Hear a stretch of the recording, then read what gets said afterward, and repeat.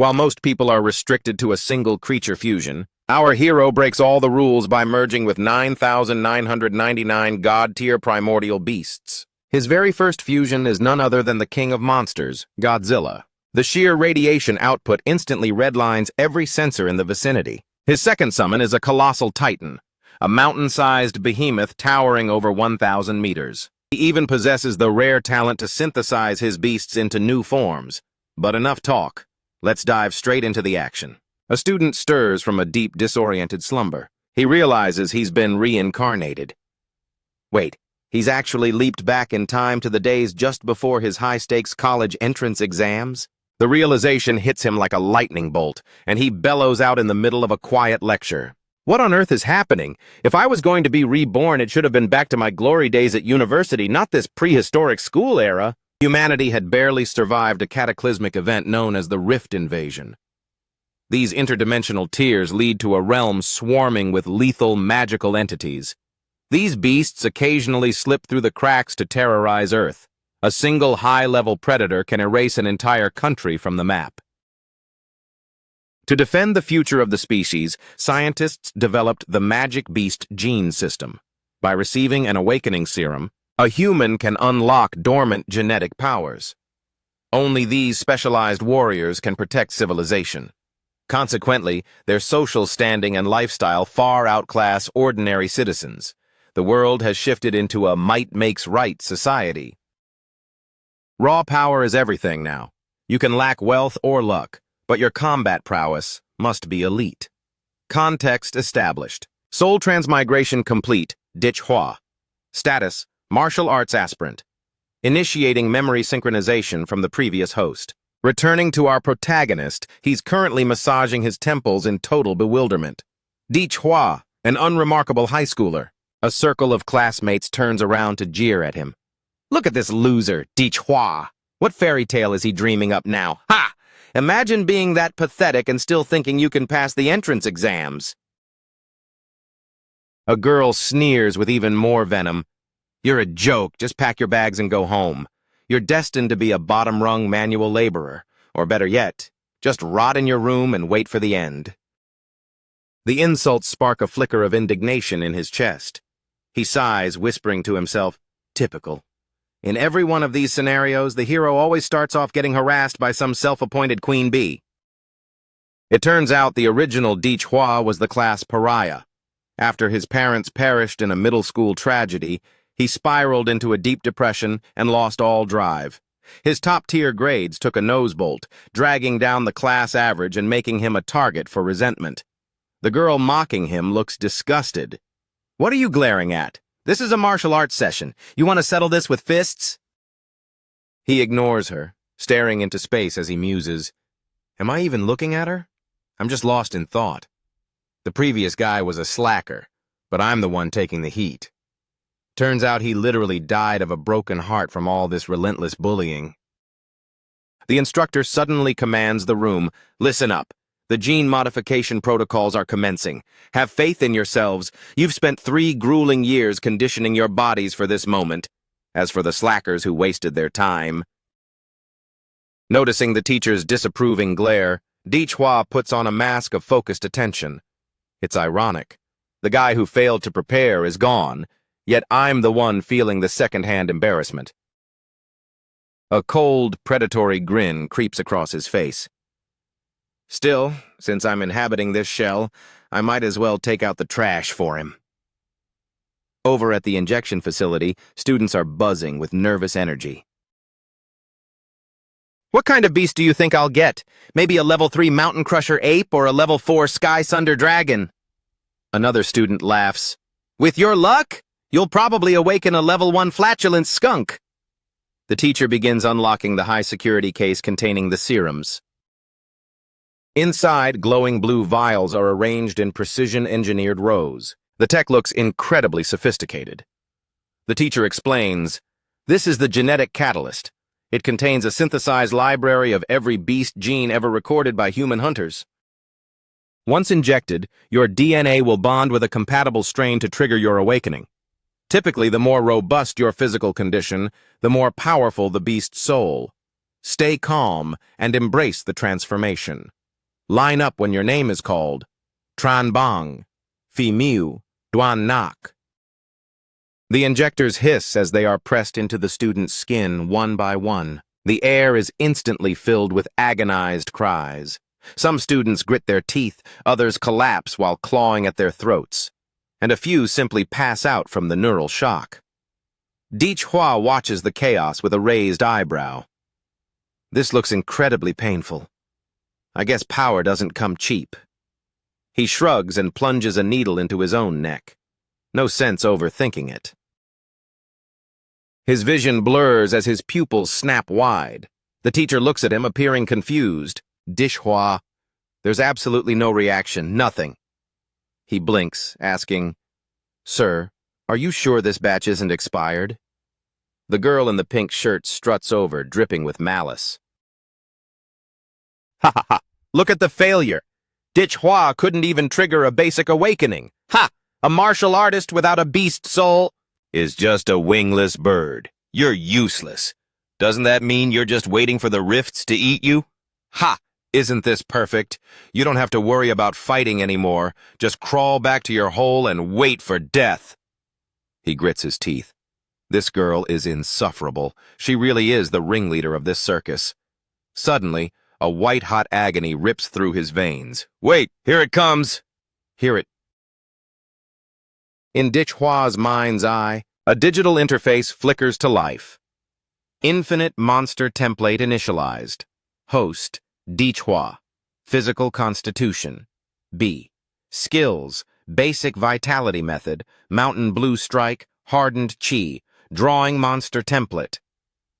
The girl in pink, oblivious, continues her tirade. What's with that face? If you're a dud, just accept it. Why the drama? He growls a low warning. You, get back.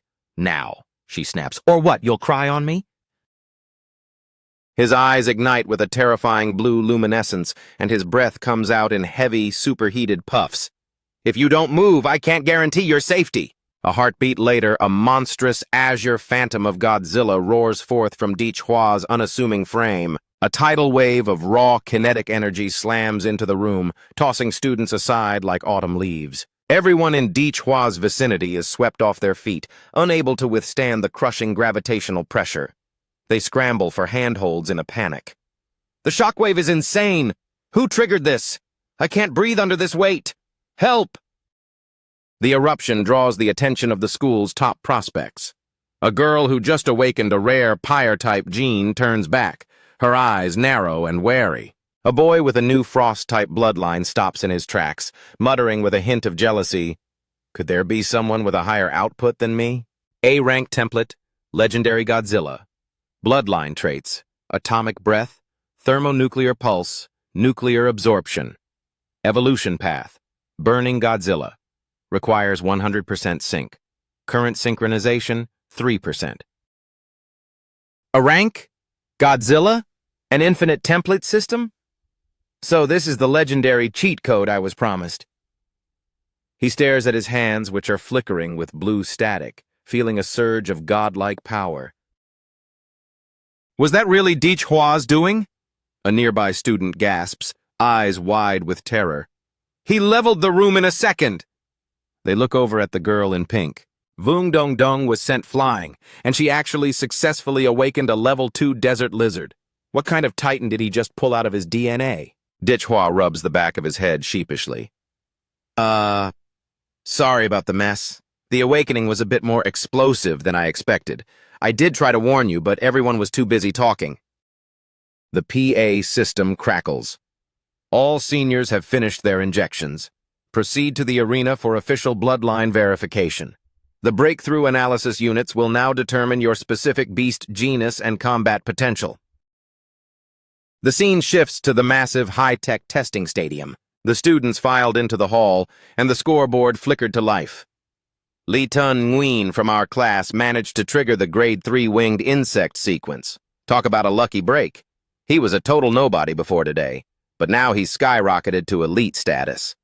A potent bloodline is truly a freak of nature that defies logic. So Cho is definitely living up to the hype as our school's eternal prodigy. Not only has he reached the peak as a rank 9 martial apprentice, but he also bonded with a top-tier grade 3 demonic dragon. The crown for Anthun's top scholar is practically sitting on his head already. Check it out! Miss Liu is also a rank 9 apprentice. I've been dying to see her results. My God, it's a legendary grade 4 underworld sparrow. She's playing in a different league now.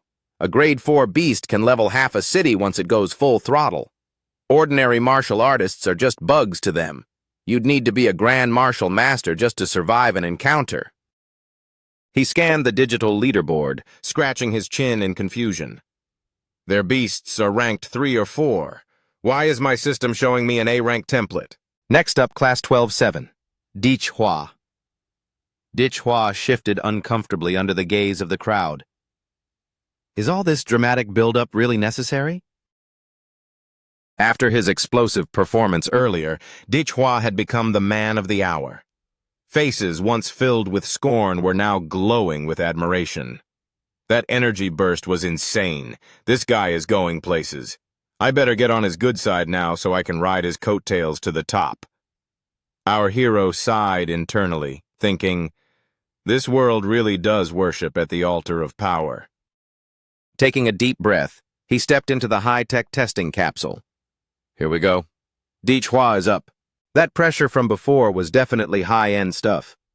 What kind of monster bloodline generates that much heat? It's going to be legendary. And then High School #1 is about to make national headlines. Nearby, a shadowed figure watched with frosty indifference. So, Hua, is it? Let's see if you're worth the noise. Moments later, the monitors buzzed, but only Hua's basic biostats popped up. The critical data fields remained stubbornly blank or glitched out. The crowd went from stunned silence to a riot of mocking laughter. Class 12-7 Hua, rank 3 martial apprentice, beast bloodline unknown, a rank 3 apprentice? Are you kidding me? My kid brother in middle school could mop the floor with him. How pathetic. What a total letdown. Unknown bloodline? That's just a fancy way of saying he's a dud. It's obvious. What could a lowly rank 3 possibly awaken? Seems like that big explosion earlier was just a fancy stink bomb. Ha ha ha ha ha. Hua is a bottom feeder. Once a loser, always a loser. As the waves of mockery crashed around him, Hua walked out with his hands in his pockets, thinking, called it. The scanner isn't advanced enough to recognize a Godzilla signature. Just then, a holographic prompt from his Infinite Monster template flickered in his vision. Infinite Monster template. Progression manual. Earn more extraction attempts by completing quests or boosting your fame. Extractions available. Infinite. My ranking system doesn't match theirs, but this is way more interesting. A smirk played on his lips. As long as I hit the milestones, I can keep drawing new gods. The idea of cycling through endless monster templates filled him with thrill. Scene cuts to the following morning at Anthen High. The teacher, clutching a massive coffee mug, was midway through a lecture when Hua interrupted. Excuse me? You want a long-term leave to study at home until the finals? Do you really expect me to believe you'll be hitting the books, Hua? Hua stood his ground. Teacher, I'm serious about turning things around. I know I've been coasting, and I'm miles behind the curve. To close the gap, I need a custom training regimen. If I just follow the class curriculum, I'll never make the cut. The teacher sighed, offering a reality check.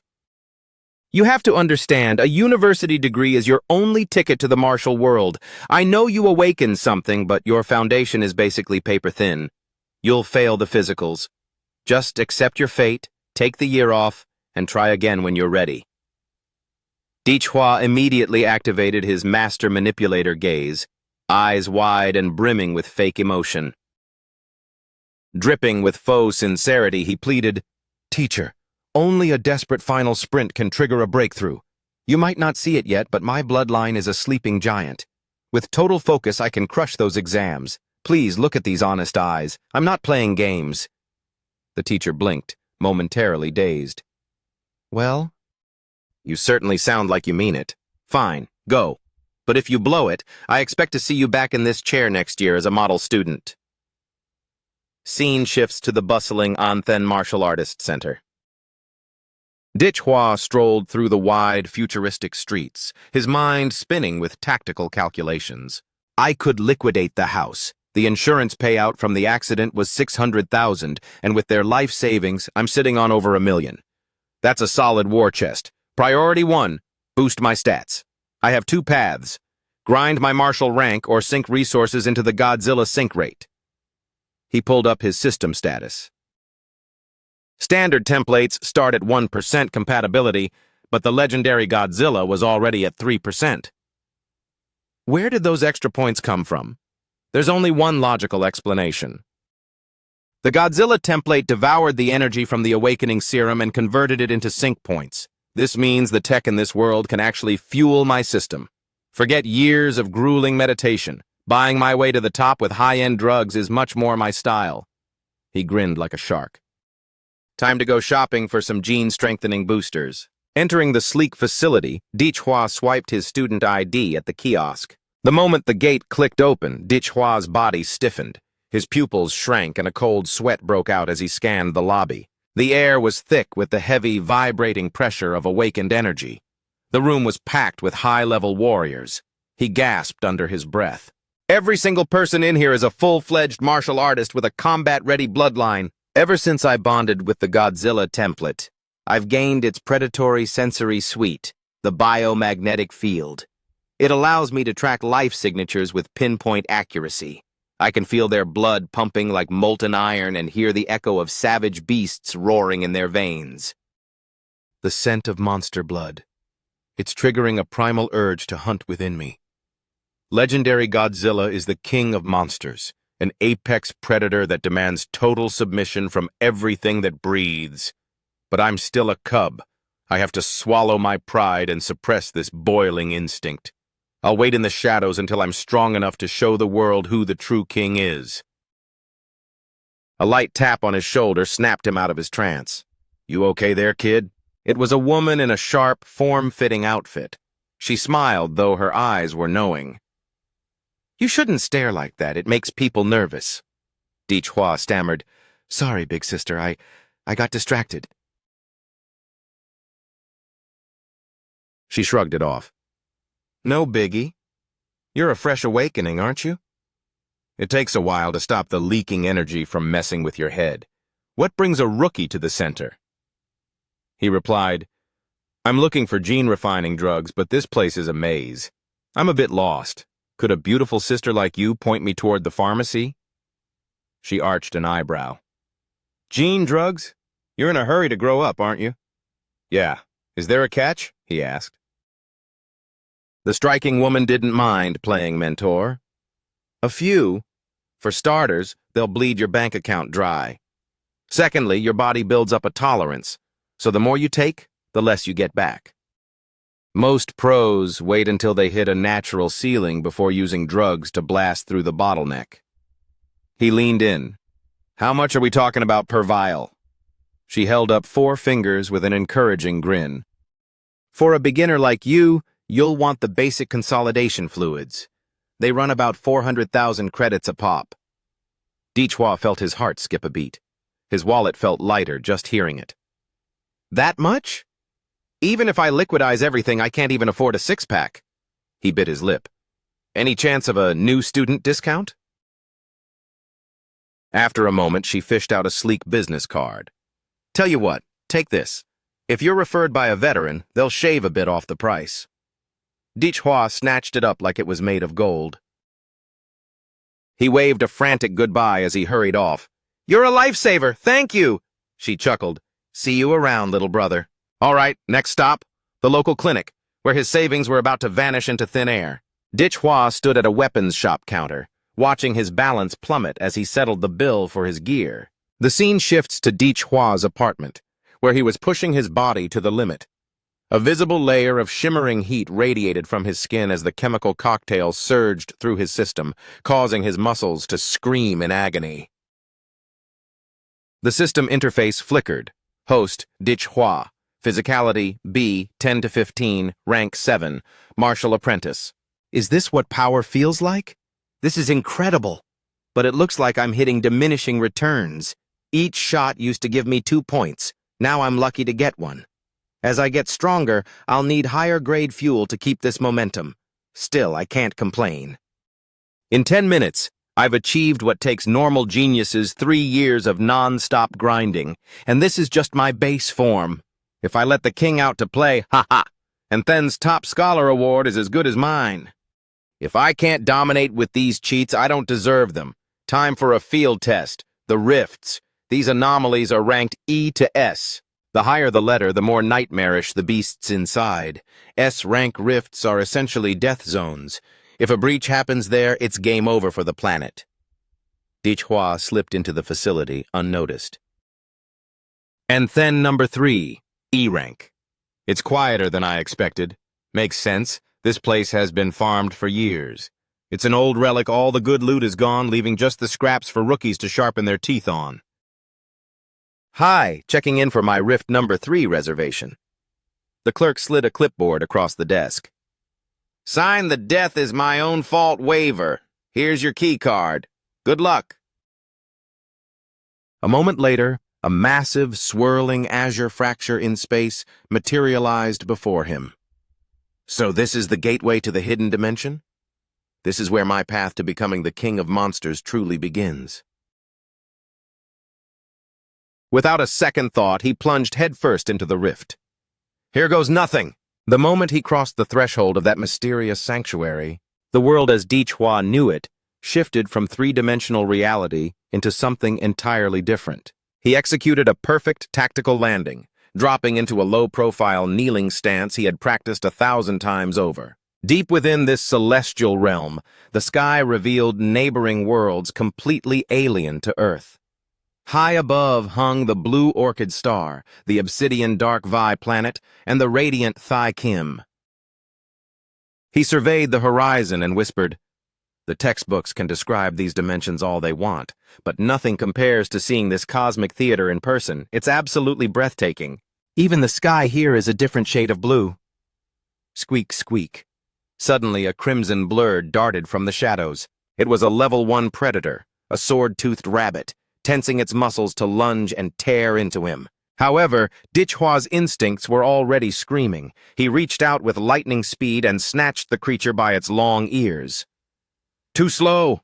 Did you really think you could sneak up on me? Biomagnetic field activated." With a casual flex of his hand, he crushed the beast instantly. A sword-toothed rabbit's mana core. A standard white grade fetches about 1,000 credits. Bagging a grand just minutes after arrival is incredibly lucrative. Most people break their backs for a whole month just to clear 3,000 or 4,000. But hoarding level 1 cores is small-time thinking. If I want to evolve, I need to hunt level 2 horrors or higher. As if on cue, a level 2 monstrosity, a corpse-consuming insect, erupted from the undergrowth right in front of him. Speak of the devil. He drew his blade with a hungry grin and cleaved the segmented beast in two with one fluid motion. ManHwa gave the carcass a clinical glance. The bestiary was right. Compared to that reinforced chitin on its back, this thing's underbelly is as soft as butter. The monster suddenly coiled into a tight ball, spinning toward him at terminal velocity like a serrated wheel of death. He didn't even flinch. He extended his palms and channeled his inner strength, whispering, "Martial flow." A massive shockwave of pure energy erupted from his hands, slamming into the charging insect. The force was so great it forced the creature to uncoil and sent it spiraling through the air. The beast recovered quickly, unhinging its mandibles to fire a barrage of jagged, spinning fangs. ManHwa's eyes widened as he ducked. It can use its own teeth as projectiles? He dodged the saw-like fangs with feline grace. Those blades whistled past his face, close enough to shave him. Instead of feeling relief, he stood up and roared, "Are you kidding me? Do you have any idea how much this shirt cost? With my current level of cultivation, taking down a corpse-consuming insect is more tedious than it should be. Without high-level combat techniques, it doesn't matter how much energy I have stored in my core, I can't even tap into half of it. The original owner's laziness is a real handicap. Looks like it's time for a cheat code." Hwa's eyes ignited with a cold blue fire. "Primal bloodline, Godzilla, release!" Instantly, his arm warped into a terrifying obsidian claw, wreathed in shimmering heat and a suffocating aura of power. A heartbeat later, he blurred past the creature. A fountain of caustic green ichor sprayed into the air like a grotesque rainstorm. Now that my physical stats have hit 21 points, a level 2 insect doesn't stand a chance. I have to vent this internal heat to deactivate the form. I feel like a living jet turbine. I just bought this blade and it's already pitted by the insect's acid. 250,000 credits for gear that can't even survive one level 2 fight? What a scam. I'm definitely leaving a 1-star review. This first hunt really drained my reserves. My stomach is growling, and I was stupid enough to forget my trail rations. Just then, a mouth-watering aroma wafted toward him. What is that scent? It smells incredible. He tracked the fragrance to a discarded stone, a mana core. It was the heart of the corpse-consuming insect, and for some reason it looked delicious. After a brief hesitation, he shrugged and tossed the core into his mouth. "Down the hatch," he muttered as the glowing green orb slid down his throat. A violent surge of spiritual energy radiated from his chest. He gasped in shock. "Eating these actually boosts my synchronization?" I dropped hundreds of thousands on gene serums just to get to 7%, but one level 6 green core just bumped me up another 0.3%. That means a handful of these is worth a whole vial of serum, and that rabbit's core from earlier should have given me at least 0.1%. He clutched his head in agony. What a waste! I literally threw power away. His regret instantly fueled a new fire. Fine, I'm going to clear this forest out tonight. A massive pulse of energy rippled outward from his body. It swept through the trees like a high-intensity sonar wave. He commanded, "Biomagnetic field, maximum output." By noon the following day, his Godzilla template had climbed to 9% compatibility, pushing his physical power to level 15. As he exited the E-rank rift, he mused, "Once I hit 9%, these white cores stopped giving me the sync boost. I guess they're only good for cash now." He headed toward the reclamation center. He presented his haul, 20 white-grade cores and 4 level 6 greens. The clerk stared in disbelief. "You're just a kid. How did you bag a harvest this big solo?" Per the law, hunters must pay a 10% tribute tax. He walked away with his cut, including a high-grade core. "Cashing in those white cores puts 200,000 back in my pocket. Only 9 days until the big exam." Next stop, and then number 4, a much more dangerous D-rank dimension. Inside a rugged transport vehicle, a scout asked, "Captain Lum, are we finally going to secure that blood jade flower reward today?" The man outside the vehicle had a heavy broadsword strapped to his back. He addressed the group. "We've pinned down the flower's location. Unfortunately, old Tran took a nasty hit from a beast and is out for the count. So we're short-handed?" "Yeah, and the gate guards won't let a team smaller than 6 into a D-rank zone." The squad leader, a level 2 expert named Lum Ha, pointed toward the gate. "Don't worry, I pulled some strings with a broker to find us a 6th. Are you the level 9 freelancer we requested?" "That's me. Since I'm still a student without a permit for high-tier zones, I had to drop 100,000 credits on a black market ID just to get through the door." My wallet is crying, Hwa thought. The captain squinted at the ID card. Zila. That's a pretty weird handle. Hwa played it cool. It was the only one available on short notice. Lum Ha shrugged. Whatever. It's just a code name. Normally a level 9 wouldn't even be allowed to look at a D-rank rift, but we're willing to let you tag along to learn the ropes. Just make sure you stay out of the way and don't get us killed. Hwa nodded simply. Fine by me. A captain's duty is to lay out the strategy with absolute precision before the jump. This guy is solid, far more reliable than the types who mess up and then point fingers. All right, let's roll. We're not leaving without that blood jade flower. GPS pins its location in the oasis dead ahead. Word of caution. A rank 2 beast has claimed that territory as its guardian. Hwa scanned the horizon, taking mental notes. Last time it was a humid rainforest. Now it's a scorching wasteland. It's becoming clear that these rifts aren't just portals to a single world, but to a multiverse of biomes. A lookout in the rear seat tensed up, pointing urgently. "Captain, demon earth rats, they've got a lock on us." The captain barked, "Hoduk, clear the path." He gave a sharp nod and raised his palm. "Consider it done." With a violent flick of his wrist, several daggers whistled through the air with lethal velocity. A heartbeat later, the steel buried itself in the rats' skulls. Crimson mist filled the air as the rodents' shrieks were cut short. The team's off-road vehicle didn't even slow down, powering through the remains. "Sector clear," he announced. Key watched, impressed. Channeling internal energy into projectiles so they detonate on contact, that's surgical efficiency. After a short trek further, the emerald canopy of a forest began to shimmer on the distant horizon. Once they confirmed they'd reached the zone, the team disembarked. Everyone checked their gear, moving in with weapons drawn. Key trailed slightly behind, lost in tactical thought. "Why the hike? We could have driven closer to the oasis." The captain whispered back, "The predators here have ears like radar. Engine noise would be a dinner bell. Listen up, here's the play." He began assigning roles. "Tuha, you're on decoy duty. Drop the shock bombs to flush them out. Tuva and Hoduk, prep the traps. Old Lou, stay on overwatch and pin them down with your rifle. I'll take the point. Delta, stay in the back and just watch." Key gave a casual shrug. "Copy that." With the plan set, the team launched a signal flare. A blinding white streak tore through the sky. Then came the boom. Those shock bombs are laced with high-grade monster pheromones. They trick the local beasts into thinking a rival has invaded their turf, dragging them out for a fight. Sure enough, a massive Rank 2 Earth dragon surged from the sand, its bulk shimmering under the sun, jaws dripping with caustic slime. "Heads up! The big guys arrived!" From the flank, a cloaked figure let fly a hail of daggers that anchored themselves into the dirt.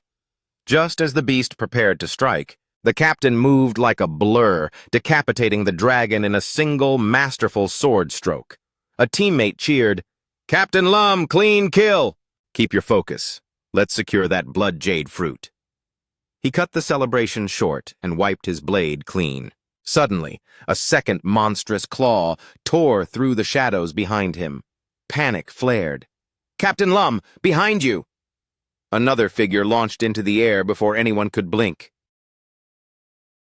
It was Key. He moved with staggering speed, appearing above the captain like a vengeful spirit. While the squad stared in confusion, Key delivered a crushing downward blow that hit the monster like a falling skyscraper. The captain gasped. He's supposed to be a mere martial apprentice, so how does he have the raw power to pulverize a Rank 2 beast? A girl nearby stood frozen. That punch, it was like a mountain falling. The squad's tone shifted to instant respect. "That Lanshan punch is terrifying. You turned a Rank 2 beast into paste. Thanks for the save, kid. Consider yourself a full member of this squad." The captain finally held up a glowing orange-red treasure. "Mission accomplished. The blood jade fruit." The bald veteran poked the fruit curiously, a grin spreading across his face.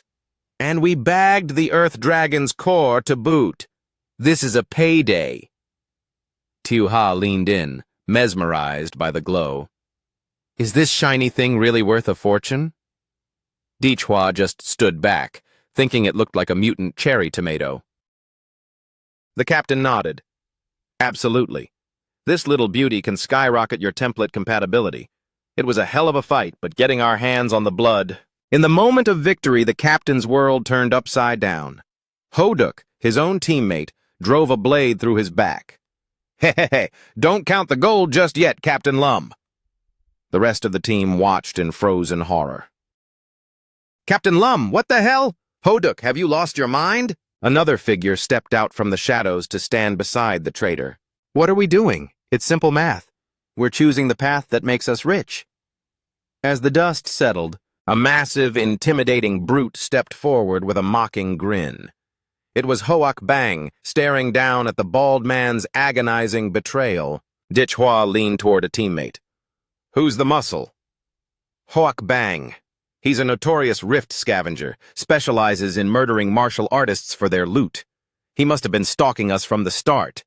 Damn it, Captain Lum Ha is bleeding out." Their tactical advantage was gone. The captain clutched his wound, coughing blood. "The blade! It's poisoned! Hoduk, you snake! How did you even track us?" Only the team knew the exact spot of the fruit. Dichhua pointed to the ground. "The daggers." He wasn't just throwing them at rats, he was leaving a trail of breadcrumbs. Hoduk's face twisted into a cruel smile. "Smart kid, haha. Delta, right? Aren't you supposed to be in school? You should be worrying about your grades, not taking a field trip to see the Reaper." Dichhua didn't flinch. "I am worried about my grades. That top scholar spot belongs to me." Snarling, Hoak Bang whipped a dagger straight at his throat. He roared, "Shut your mouth, you arrogant brat!" But he'd brought a knife to a Godzilla fight. Dichhua caught the blade effortlessly between two fingers, his eyes cold as ice. "The only one being arrogant is the traitor barking in front of me. The air is getting foul. Time to take out the trash." He rolled his shoulders, his muscles rippling with hidden power. Hoak Bang's eyes narrowed. "You've got guts, kid. Hoduk, bring me his head." Hoduk didn't hesitate, launching a flurry of daggers so fast it looked like a wall of spinning steel. Dichhua dropped into a low crouch as a shimmering dome of energy erupted around him.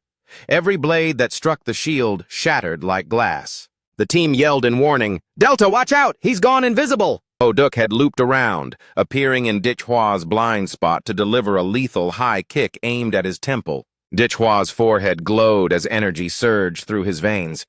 This was the moment, the perfect chance to field test his new power. In a blur of motion, Dichhua raised his hand and pointed a single finger directly at Hoduk's chest. The sheer violence of the counterattack left the captain speechless. He dropped Hoduk in a single move? Are we sure he's just an apprentice? Hoak Bang backed away, his voice trembling. "That gene technique, whose disciple are you? Which great house do you serve?" Dichhua stood tall, legs braced and hands tucked coolly in his pockets. "I'm from the Godzilla clan. Now do you want to start begging for mercy or should I finish this?" At those words, Hoak Bang's expression turned murderous. "Listen, brat. All the fancy gene techniques in the world won't save you from the massive gap in our cultivation levels." A spectral shadow of a black bear manifested behind him, its jaws unhinging to reveal rows of serrated, predatory teeth. His features distorted until he was the spitting image of the beast. Hoak Bang let out a bone-chilling roar, "Primal expansion!" and lunged forward, intent on shredding his opponent. Hoak Bang leapt high for a crushing overhead strike, but Dichhua dropped into a low sweep, driving a counterblow into the brute's shins. The giant let out a pathetic wail. "Gah, my leg!" As Hoak Bang crashed toward the earth, he swung his massive arms in a desperate attempt to grab Dichhua, but he wasn't quick enough. Dichhua vaulted over him with the grace of a gymnast, clearing the area easily. "A rank 2 martial artist is built differently," Dichhua mused. "Even my atomic breath only scorched his ankle instead of melting it off." The moment Dichhua touched down, the beast-man tried to clap his palms together to flatten him like a bug. But he hit nothing but air. Dichhua had already flickered behind Hoak Bang's back before the brute could even blink. Dichhua gathered a swirl of energy in his fist. "Done with your tantrum? Good, my turn." His hand swelled with power, radiating a terrifying neon blue luminescence. With a decisive grunt, he buried a haymaker directly into the center of the man's spine. Hoak Bang's transformation shattered instantly, leaving him in his human form, sprawled motionless and broken on the dirt. The surviving teammates watched in awe. "That was absolutely incredible." Hoak Bang continued to spit venom from the ground. "You laced your technique with poison. You're a cheat. A monster like you will be hunted down. I curse your bloodline." Dichhua looked down at him, his voice cold. "The line of people who want me dead is already out the door. You're just another name at the bottom of the list. The scene transitions to the Anthen Central Stadium. The big day finally arrived. Welcome, citizens. The annual Senior Martial Artist Selection is officially underway. To our candidates, I have only this to say. May the odds be in your favor. This year features a classic arena elimination format. You'll be paired up in duels. Win, and you move up the bracket. We have 3 days. The first 2 are the meat grinder of preliminaries, and the survivors fight for glory on day 3. During these opening rounds, every student must survive 3 matches. The victors will then clash in the finals until only one person stands as our top scholar. You carry the hopes of your families and the future of our species on your shoulders. Leave everything on the mat. I officially opened the Anthen selection exams. The stadiums roared to life. From the heavy hitters in Arena 1 to the fierce combatants in Arena 4, the air was thick with flying kicks and spiritual energy. Meanwhile, over at Arena 6. Wait, we have a situation at Arena 6. One of our fighters is a no-show. The MC, busy managing the viral livestream, looked baffled. Let me double-check the roster. Candidates Vung Dong Dong and Dick Hwa are both representing Anthen High number 1, but Dick Hwa is nowhere to be found. By law, if he doesn't step into the ring in 60 seconds, he's disqualified. Vung Dong Dong didn't hide her smirk. He had the nerve to embarrass me at the convention, and I was going to use my fire lizard to make him crawl. But he's a coward? Probably hiding under his bed shaking. What a pathetic waste of my time. In the stands, the crowd started booing the missing student. What a loser! Too scared to show his face? He's probably crying for his mama. Ha ha! If he's that gutless, he should quit the martial path and go flip burgers. Time is up. Dick Hwa of Anthen High number 1 is hereby... The referee stopped mid-sentence, his eyes darting toward the sky. What is that falling from the clouds? The pressure is unbelievable. Is that a human being? A streak of cerulean fire tore through the atmosphere, plummeting toward the center of the ring. It was Dick Hwa, descending under his own sheer power. The crowd gasped. Just how much energy did he have to possess to achieve flight? He landed in front of Dong Dong like a celestial spear, a pillar of raw spiritual pressure erupting where he stood. She blinked, trying to stay composed. What kind of cheap special effects are these? Before she could finish her insult, a blur faster than the human eye could track lunged at her. It was the sole of Dick Hwa's sneaker. His flying kick connected with a sickening thud, sending Dong Dong spiraling across the arena like a rag doll. Dick Hwa brushed off his shoulders and let out a long breath. Phew. Talk about a close call. I almost missed my chance to graduate. The girl, who moments ago was the queen of trash talk, was now a heap of shocked misery on the floor, clutching her ribs in agony. Dick Hwa was declared the winner. He blinked innocently. That's it? It's over already? The stadium exploded into a frenzy. The spectators were losing their minds over his cinematic entrance. Dick Hwa is the real deal. 1 hit and she's done. Did you see that? That's the legendary heavenly drop kick. A system chime echoed in his mind. Host, Dick Hwa. Physicality, 255. Godzilla. Frenzy, 20% sync. He let out a dark, satisfied smile. Captain Lum, that blood jade fruit really did the trick. Now that my stats are peaked, it's time to give these people a real show. As the bracket updated, Dick Hwa's next opponent was listed as a student named Long Thao.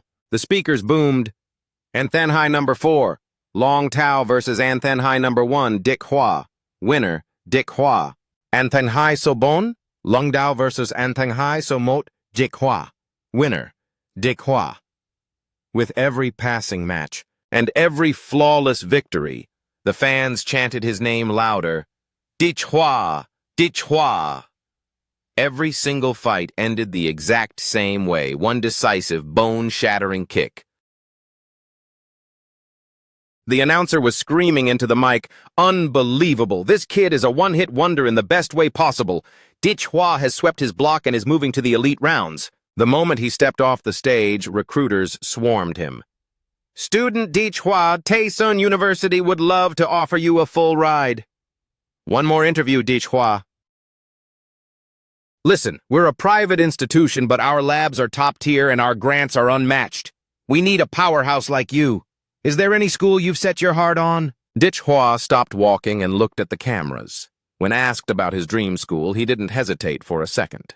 With all due respect, I'm only interested in Hoado University.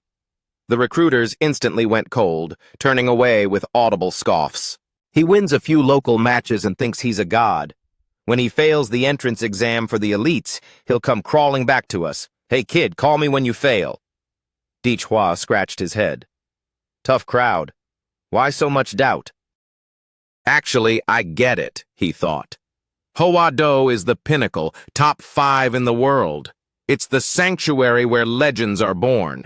In a small pond like Anthun, only the 1 in a million types even get an invite.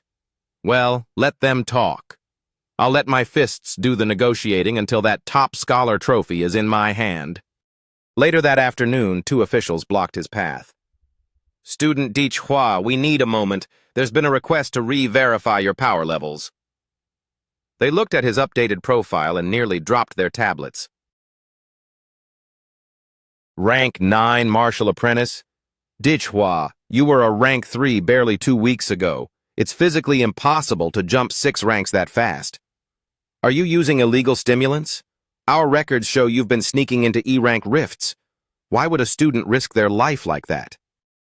Dichhua leaned into his tragic hero persona, masking his face with feigned exhaustion. Before my father died, he told me, to transcend humanity, you have to leave your comfort zone behind. I've been living in those rifts, fighting for my life every day.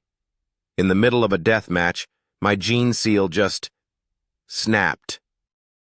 The inspectors went pale, their eyes bulging. What? You achieved a natural gene seal breakthrough on your own? Unbelievable, I have to report this back to HQ immediately. Dichhua watched them retreat, clenching his jaw in frustration, realizing he had just become the star specimen under their microscope. Meanwhile, on every news channel, heartwarming clips of families were broadcasting non-stop. Supportive messages from parents were flooding the airwaves. Go get 'em, champ. Just give it your all, sweetie. Vung, when you bring home that gold medal, the whole neighborhood is having a banquet. Scanning his feed, Dichhua felt a sharp pang of jealousy.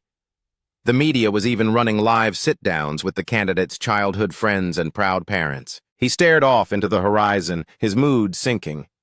With no one there to scream his name from the stands, he felt like the world's most pathetic solitary kid. Unbeknownst to Dichhua, a lone voice was still rooting for him from the faculty lounge, his teacher.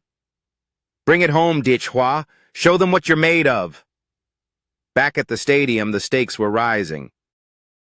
It was time for the opening match of the high-stakes final elimination bracket, representing Anthun High School number 1, Dichhua. Standing across from him was La Huyen, the pride of Anthun High School number 3. The crowd was buzzing. La Huyen is the undisputed ace of School 3. He's a Rank 8 martial apprentice, a total beast. He's got that rare Rank 2 magic beast bloodline flowing through him. Both his parents are elite warriors.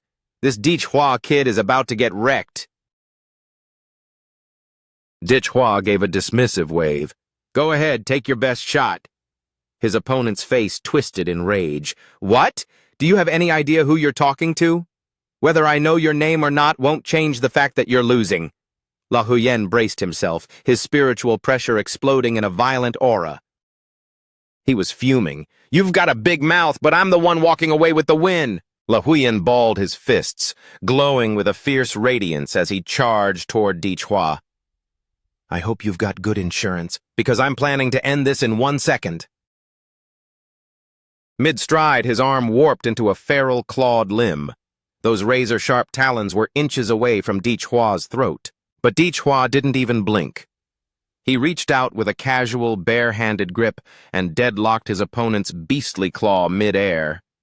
Nice hustle, but you're an amateur compared to that dog-head guy I fought. Argh! La Huyen's bravado turned to pure panic. My hand! Let go! Capitalizing on the opening, Dichhua raised his arm high, channeling a decisive, crushing energy. With surgical precision, he delivered a devastating overhead chop straight onto La Huyen's spine with bone-shattering force. Dichhua let out a satisfied smirk. "Don't you have anyone more challenging?" The announcer's voice cracked over the PA.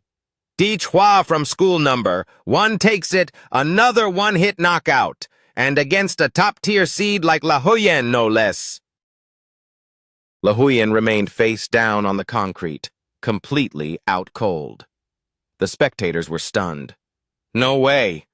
La Huyen looked like a god, but he got folded like a lawn chair in an instant. Pure, effortless dominance. That's the mark of a master. He's playing a different game than everyone else. The gap isn't just wide, it's an abyss. He's so dreamy. I want to be the mother of his children. On the big screen, Dichhua looked bored, casually cleaning his ear with his pinky. The fans reached a fever pitch. He actually used his hands this time, and it still only took one hit. The one-kick legend is real. Dichhua, you've got a new fan. He's going straight to the top. A steady stream of stretchers carried away his unconscious opponents. In the middle of the chaos, one particular student watched intensely, whispering, "So that's Dichhua? He's a warrior worthy of my respect. I'll be the one to finally take him down in the championship." Inside the elite monitoring room of Hoado University, an official slammed their desk. "I want a complete dossier on this boy on my desk in 30 minutes. Elsewhere, the second match of the bracket was getting hyped. It's the showdown of the year, the battle of the combat queens. Don't you dare blink. A clash between two legendary beauties. Leading the charge was the ice queen of high school number 2, Tot Thieu Lin. "Miss Liu, that robotic, emotionless face of yours really gets under my skin." Facing her was the frost rose of high school number 1, Lu Tan Truk. She didn't offer a word, maintaining her stone-cold silence. The referee's whistle shrilled, signaling the start. Instantly, Thieu Lin's aura flared like a wildfire. She launched a ferocious opening kick. "Let's see if you can keep that poker face once I've buried your head in the dirt." Thang Truk reacted with fluid grace. She raised her palms, weaving her energy into a shimmering, translucent spiritual buckler. The rotating energy field collided with Thieu Lin's leg. The impact released a blinding light that instantly neutralized her momentum. The two blurred into a high-speed exchange. After her kicks were neutralized, Thieu Lin shifted to a flurry of rapid-fire punches. Thieu Lin's face was a mask of pure frustration. "Stop playing defense and fight me!" Than Truk systematically parried every strike. Suddenly, Thieu Lin's face went pale. "Crap! A trap! My fists are snagged in her energy ripples. I can't break free!" She was completely immobilized by the clever countermove.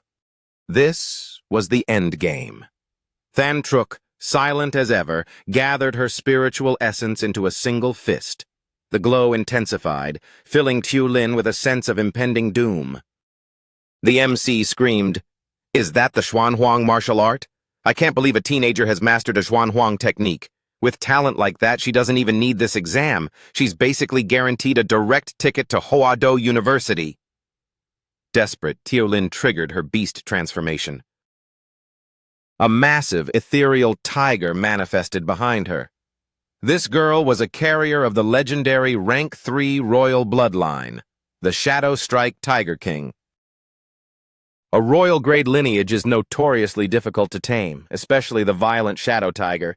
This girl's potential is through the roof. Thieu Lin snarled, "Quit holding back and unleash your underworld sparrow." Than Truk simply looked at her with pity. "This is more than enough."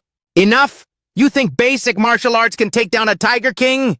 Thieu Lin roared, refusing to back down, and charged at Than Truk with renewed fury. The collision was a spectacle of opposites, fire versus ice. They clashed like two colliding storms. Thieu Lin aimed a vicious hook at Than Truk's chin, but Than Truk slipped the punch with ease. Thieu Lin's frustration was reaching its boiling point. Refusing to yield, Thieu Lin used her feline agility to sweep at Than Truk's legs. Her spectral claws shimmered with a terrifying, jagged energy. Confronted by the savage assault, Than Truk's eyes sparked with a cold light. She extended a single finger. pointing it directly at the heart of the oncoming claws. A concentrated ring of spiritual force snapped shut around the attack. The announcer shouted, "The collision between Liu Than-truk and Tat Tiolin is tearing up the arena. The entire stage is disappearing in a cloud of debris. Who's left standing in the wreckage?" As the smoke cleared, the first figure to emerge from the haze was Tat Tiolin. She appeared to be standing tall, but something was wrong. A moment later, her eyes rolled back into her head and the color drained from her skin. Thiolin's legs gave out, and she collapsed from sheer exhaustion. Liu Than-truk was the last warrior standing. She beat a royal bloodline using nothing but martial skill? Both are rank 9 apprentices with elite lineages. This is insane. She's a once-in-a-lifetime talent. Liu Than-truk is our victor. The live chat was exploding. Goddess Liu is a monster. She's the guaranteed top scholar. Don't even try to argue. The guy above is right. Do you realize her bloodline is rank 4 Underworld Sparrow? Rank 4. That's God tier. No one in this city can touch her. With that, the qualifying rounds concluded. The bracket is set for the ultimate quarterfinal showdown. Next up in the lottery for Anthan number 1, Hwa reached into the bin and pulled a lot. The ball was marked with a bold letter A. He displayed it and announced, A. Right then, a towering athletic student standing nearby chimed in. I pulled an A as well. Looks like our fates are intertwined for the next round. I'm Thon Kwon, representing Than Phong Private Academy. You nodded back. Hwa, Anthan number 1. We're slated for the second bout. Let's focus on the opening match for now. The speakers crackled. Than Quang Private Academy versus So Cho of Anthan number 1. Lak Tuk is a formidable force. He's a veteran candidate repeating the year specifically to crack the gates of Hwa-Do University. His mastery over his beast bloodline is elite, yet facing So Cho, even he looks visibly shaken. Hwa leaned over to ask about Lak Tuk's reputation. Where does he stand compared to your level? Thon Kwon didn't blurt out an answer, merely offering a cryptic, knowing smile. Then he replied with a mix of pride and modesty, Against me? Ha! I'm the martial arts president of Than Quang's class 12-3. In a real scrap, he could bring 2 clones of himself and they still wouldn't touch me. He shifted his gaze back to Hwa, his expression turning serious. To be honest, in this entire recruitment cycle, you're the only one I see as a true threat. I've been blessed with razor-sharp instincts since I was a kid. I can sense that Hwa is like a dormant volcano on the verge of eruption. There's a massive primordial beast lurking within your soul. He motioned toward the ring. Time to move. Our stage is ready. The announcer's voice boomed, calling the elite contenders to the platform. Elimination round, match 2, Thun Kwon of Than Quang Private Academy versus Hwa of Anthan number 1. The quarterfinals are live. The atmosphere at the Anthan entrance exams reaches a fever pitch as Hwa squares off against Thun Kwon. The raw power radiating from both sides appears perfectly balanced. The sheer intensity of their combined pressure leaves the spectators breathless and in total awe. As the exchange wears on, a crimson streak trickles from Thun Kwon's nose. A nosebleed? Is this a side effect of your bloodline? That is fascinatingly bizarre. It has the power to directly invade and dismantle cellular structures. Hwa mused as Thon Kwon flared his internal energy to weave a protective shroud around himself. He's actually filtering out nuclear radiation. Martial arts truly are a miracle of human potential. The opponent standing before him is a high-level predator begging to be conquered. Moments later, Thon Kwon unleashed a torrential wave of energy. Since you've shown me such terrifying potential, I'll honor you with the secret martial techniques of the Thon lineage. Under this sudden surge of suppression, Hwa found himself genuinely struggling to keep pace. His reaction speed is off the charts, the commentator yelled. The power is overwhelming. Hwa, the man previously hailed as the one-kick legend, was struck cleanly for the first time. The force of the blow sent a mist of blood spraying from his lips. He slammed his palms into the concrete, fighting against gravity to haul himself back up. The sheer, bone-crushing impact of Thun Quan's Xing Yi Quan style is on full display. Thun Quan lunged forward with the ferocity of a stampeding herd, his eyes blazing with intent. "Where do you think you're going?" His punch boomed like a thunderclap. Thun Quan's hulking frame seemed to expand with power, forcing Key into a desperate high-speed defense. Key dug in his heels, pouring every ounce of grit into stalling for time. Thun Quan wasn't just hitting him. He was injecting martial energy into his strikes for a devastating double impact effect. Key's past rivals were nothing but paper tigers, leaving him unprepared for a seasoned elite warrior.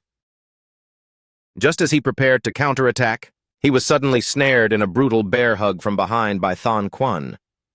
"You only solved half the puzzle. I don't just inject energy, I can lock down your meridians, so your techniques won't even trigger." Key was then pummeled by a barrage of heavy strikes. Each hit carried the distinct heavy weight of the various beasts represented in Thun Quan's repertoire. Launching into the air, Thun Quan delivered a punishing kick that sent Key reeling, coughing up more blood. Without letting up for a second, Thun Quan soared like a predatory eagle, his entire silhouette wreathed in a terrifying dark aura. He glared down at Key as he descended with terminal velocity. "Key, this is where your journey ends." A massive shockwave ripped through the stadium, cratering the arena floor. Thun Quan crossed his arms and let out a triumphant, booming laugh. "Ha ha ha ha! Now that was exhilarating!" The announcer noted that the relentless assault had seemingly drained Key of any will to fight. The emergency medical team stood by, ready to intervene. Thun Quan's Xing Yi combo was notorious for being a death sentence for average martial artists. It looked like Than Fong Private Academy had secured the win. Thun Quan caught a flicker of movement out of the corner of his eye and froze. A low, rumbling voice echoed through a rising, eerie blue fog. The air became heavy and suffocating. Key was undergoing a total metamorphosis. To withstand Thun Quan, Key's entire body became armored in a layer of impenetrable, jagged Godzilla scales. His human silhouette had vanished. He stared at Thun Quan and rasped, "Consider this a gift. You're the first person to see my true form." If a student can achieve a true beast manifestation, they are granted an immediate pass to Hoado University. Another true manifestation? Who would have guessed that a backwater city like Onthan would yield a bloodline prodigy alongside the self-taught genius Lu Thantruk? Seeing the change, Thun Quan's face turned deathly pale. A demonic true form?" the announcer stuttered. The judges adjusted their biometric headsets, tracking the candidates' vitals and environmental shifts with growing alarm. Scanning the readout, the display flashed a terrifying radiation count of 9,999,999. "What is this? The Geiger counters are redlining." The officials realized Key's transformation was no ordinary beast soul. They quickly channeled their energy to shield the broadcast equipment, preventing a catastrophic leak of radioactive particles. The stadium was in a total frenzy. Is this Key's true power? It looks incredible. Does anyone recognize this beast species? I'm from number 1 high. His files said his bloodline was unknown. How can an unknown be this god tier?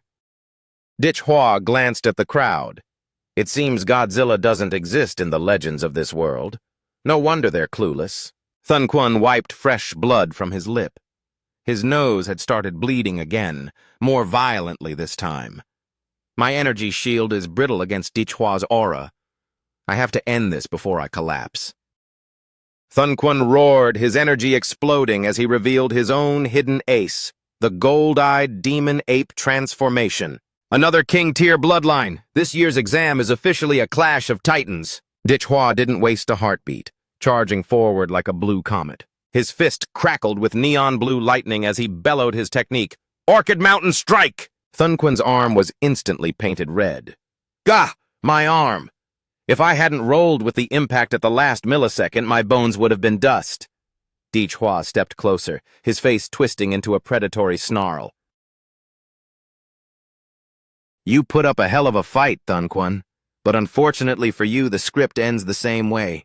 In our second quarter-final clash of the season, we are witnessing a showdown of the ages, a Grade 3 King-tier bloodline going toe-to-toe with a mysterious, unidentified primal beast. This is the kind of spectacle you only see once in a decade. Thunquan realized that once Hua's bloodline fully surged, his raw power became a bottomless pit. His own martial energy was being swallowed whole. He tried to backpedal to find a tactical opening, but Hua didn't give him an inch, lunging at the giant with zero hesitation.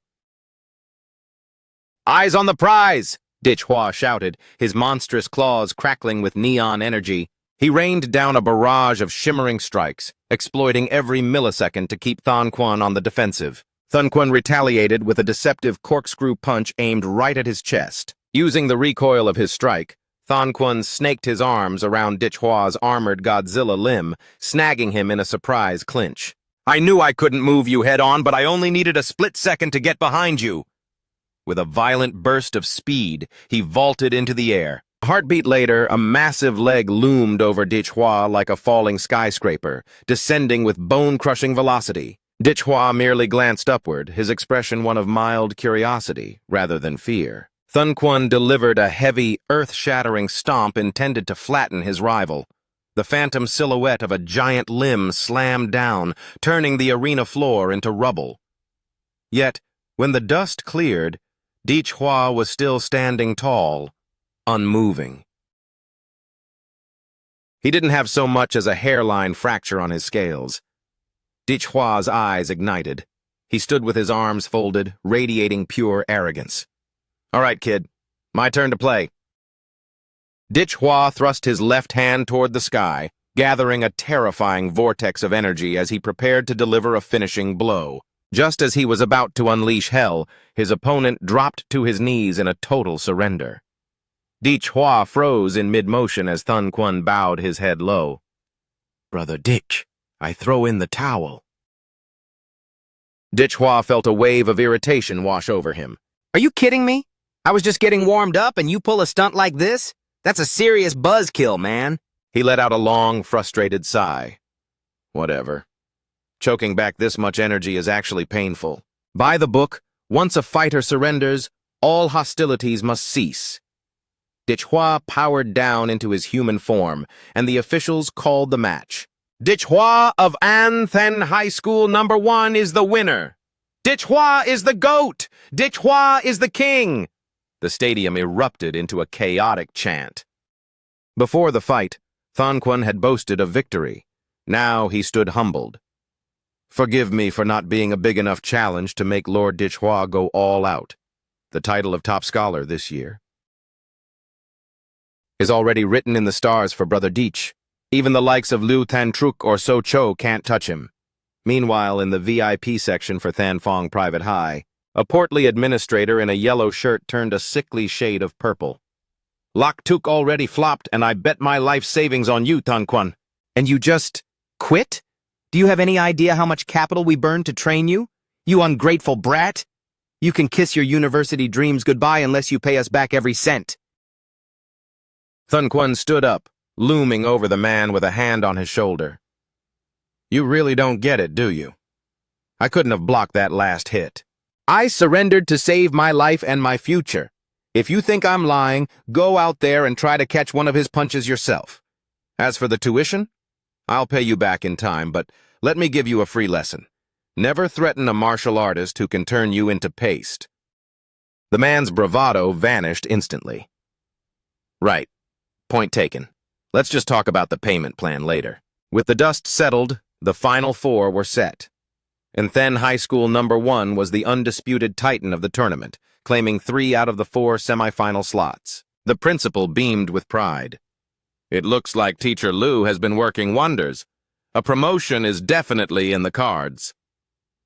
Moments later, the drawing for the semifinal pairings began. Hua walked up, looking bored. Group A again. Liu Tentruk stepped up next, holding the matching ball. I'm Group A as well. This semi-final match. Match 1. The Civil War of Anthun number 1. Hua versus Liu Tentruk. I've been waiting for this clash all week. The two strongest peak performers in city history. Goddess Liu, take him down! The hype was through the roof. Brother Ditch is going to steamroll her. No way, the guy above me is delusional. Goddess Liu has only used 2 Huyan Huang techniques, and she already pulverized Tai Tiaolang. That was against a grade 3 king-tier bloodline. She hasn't even revealed her grade 4 underworld sparrow yet, while Thunquan, another grade 3 king, already pushed Hua. He forced Hua to transform just to keep up, even if Hua's bloodline is grade 4. It can't compete with a grade 4 lineage backed by a lifetime of elite martial training. Totally agree. Skill beats raw power every time. The crowd's roar was deafening, the air vibrating with anticipation. The referee took his place between the two stars. Liu Tentruk, Antang Somot, Zikhua Antang Somot. Fighters ready? Begin. The command had barely left the referee's lips. Sa. When Hua's body exploded with a violent thermal surge, a shockwave of pressure rippled outward, kicking up a blinding sandstorm. Tentruk was forced to shield her eyes from the debris.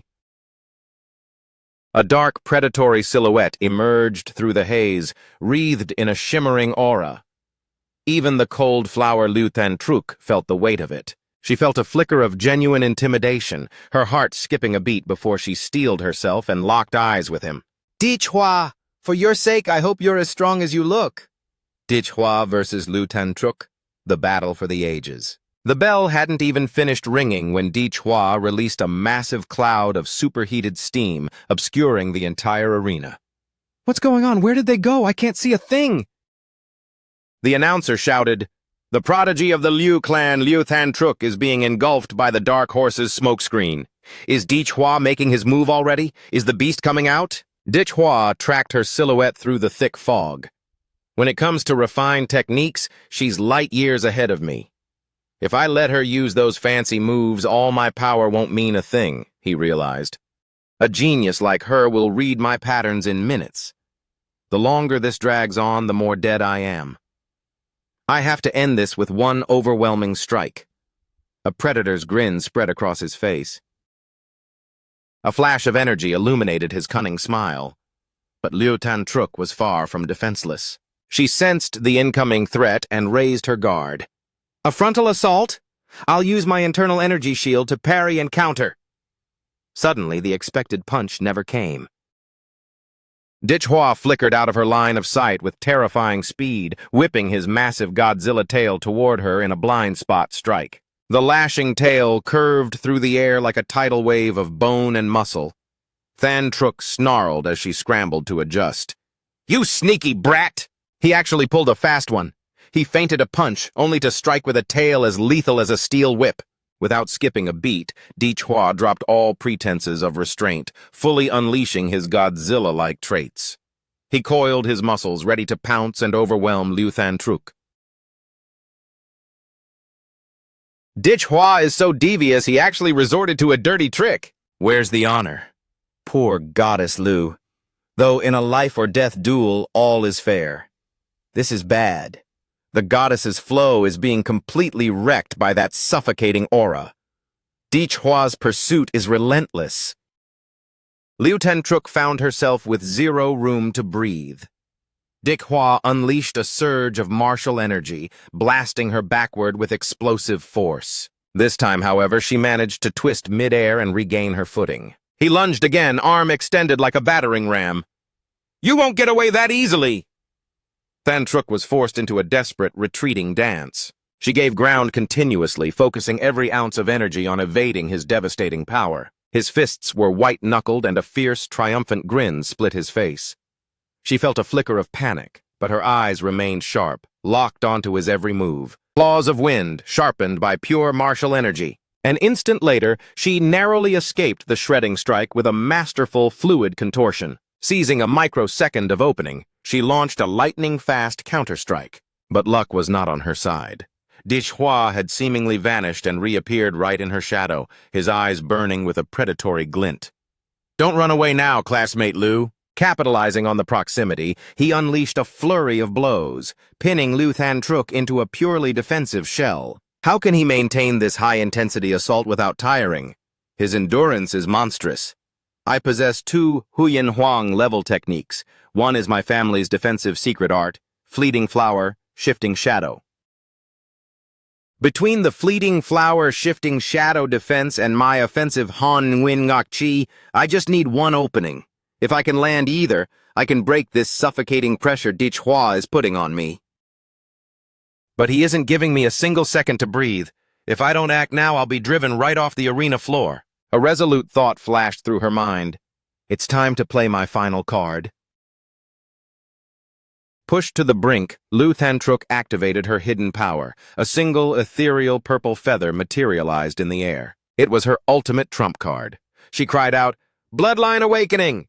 Nether Sparrow descend!" Her body soared into the air like a legendary bird as massive spectral wings erupted from her back. A rejuvenated Thantruk hovered above, framed by purple wings and wreathed in crackling bolts of lightning. The crowd erupted. "A full awakening! This is the first time she's revealed the Nether Sparrow. Student Hua." "You'd better brace yourself. In this state, I can no longer hold back my true strength." Instead of backing down, he looked absolutely enthralled. "Is that so?" "That's exactly what I wanted to hear. Because up until now, I've only been playing at half power. Now let's see how you handle my real strength." He spun around instantly to face Thantruk, who was already gathering a massive offensive charge behind him. However, Hua's reflexes were superior. He pivoted and roared, "Atomic exploding punch!" The two forces collided with equal staggering violence. The power unleashed was absolutely cataclysmic. The shockwave forced every spectator to cover their eyes. "The pressure is insane! The light is so bright I can't even look!" Caught in the blast, Liu Thantruk let out a pained scream.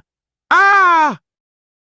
She looked back, squinting toward Hua's position. His entire silhouette was warping into something far more ancient and terrifying. As the first semi-final reached its peak, his features were rapidly shifting into a true Godzilla-like visage. A horrific pulsating energy continued to pour out of Hua. Thantruk's pupils shrunk to pinpricks as she watched the transformation in horror. "This energy signature, this is beyond dangerous." Jagged Godzilla scales rippled across Hua's spine. Something massive was happening. His demonic beast true form was reaching its zenith as dorsal fins sprouted from his back. He was drawing in an incredible amount of ambient energy, funneling it with terrifying precision toward his throat. A blinding orb of pure destruction gathered in his jaws as he roared the name of the technique, Atomic Breath. The beam of light tore toward Thantruk with such speed it threatened to incinerate her instantly. In a desperate move, she folded her massive wings into a protective cocoon. Sheltered behind her feathers, Thantruk's heart hammered against her ribs, her eyes glowing with frantic spiritual power. The beam Hua fired was a tidal wave of destruction. It was colossal and utterly overwhelming. It was a direct hit. The blast began to scatter and reflect off her reinforced feathers, shredding the air around Lu Thantruk. The audience turned ghostly pale as the stray energy arcs threatened to plow right into the crowded stands. Suddenly, hundreds of golden hex patterns blinked into existence, forming a massive, shimmering honeycomb barrier. These shields stood firm against Hua's rampaging energy field. The man who had stepped in to save the crowd was none other than Huang Qin. The mayor of Anthan, impeccably dressed and radiating authority, appeared on the scene and declared, "Watch closely, everyone. You are witnessing the birth of the greatest top scholar Anthan has ever produced." The announcer gasped at his arrival. "Thank goodness Mayor Huang stepped in to protect the spectators." Crimson droplets splattered onto the arena floor. Thantruk's body was battered and broken from the exchange. Even her majestic wings hung in tatters. She clutched her side, her breath coming in ragged, painful gasps. With a single strike, he had dismantled the absolute defense of the Nether Sparrow. Can I really hope to overcome a monster like this?" Flashback to Thantruk's childhood. She remembered the heavy words, Liu Tantruk. You are the sole spark for our family's rebirth. You carry the weight of our ancestors. They are watching from beyond. Do not fail us. Her mother's stern face flickered in her mind. Tantruk. I sacrificed everything to raise you so you could reclaim our lost glory. You don't have the luxury of being a normal girl. A phantom hand seemed to press down on her spirit. Tantruk bowed her head, staring at the dirt. I understand, Mother. The echoes of her past continued to haunt her. Winning this match isn't enough. You must be flawless from here on out. She shivered, paralyzed by expectations. But, Mother, the pressure is suffocating. I can't breathe. Snapping back to the present, Tantruk's face was ghost white. I'm exhausted. Dichhua is truly a monster in human skin, going up against a titan like him. And is it so wrong to just let go and lose? If I leave myself wide open, maybe Dichhua will finish this quickly. Just end it already. She threw a half-hearted punch toward Dichhua, but he didn't even flinch. He let the blow land squarely on his chest. Dichhua narrowed his eyes at her. Why didn't you try to move? A flash of genuine worry crossed his face. Classmate Tantruk? Where did your warrior's spirit go? Tantruk flinched, her heart racing as she realized she'd been caught. Seeing through her facade, his expression hardened into one of fierce, sharp determination. Are we going to have a real fight, or are you just going to roll over? I'm here to earn the top scholar title. With my own two hands, fair and square? His blunt honesty stunned her. He funneled raw power into his fist and lunged, driving a massive strike toward her. Instinct took over, and she barely parried the blow. Dichhua pulled back, his voice booming with a challenge.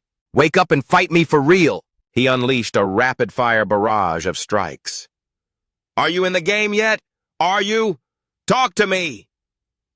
Tantruk could only retreat in a desperate guard. This lunatic, nobody has ever dared to treat me like a punching bag. I was trying to give you the win on a silver platter. Why are you being such a stubborn jerk? Anger finally flared as she erupted with radiant energy. Stop hitting me in the face, you bastard! Dichhua grinned with a bloodthirsty delight. Now that's the fire I was looking for. If you don't want your face bruised, then stop holding back and fight. Finally, Tantruk tapped into her most perilous secret technique, the forbidden blood-burning art, primal manifestation. Her pupils dilated, glowing with a haunting light. Her features sharpened under the intense pressure.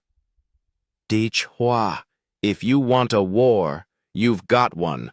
I'll show you my absolute peak. Her spiritual form began to swell to a colossal size. Her wings unfurled to their full span, crackling with arcs of pink lightning. Dichhua looked up, his eyes wide with anticipation. Finally, the true beast form! This is the thrill I've been waiting for! I guess I'd better match your energy. His body rippled as he shifted deeper into his Godzilla form, chanting, Indestructible Chi! He began weaving his defensive arts. With his Godzilla lineage, creating a new style, nuclear radiance tactics. He charged forward, shouting, Let's have a battle we'll never forget! Tantruk watched his approach with a cold, tactical gaze. She knew she couldn't just stand there. She had to break his momentum. She began spinning a vortex of devastating energy. The air shrieked as a massive tornado formed just as Dichhua closed the distance at terminal velocity. The cyclone acted like a giant trap, pulling him into its chaotic center. Dichhua punched through with terrifying strength amidst a cloud of debris. Tantruk stood her ground, took a lung-bursting breath, and let out a shattering sonic roar. The two titans collided, the shockwave making the entire stadium tremble. As the sonic wave from her mouth tore through the air, Dichhua's instincts kicked in with lightning-fast precision. Dichhua smirked at her through the chaos. You think you're the only one with a loud mouth? The dorsal fins on his back began to glow with a nuclear blue light. Tantruk focused all her remaining power into a single point between her eyes. She unleashed a searing beam of light. I'm not backing down like last time.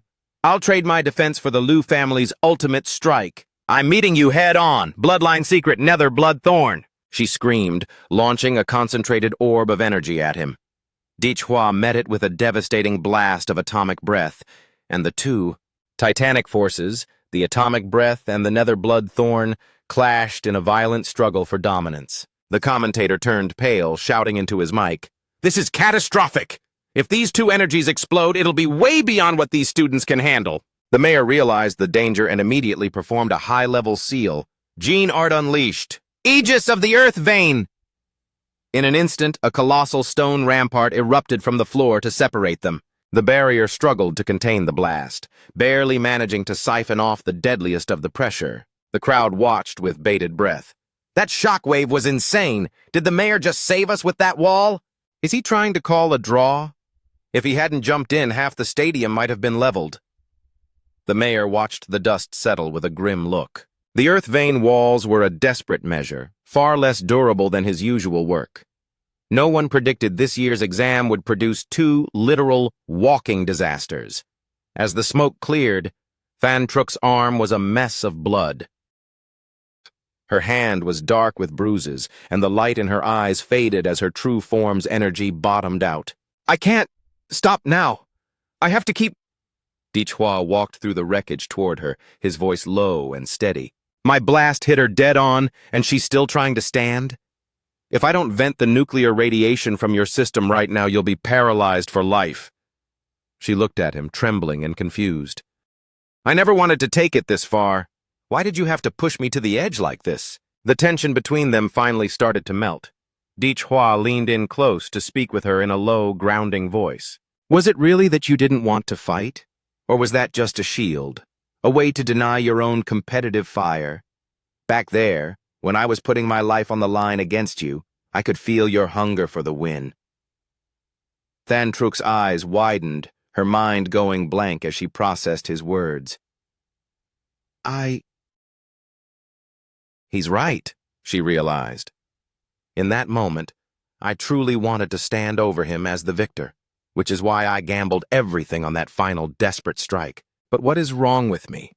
I've always told myself I loathe violence and just wanted this over with, yet in the heat of that clash, I felt it, the raw, electric joy of battle.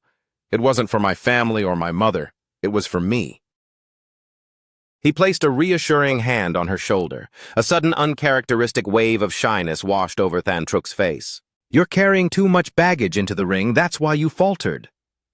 As he spoke, Dichhua began pulsing his own energy through his arm, weaving it into her shattered limb to kickstart the healing process. She stared at her hand in sheer disbelief. The jagged wounds and the sickening glow of the radiation were fading away before her eyes. He looked away, his voice regaining its casual edge. "But credit where it's due. You are, without a doubt, the toughest opponent I've faced so far. Next time, when the stakes aren't so high, I'd love to have a pure, unfiltered rematch with you, Liu Than Truk." Her eyes shimmered with a newfound sense of admiration. "Student Dichhua!" the loudspeakers blared. "The steam is finally dissipating. We have eyes on the arena floor." "It's Dichhua. He's the last man standing in the center of the ring. The semifinals have reached their conclusion. Dichhua of Anthen High School #1 is our victor." With Dichhua's triumph over Liu Than Truk and Socho's expected victory in his bracket, the stage is set. The ultimate peak of the Anthen entrance exams, the duel for the top scholar title, is about to ignite. Representing Anthen High School #Mot, Dichhua, versus his own classmate from school #1, Socho. The live stream viewership is shattering records by the second. The grand finale of the Anthen selection starts right now. The moment the bell rang, Socho unsheathed his blade, a spectral smoke curling off the steel. "Show me what you've got." Dichhua's face lit up with battle-hungry excitement. "Bring the heat." With eyes full of lethal focus, Socho lunged, closing the gap with a direct, aggressive opening salvo. He vaulted into the air to gain leverage. Socho brought his blade down in a heavy overhead executioner's strike, the impact rippling with raw power. Dichhua didn't move an inch, standing with his arms crossed and a bored expression. He braced his frame as the full weight of Socho's momentum crashed against his defensive aura. Then, focusing his internal reactor into a single point, he roared, "Atomic exploding punch!" the moment the blade touched his skin. The sheer output of Dichhua's atomic energy shattered So Chow's technique like glass. So Cho skipped back to reassess. He didn't even bother looking for my real form. He just used a blunt force shockwave to delete all my illusions at once. Against that kind of defense, it's nearly impossible to find a chink in his armor. Is there actually anyone in our generation who can survive a close-quarters scrap with this guy? He's a total freak of nature. So Chow's eyes shifted to a piercing gold as he triggered his transformation. "If I can't survive your reach, then I'll just have to bury you from the horizon." A magnificent ethereal dragon materialized behind him, its jaws gathering a swirling vortex of frigid energy. He leaped skyward, invoking his apex bloodline skill. "Glacial Vein!" The chat feed went nuclear. "Look at that! So Chow is literally conjuring a mountain of ice. That freezing aura makes it look like a legendary frost dragon is actually in the stadium. Go for it, So Chow. Slay the great demon king Dichhua." He's actually bending the elements to create ice. The sheer magnitude of So Chow's glacial vein has manifested a frozen peak right in the middle of the arena. Dichhua has been entombed deep within the ice mountain. Despite the successful hit, So Chow's breath came in ragged gasps. Outputting that much sub-zero energy had pushed his physical limits to the breaking point. Wait, look at the summit. The ice is starting to steam and melt. Suddenly, a pillar of golden energy erupted like a volcanic tornado from the heart of the mountain, shattering the ice into millions of shards. So Chow's jaw dropped. How is this possible? No one should be able to break out of a deep freeze that easily. Without pause, that terrifying golden energy surged back towards So Chow. He desperately swung his hand to raise another frozen rampart, but it was obliterated in a horrific explosion. The arena was a graveyard of mist and debris. Slowly, the heavy rhythmic footsteps of Dichhua's Godzilla form emerged from the gloom. "Your dragon's frost breath is nothing more than a light breeze to me. In terms of elemental nature, I am your absolute counter." So Cho let out a tired sigh. The chasm between their power levels was simply too vast to bridge with effort alone. "Dichhua, I'm putting everything I have into this one last strike. This is the absolute peak of my martial path. The move I was saving for Liu Tentruk." He channeled a massive torrent of essence into the heavens and bellowed, "Sword intent, soul of the spear!" The mayor watched with a sharp, analytical eye. Sword intent? At his age? This boy has a terrifying amount of raw talent. So Cho leaped to his maximum height and brought his blade down with every ounce of his soul, aiming to cleave Dichhua in two. A deafening crack rang out, making the entire stadium shudder. A moment later, a few crimson drops hit the floor. Dichhua raised his clawed hand to his face. His palm was bleeding. "Get yourself a better sword next time, then you might actually have a ghost of a chance." It was a blur to the audience, but So Chow's face went pale with shock. He couldn't wrap his head around how wide the gap truly was. His sword. The blade had been snapped into jagged pieces by Dichhua's bare grip. With a wary, shell-shocked expression, he stared at Dichhua and whispered, "How big of a chance?" Dichhua just gave a playful, lopsided grin. Probably a bit better than the odds of getting hit by lightning twice in the same spot." So Cho didn't need to hear anything else. He raised his hand in a gesture of respect. "I surrender." The stadium announcer officially declared the end of the Anthen Finals. "Dichhua is the champion." The crowd outside didn't just cheer. They erupted in a frenzy. "I knew I picked the right horse. Dichhua is legendary. So Cho was a beast, sure, but next to Dichhua, he was just a warm-up act." This underdog Dichhua didn't just surprise people. He stayed a mystery right until the final blow. Word on the street is he was bottom tier last year, yet here he is, crushing the elites to take the crown. Talk about a glow-up. With this year's standards being brutal, Dichhua has cemented himself as the most dominant top scholar Anthen has ever seen, and likely ever will. The stadium roared in unison. "Dichhua! Dichhua! Dichhua!" The announcer gestured toward the center stage with a flourish. To our live audience and the millions tuning into the 24th and then entrance exam stream, after 3 days of blood, sweat, and combat, our martial arts top scholar has officially arrived. Meanwhile, the man of the hour just stood there, staring at his quest complete notification. Moments later, a microphone was thrust into his face. Student Hwa, people say your strength is the result of long-term grit and steady growth. Now that you've claimed the throne, any words for the fans? Hwa blinked, surprised. Not bad, he thought. These media types sure know how to make a sudden power-up sound poetic. He cleared his throat to play along. Ahem. First, I have to shout out my teacher. He's the one who stuck by me when I was a nobody. He gave me the push I needed. Without that, I wouldn't have had the fire to keep swinging. In the faculty lounge, his teacher was a sobbing mess, literally hugging the TV screen. Sniff, I don't deserve that, Hwa. I was just a teacher trying not to get fired, and I totally missed how great you were. My heart is full of regret. And I also want to mention, just then, Hwa caught the principal waving his arms like a madman from the sidelines. The boss was desperate for a shout-out. 2 million, Hwa. Give high school number 1 a plug and I'll drop a 2 million dong scholarship in your lap right now. Motivated by the payday, Hwa switched into grateful student mode instantly. Oh, and a massive thanks to my school and the principal. Under his brilliant leadership, how could we be anything but champions? Lastly, I want to thank myself. Without my own tireless grind, sharp mind, and natural genius, I'd never be standing in this glory today. He raised a confident fist to the sky. Achievement unlocked. Host has secured the title of Top Scholar. Reward: 1 random draw for a new monster template. Hwa stood frozen, his mind reeling. The Top Scholar title gave a reward? It turns out he could unlock brand new monster forms just by hitting big career milestones. Later, in the stadium corridor, a wall of reporters and cameras blocked his path. Hwa, what's your secret for gaining so much power in 6 months? Are you feeling the pressure of being the city's number 1? Is Hoado University the next stop for you?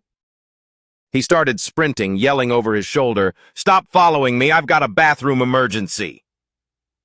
One particularly weird journalist chased him down. "Student Hwa." Settle the debate. Who's the real beauty, Liu Tentruk or Ta Tiu Lin? Or are you more of a Thun Quan or So Cho fan? That was the final straw. He bolted like a lightning bolt. "I don't have time for these gossip hounds." "Wait! Just one more question." He finally skidded into an empty basketball court, gasping for air. Phew! He'd finally lost the pack. It dawned on him then. The monster templates weren't just one-offs. He could keep evolving by drawing new ones through the system. Suddenly, a shadow stepped out from the bleachers. "Congratulations on the big win, Top Scholar." Hwa jumped, his guard up instantly. "Another reporter?" The man slowly removed his cap, revealing a composed, serious face. "Easy there. I'm not with the press. I've come all the way from Hoado to see you." He locked eyes with Hwa, his tone turning heavy. "We need to discuss the matter of your gene lock." Hwa played it cool, though his mind was racing. "Gene lock? I haven't unlocked anything. I'm just using Godzilla's stats. Does this guy know my secret? Just who is he?" The man leaned in. "Did your father ever mention the gene lock to you?" Hwa nodded, searching his memories. He did. Based on the original Hwa's past, it was a familiar term. The man slid a confidential folder toward him. "Hwa, don't you find it strange? Your father was a simple taxi driver. How would he know a high-level biogene term that has nothing to do with driving a cab?" Hwa's eyes narrowed. "Wait, was my old man actually a hidden elite? Because your case is unique, Hoado has cleared me to show you part of a classified file." Hwa scanned the document, his heart skipping a beat. "The Prometheus Research Institute? They were once the gods of genetic engineering on this planet. But after a mishap, the world turned against them. The Institute was blacklisted and their scientists went underground. The gene lock was their crown jewel. Hua scoffed internally. So you think my ordinary dad was a rogue genius scientist, and I'm some kind of secret lab-grown super soldier? The man's voice wavered slightly. Don't worry. The government isn't your enemy. I'm just here to keep you in the loop. You have a right to know your origin. Hua looked at him with pity. Look, man, believe it or not, I'm way more chill about this than you are. Then the man dropped one more detail. Rest assured, you are a national treasure now. We will ensure you are protected at all costs. Hua crossed his arms, leaning back. Ugh, what a drag. Fame really does bring the spotlight and a whole lot of drama. This world is just one big chess game. His mission finished, the man gave a crisp salute. I'll be on my way then. Good luck. Hua watched him leave with a sly glint in his eyes. Finally, some peace. I really cleaned up at this exam. A ticket to the best university, a 2.8 million dong payday, and the big one, a new monster soul. I can't wait another second. He mentally smashed the draw button in his system. The world around him dissolved into a swirling vortex of neon pink and purple. Hua stared into the center, completely mesmerized. A system panel flickered to life, energy rings spinning wildly before a holographic miniature of Hua. The silhouette shifted into a towering skeletal humanoid giant, wreathed in thick, scalding clouds of vapor. System, Template D-Class, Colossal Titan. Skill, Titanification, 60-meter height. Form, Superheated Steam. Advanced, Progenitor Path. Compatibility, 1%. The Colossal Titan? Hua's mind started racing with the possibilities. The templates stack. If I combine the Colossal Titan's sheer size with Godzilla's atomic power, what then? Will I become a planetary-scale king of monsters? Elsewhere in a dark office, a massive man answered a ringing phone. A voice on the other end spoke. Boss Hawk Long, word is you're taking a leave of absence for personal reasons? That's right. I'm clearing my plate of all current hits. On the desk was a deep crater where his fist had recently slammed down. His face was a mask of pure, unadulterated fury. His brow was deeply furrowed. He looked like a man ready to tear the world apart. A scout in a high-tech hazmat suit called in over a secure line. Sir, we couldn't find your brother's remains in the rift, but we found his gear at his last known location. There were trace amounts of heavy nuclear radiation everywhere. The man's voice cracked. Little brother, I told you to stay out of trouble. Why didn't you listen? I promised Mom I'd look out for you. He looked up at the television screen. Hua is the golden boy of Nthen right now. Huado University thinks they've found a star, but it's a shame. He won't live long enough to see the first day of class. Back at Hua's apartment. A courier handed over a mysterious box. Delivery for Mr. Hua. He took the package, looking at it with a mix of curiosity and suspicion. I was planning to head into a rift to put my new template through its paces. Who in the world sent me this? The parchment reads, Hua, based on the latest intel from the Huado Central Research Institute, a fresh rift is set to tear open today at 3 p.m. on the slopes of Kungthu Mountain.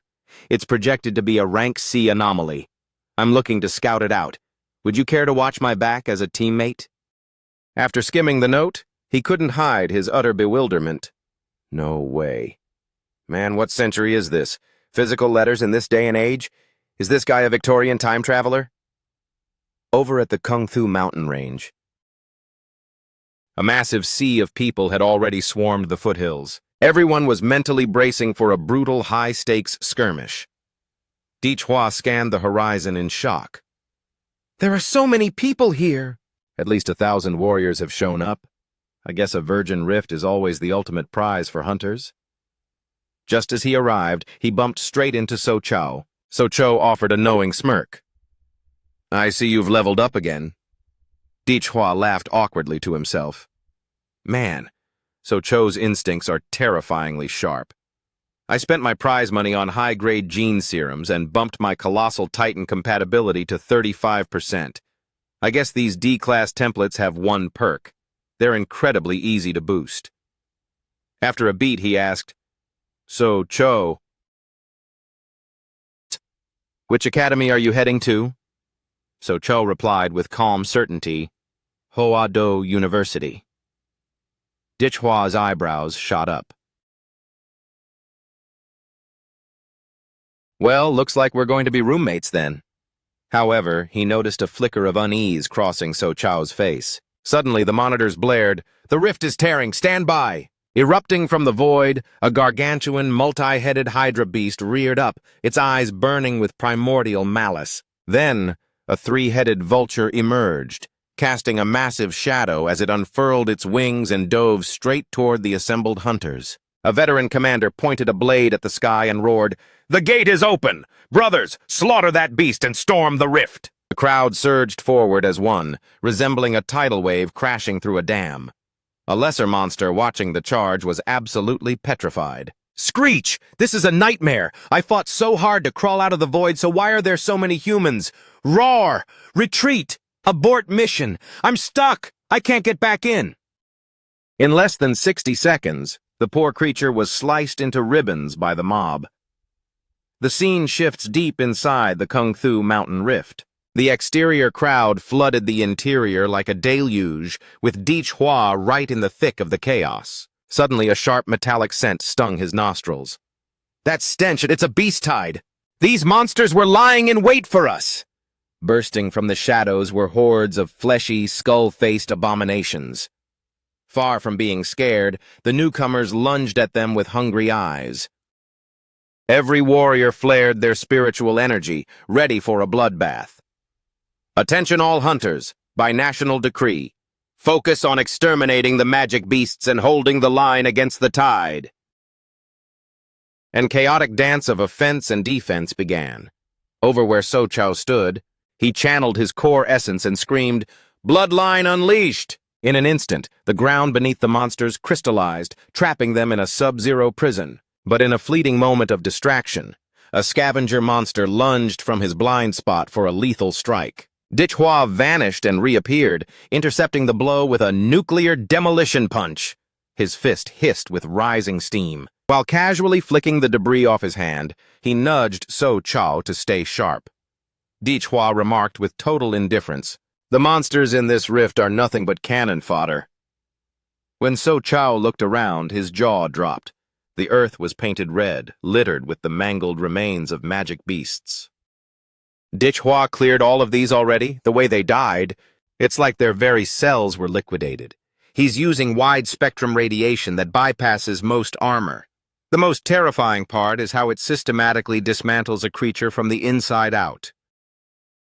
At that moment, Dichhua looked like a casual tourist rather than a cold-blooded killer, strolling through the carnage with a relaxed gait. "Damn, why is the rear guard being cleared so fast? Is there a high ranker carrying them?" "No, it's that kid who took the top scholar spot in the Onthen exams," a skeptic chimed in. "Isn't a top scholar just a glorified martial apprentice? How can a rookie rack up a body count like this?" A bald hunter scratched his head. "Did you miss the live stream?" The other replied, "Who watches high schoolers play tag?" "You idiot, that kid could eat 10 of you for breakfast." They quickly formed a funnel in front of Dichhua and shouted, "Drive the monsters toward the top scholar. Let him do the heavy lifting. Update from the front lines. The Alpha has been neutralized. We've broken them. The tide is turning tail." So Cho wiped the grime from his brow with a sigh of relief. "Phew. We actually survived the first wave. Of the 1,000 hunters who entered, only 800 remained standing, many covered in bandages. Dichhua came lugging several massive sacks filled with valuable essence stones. He trotted over to So Cho. "Man, I've got a problem. How am I supposed to haul all this loot home?" So Cho stared at the mountain of gear on Dichhua's back. "Where did you even find time to harvest that many cores?" He extended his hand. "Here, use my storage ring. Stash it all in here for now." Dichhua's eyes widened. Whoa. A spatial ring worth millions? I didn't realize you were a trust fund kid, so chow. Just then the crowd began to whisper, Boss Vossum is back. Thank God he took out the Lord-class beast, or we'd be monster food by now. A man, towering over the rest with a commanding presence, stepped through the crowd. He marched straight up to Dichhua and asked, Pardon me, you're the top scholar from the Anthen exams, right? I'm Vossum, commander of the Silver Wolf Marshal Corps, Anthen Division. My scouts haven't stopped raving about your performance. Have you thought about joining a professional outfit? It won't interfere with your studies. In fact, we'll bankroll your education. I'm prepared to offer you an S-Rank elite contract right now. The surrounding hunters were green with envy. Even Commander Vossum is headhunting him. That's a golden ticket. Without a corps, the cost of the martial path will bankrupt you, and Silver Wolf is a titan in the Xia Kingdom. Suddenly, a girl with a sharp purple bob cut rode into view on the back of a tamed tiger. An S-Rank deal. Even Hodo seniors would kill for that. Vossum, no wonder you were in such a hurry. You found the prize. Forget Silver Wolf, come over to Thendat Marshal Corps. We might be smaller, but I'll personally guarantee you 15% of our monthly cultivation resources as a signing bonus. The crowd was floored. 15% of the total treasury? That's not a contract, that's a partnership. This high schooler has two major factions starting a bidding war. Dichhua just picked his ear, looking thoroughly bored by the million-dollar offers. Sorry, guys, but I'm not looking to sign with anyone right now. Vossum, surprisingly, didn't push. He gave a respectful nod. Fair enough, Dichhua. Consider this a friendly introduction. You've earned your reputation today. If you ever find yourself in a bind, the Silver Wolf doors are always open. The Thendat rep added, Same goes for us. So Cho then stepped in to change the subject. The main herd has scattered. We're free to explore now. Since this is a massive forest, we should get to the canopy to scout the terrain before we make our next move. Without another word, they both took off. So Cho was stunned to find that even at his full sprint, he was struggling to keep pace with Dichhua's casual stride. A moment later, the duo came to a halt atop the vibrant, crimson-leaved trees. So Cho froze in absolute disbelief. What on earth is that? Stretching out before them was an endless sea of crimson canopy. A behemoth of that scale had to be over 1,000 meters tall. It was a sight that defied all logic. Dichhua flashed a confident, cunning grin. Nothing is impossible. We're still in our prime. Give us a few years and there's no doubt we'll be the ones hunting the monsters in these rifts, uncovering every secret they hide. So Cho watched him with a newfound sense of respect. He truly embodies the spirit of a champion. Faced with such overwhelming unknown horrors, I feel the chill of fear, but Dichhua only sees a victory waiting to happen. It's not just skill where I've fallen behind. My very resolve is dwarfed by his. Dichhua is a warrior in the truest sense. He watched as Dichhua's gaze sharpened with ambition. Consider those magic cores mine. It's only a matter of time. Suddenly, a peculiar frequency resonated within Dichhua's mental field. That's odd. My radar is picking up life signatures across the entire rift, except for one spot to the southeast. There's an amber-colored zone that's a total void, completely lifeless. Where there's an anomaly, there's a story. The bigger the waves, the more legendary the catch. Dichhua gestured toward the horizon and declared, Let's put our chips on that lake. So, Cho, look towards the southeast. There's a body of water there. Let's head out and see what's lurking. The scene transitions to the lush, quiet banks of the hidden lake. Dichhua spotted a familiar face and called out, Voulez-tu? She turned with a warm, surprised smile. Well, if it isn't our very own top scholar Dish. I didn't think a kid like you could be this bold. The man beside her looked on, impressed. Oh, you're actually friends with Anthen's #1 prodigy? She stepped closer, pride in her voice. I am indeed. This top scholar was a force of nature during the beast tide. Dichhua got straight to the point. Voulez-tu? How long has your group been stationed here? She replied, We just touched down. 2 of our best divers just went under to scout the perimeter. Moments later, her teammates broke the surface, gasping for air. His face was a mask of pure euphoria as he bellowed, We struck gold! We're going to be filthy rich! Lei Tu demanded, Slow down, give us the details, what did you find? He panted, There's an ancient ruin at the bottom of the lake, we've hit the mother lode. She gasped in delight. Are you serious? That's incredible. Our fortunes are made. Hua, confused by the terminology, leaned toward So Cho. What exactly is a ruin? Why are they losing their minds over it? So Cho explained, In these rift dimensions there are cryptic structures believed to be remnants of lost civilizations. Scholars call them ruins. Most of our modern combat theories and genetic breakthroughs were actually reverse-engineered from these sites. Just then the diver noticed the 2 teenagers. Who are these kids? He reached for his blade, his eyes narrowing with hostility. Identify yourselves. Who gave you permission to listen in on our business? Vu Lei quickly stepped between them. Relax, Vu Dung. These are Hua and So Cho, Anthun's top scholar and runner-up. They're stronger than most veteran hunters. Let's bring them into the fold for this expedition. Hua chimed in. Take it easy, big brother. We're not here to cause trouble. We can provide the extra muscle you'll need to clear those ruins. Vu Jung asked cautiously, And how do we split the loot? We're acting as independent support. We'll settle on a merit-based split. You walk away with exactly what your contribution is worth.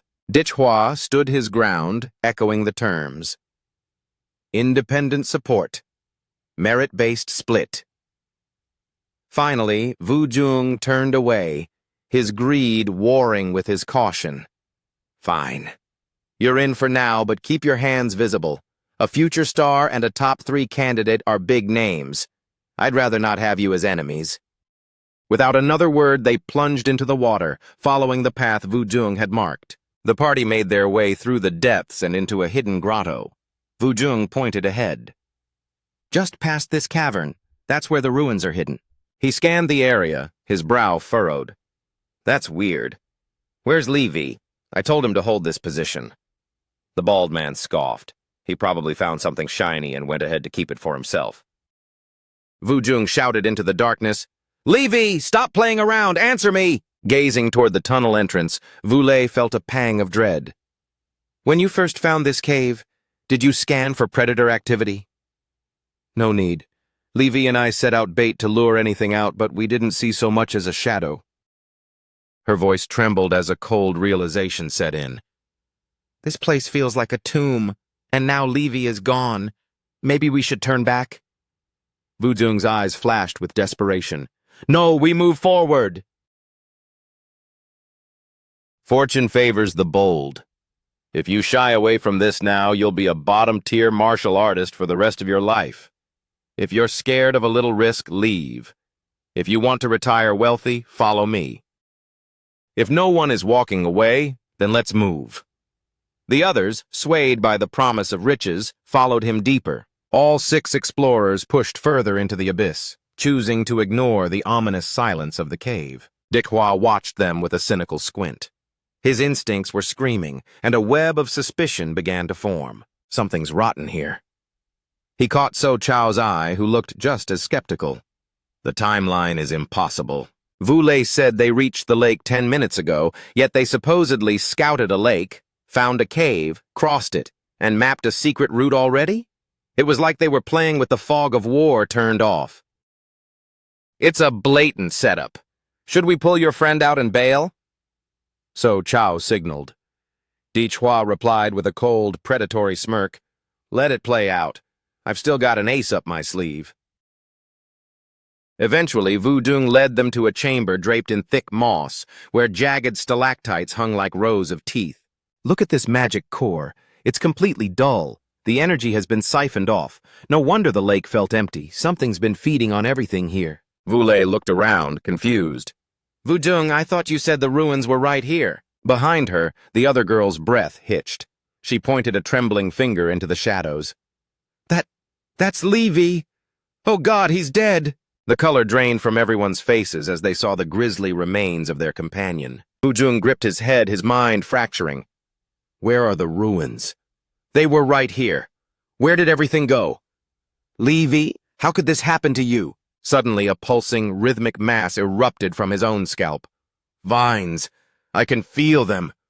They're inside me too. Run, get out of here while you can. In a horrific burst, the growth exploded into a cluster of mossy tentacles, literally splitting his skull as they surged outward. Horrified by the gruesome death of her friend, Wu Lei shrieked, Wudong, was he bait this whole time? Suddenly, a blinding flare of atomic energy cut through the dark. It incinerated the sprouting mass of tentacles before they could fully unfurl. Dichhua had acted with clinical precision, stopping the transformation before it could even begin. I have to hand it to these beasts. I didn't think they were capable of this kind of strategy.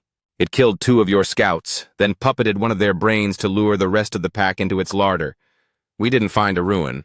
We walked right into a dinner plate. As they turned to flee, a wall of thorns slammed shut over the entrance. The predator is sealing the exit.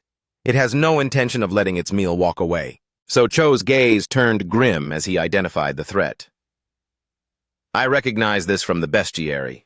It's a rank 2 king-class apex predator, the ghost demon Vine. Wu Lei descended into a full-blown panic, sweat drenching her face. A rank 2 king class. You can't measure a royal bloodline by ordinary logic. Low-level martial artists like us have zero hope of surviving a predator of this caliber. Dichhua's eyes ignited with a defiant fire. I don't give a damn about its rank, just watch me reduce it to molecular dust. A thunderous detonation rocked the entrance, turning solid rock into a lethal hailstorm of shrapnel and soot. A figure emerged from the billowing debris, eyes burning with a murderous obsession. Dichhua, your life belongs to me! He radiated the lethal pressure of a rank 8 expert. Dichhua tilted his head, genuinely stumped. I have fans out here? Who even are you? Word reached me that some brat in the Kung Fu Rift was using nuclear fallout to slaughter the beast tide. I knew it was you instantly. I just had to follow the trail of glowing corpses to find your hole. To slip past the sensors, I suppressed my pulse and masked my spirit, trailing you into this subterranean tomb. I didn't expect you to try and bury me with those boulders. Even when I played dead by stopping my own heart, you still sensed me. You truly are the demon who destroyed the Hoek brothers.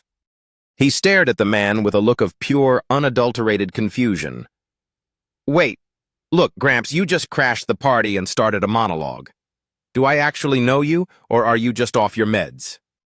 The man lunged like a coiled spring, energy swirling in his palm as he bellowed, Quit playing dumb, just die! Suddenly, thorny vines lashed out, binding his arms tight.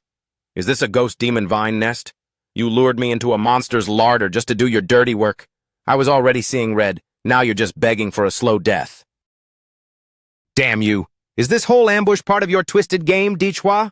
He hacked at the constricting vines while swearing under his breath. These things drain martial energy and pump out neurotoxins. If I don't break free, I'm a dead man. You little rat, you actually set me up. Meanwhile, Dichhua just shrugged. Uncle, you've got a wild imagination. We literally just met. The man's fists erupted in a crimson, violent glow. This is infuriating. My contract is for Dichhua's head, not to be strangled by a pile of overgrown weeds. Wu Lei pointed upward as the ceiling began to groan and fracture. This is bad. Their shockwaves are bringing the whole cave down on us.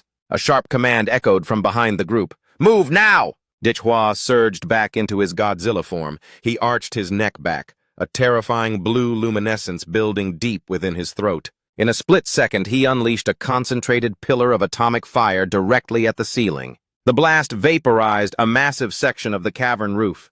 Boulders shattered into pebbles as sunlight broke through, followed by a torrential rush of lake water. Dichhua barked an order through the chaos. Sister Wu Lei, get the others out, go! But the assassin was relentless, trying to cut off his escape. You aren't leaving this cave alive! In that heartbeat, So Chao unleashed his ultimate technique to shield Di Chua, soul-piercing sword intent. He stared down the elder warrior with icy resolve. As long as I'm standing, you won't touch a single hair on his head. The man's eye twitched as a mocking sneer crossed his face. Ha! You little whelp, I'm a rank 8 powerhouse. You think your pathetic ice tricks can scratch a god? From the side, Di Chua's fist whistled through the air toward him. Hey, yapping geezer! Eyes on the prize! Core energy impact punch! Di Chua's kinetic strike slammed into the man's jaw with the force of a runaway freight train. He shot a quick look at So Cho. Get out of here. This guy is a high-tier heavyweight. He'll crush you if you try to go toe-to-toe with him right now. He's my problem now! The group broke the surface of the river one by one.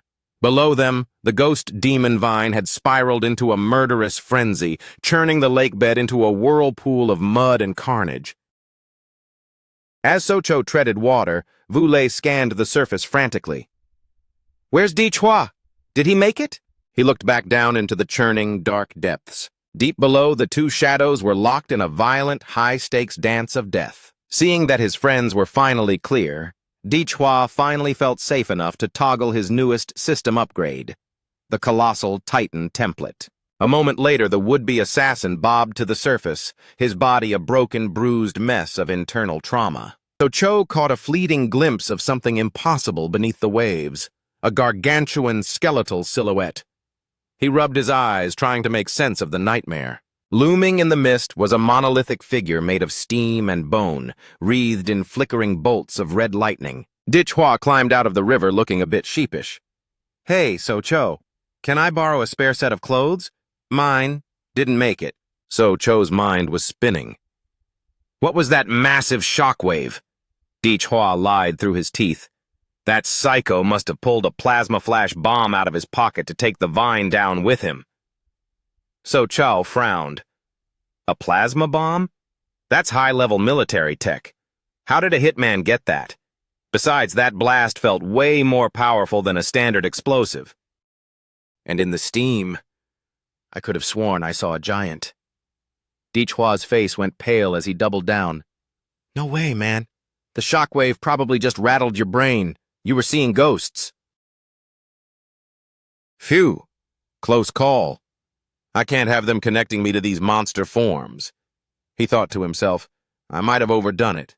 That guy was practically vaporized. At least I snagged the King-class magic core. Vule approached them to say her farewells. Di Chua. We're heading back to base. I'm incredibly sorry. You risked your life for a ruin that didn't exist and ended up saving us instead. Once we're back on the grid, we'll make this right. He waved it off instantly. Don't sweat it, Sister Vule. Just consider us even for the help you gave me back in the day. If you pay me, I'll just feel like I owe you again. The two young warriors shared a grin of mutual respect. Now that the drama is over, let's get back to some good old-fashioned monster hunting. 3 days later, they vaulted out of the Kung Fu Mountain Rift entrance, returning to the world of men. As they landed, they both stopped dead in their tracks, staring at the horizon. Are you kidding me? In just 72 hours, they've built an entire town here? They've even got heavy transport rigs running. The Sia Kingdom's construction crews are absolute wizards. Di Chua slammed a massive sack of loot onto the registrar's desk, making the poor clerk jump. Sir, please, these are delicate materials. If you break them, your payout drops. He rubbed the back of his neck, grinning. My bad, but I've got a backlog here. If I don't start unloading now, you'll still be counting these at midnight. With a flick of his wrist, he started tapping his storage ring. He began lining up the bags on the counter. 1, 2, 3, 4, 5. A few minutes later, he hauled the final overflowing sack out. Phew, that's the lot. The staff member stared at the mountain of monster parts in sheer horror. Are you planning on opening a warehouse? Sir, tell me you're finally done. Di Chua's eyes twinkled with a mischievous spark. I'm done with the bags, but you better get a move on with the tally. We still have a mountain of rare herbs waiting for the appraisal center. The crowd stood in absolute disbelief. By the heavens, this 7-star leaf has seen at least 300 winters. This level of spirit medicine usually hides in the most secluded corners of the world. Even veteran gatherers spend lifetimes searching for it in vain. What kind of miraculous fortune did this boy stumble upon to find 6 Harmony's flowers? This is the heart of any chi-si pill. Even if these stalks look a bit rugged, their street value is north of 30 million. Since they're virtually extinct in the open market, the bidding could go even higher. This warrior just won the lottery overnight. Old Hua, you must be losing your mind. Luck alone doesn't fill a bag this heavy. Someone with this kind of knack is far too dangerous to provoke. Behind the commotion, Hua watched the appraisal with a calculative gaze.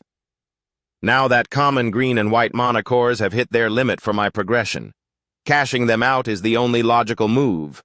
Meanwhile, from that chaotic beast tide, I managed to snatch 5 blue cores from those level 3 monstrosities, plus several level 6 greens and a mountain of loot from those level 2 wraiths.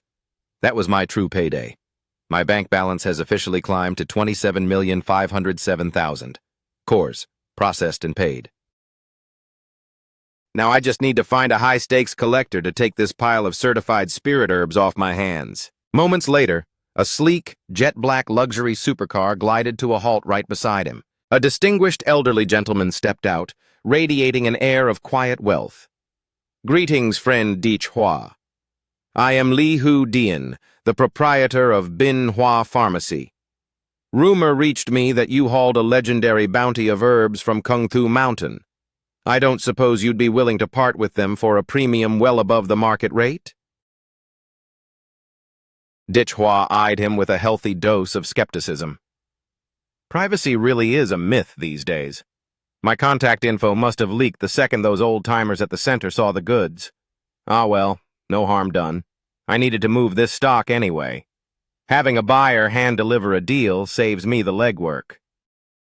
With the transaction finalized, the tycoon gave a polite nod as he returned to his car.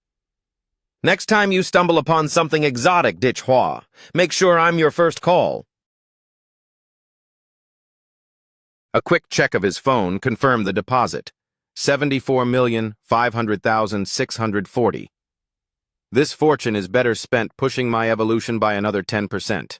In this world, personal power is the only currency that doesn't devalue. Hua let out a frustrated sigh. Basic gene serums and common cores just aren't cutting it anymore. My monster template has become a refined eater, even pickier than I am. Blood jade fruit, high-tier serums, those are elite-tier items I don't even have the social standing to bid on yet.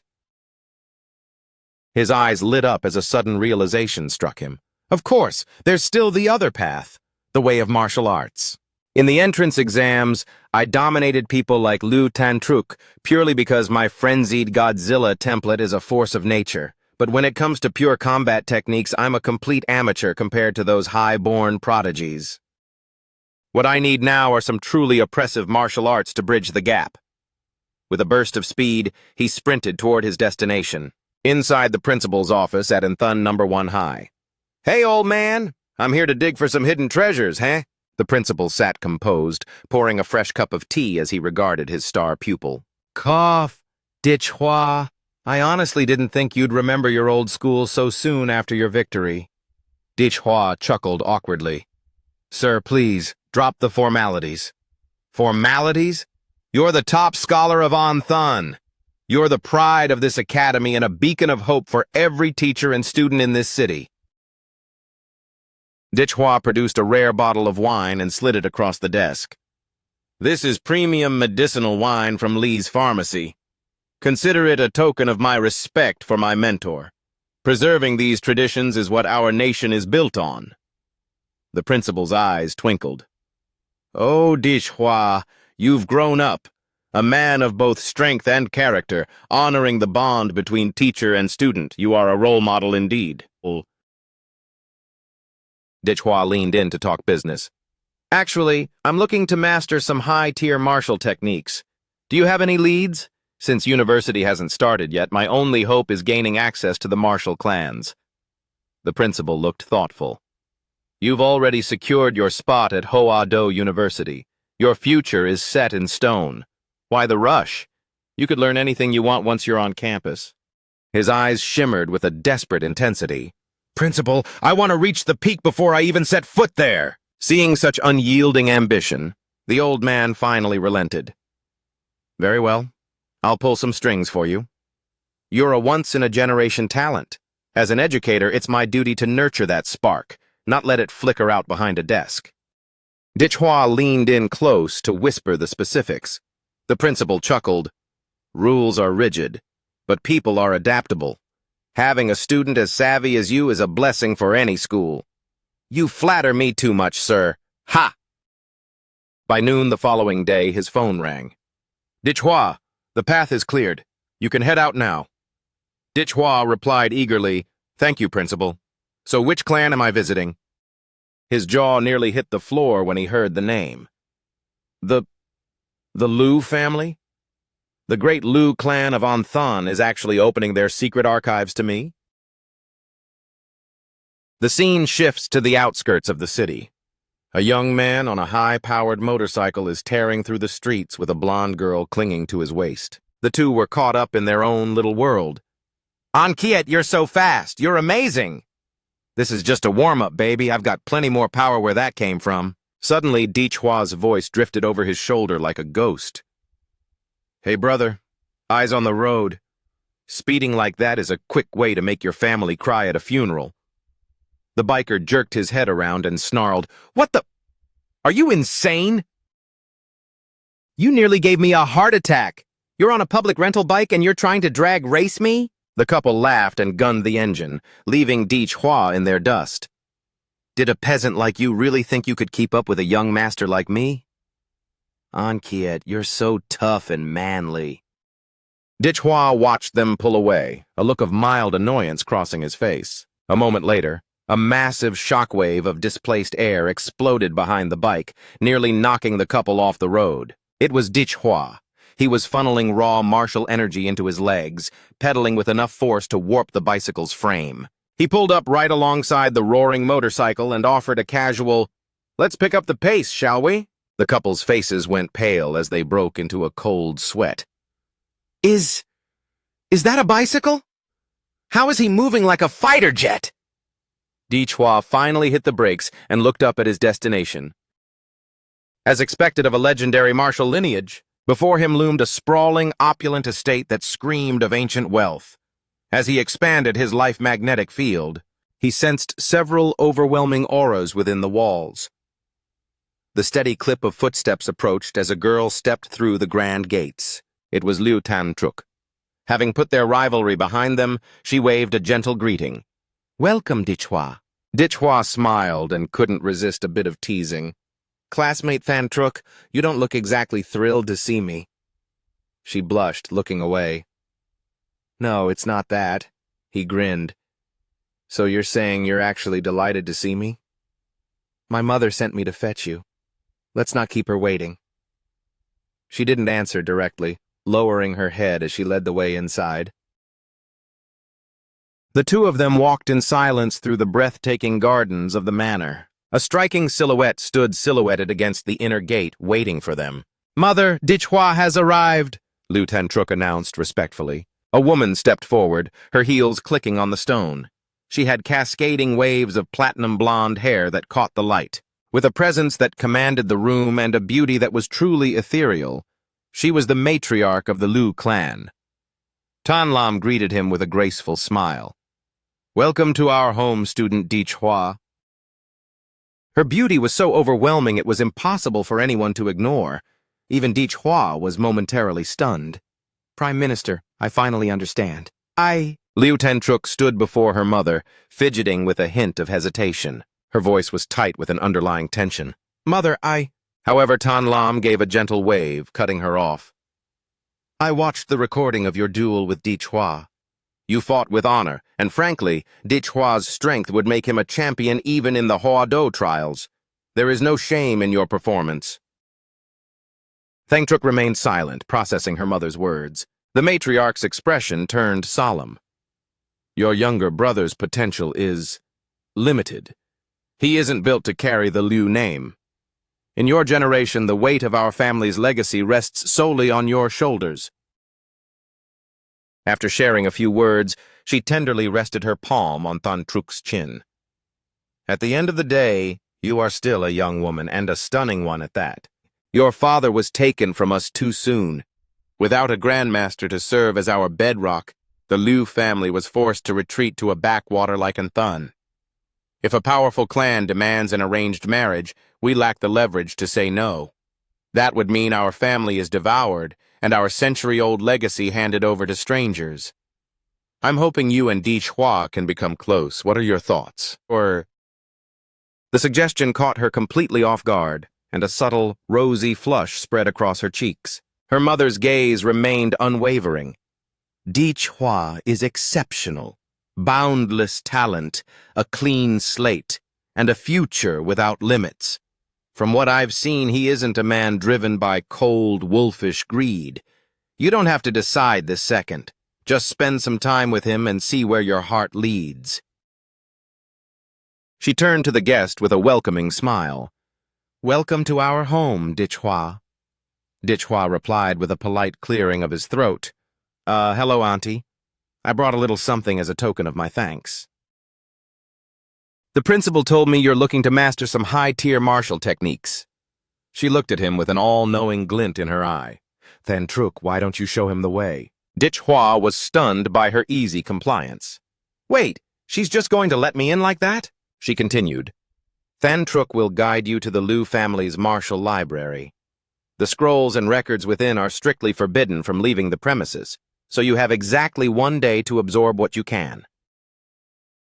In the deepest sanctum, there are 3 Huyan Huang grade martial arts.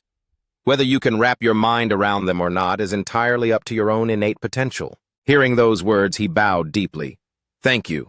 I, Di Chua, truly appreciate the Liu family's generosity. She watched him, her thoughts racing. He thanked the Liu family rather than me, Tan Lam. It seems the boy has just given a silent vow to our house. Very well, Di Chua. One day we will call upon that promise. The two were locked in a silent exchange of hidden agendas. This child is incredibly sharp. The more I see, the more I like him. I can't shake the feeling she's looking at me like I'm a prize stallion. Tan Truk just stood there, blinking in confusion. A few minutes later, she led Di Chua down a flight of stairs into a high-security basement. They chatted as they walked through the dim corridor. Hey, Tan Truk, why do you keep avoiding eye contact? She snapped back immediately. I am not. Di Chua leaned in with a playful, mocking grin. Oh, are you sure about that? Tan Truk recoiled, her face turning red. You! What do you think you're doing getting so close? He just skipped away, laughing at his own mischief. They came to a halt before a massive, imposing stone barrier. Let me explain, she said. This is a force-neutralizing stone door, a rare material harvested from a hidden realm. It can soak up the full-force strike of a Huyan rank martial master without so much as a tremor. Di Chua's eyes lit up. Can I take a crack at it? She gave him a look of pure bewilderment, but stepped aside. This guy's brain is wired differently. Most people would be geeking out over the geology, but he just wants to hit things. Accepting the silent challenge, Di Chua funneled a massive surge of energy into his arm. Seeing that familiar buildup, Tan Truk reflexively turned away. Not that blue light punch again. My ribs hurt just looking at it. With a sharp exhale, he drove a devastating straight punch into the center of the door. However, the stone wall didn't even shiver. There wasn't a single scuff mark to be seen. Di Chua stared at his knuckles, puzzled. That was weird. It felt like punching the surface of a deep ocean or a thick swamp. At least 90% of my force just vanished. Beside him, Tan Truk hid a giggle. Come on, let's go inside so you can pick your poison. Heh. I didn't know the great Di Chua could look so clueless. The techniques are organized by movement, defense, conditioning, and blade work. Each is tiered by rank. Use this access card to unlock whichever one calls to you. Di Chua asked, Where are the Huyan Huang techniques hidden? She pointed deeper into the hall. They're in that small stone chamber at the very back. It's card-locked, too. But honestly, Hua, trying to learn a Huyan Huang art in 24 hours is practically impossible. You won't get past the absolute surface. I think my mother giving you access is more of a test than a gift. Let me help you find some techniques just one tier down. You'd actually be able to master those. Hua couldn't help but tease her again. Are you worried about me? No need for the concern, I've got this. If I'm going to study, I'm going for the gold. If I have the best in front of me and don't take the shot, I might as well quit now. Than Trúc looked genuinely huffy. Fine, I'm done talking to you, jerk. Moments later, she punched a code into a heavy-duty security pad. This chamber is the most fortified room in the manor. This black force neutralizing stone is incredibly rare. My great-grandfather spent half a lifetime collecting it just to build this one wall. The heavy stone slab groaned as it slid inward. Inside, the demon prisoner body scrolls were sealed away. Learning a Huyan Huang technique isn't about reading words on a page. It's about resonating with the martial fortune left behind by the Creator. If your spirit can't connect with it, or if your soul's nature clashes, you're dead in the water. These techniques are living entities. The student doesn't choose the art chooses the student. Hua started grinning like a maniac. Perfect. Demon prisoner body. That has me written all over it. As the door fully opened, a thick gray mist spilled out, revealing a scene that looked like something out of a fever dream. He blinked in confusion. Wait, the Huyan Huang techniques aren't books, they're statues? In the center of the room was a statue of a muscular mutant in a seated pose, its feet firmly crushing a fallen creature into the pedestal. Hua scanned the room. Behind him stood a statue that looked like a bodhisattva, but it had a twisted, demonic face and a missing arm. Is this the mental resonance everyone talks about? Have I stepped into a spiritual realm? So, the ultimate arts are frozen in stone, huh? Than Trúc clarified his thoughts. It's not just statues. It could be a scroll painting, an ancient tool, or any object capable of anchoring martial fortune. This is the divine craft of a grandmaster. Only someone at that level can condense their will into an object to guide their descendants. The rest is in your hands. She turned and began to walk away. Hua scrambled for a moment. Wait, you haven't even told me how to turn these things on. She looked back with a solemn expression. Just sense the martial fortune. If it is your destiny, you will feel it in your bones. He stood there for a second, completely lost. Huh? Destiny, right? Fine, I'll just take a nap and wait for destiny to find me. Without another word, Hua sprawled out on the cold floor. In the security room, Than Trúc stared at the monitor, fuming at his lack of effort. I should have known. That is so typical of you, Hua. So this martial fortune realm is basically a dreamscape? My martial energy is gone, and I can't even tap into Godzilla's reactor. I'm just a regular, fragile human again. A second later, he opened his system. It confirmed his consciousness was in a specialized mental space. To prevent mental collapse, only his spirit form was active. Luckily, his monster templates were still listed. Suddenly, a massive, muscular young man materialized behind Hua and let out a boisterous laugh. My martial legacy is reserved for a real man. I'd sooner let it rot in the dirt than give it to a weakling.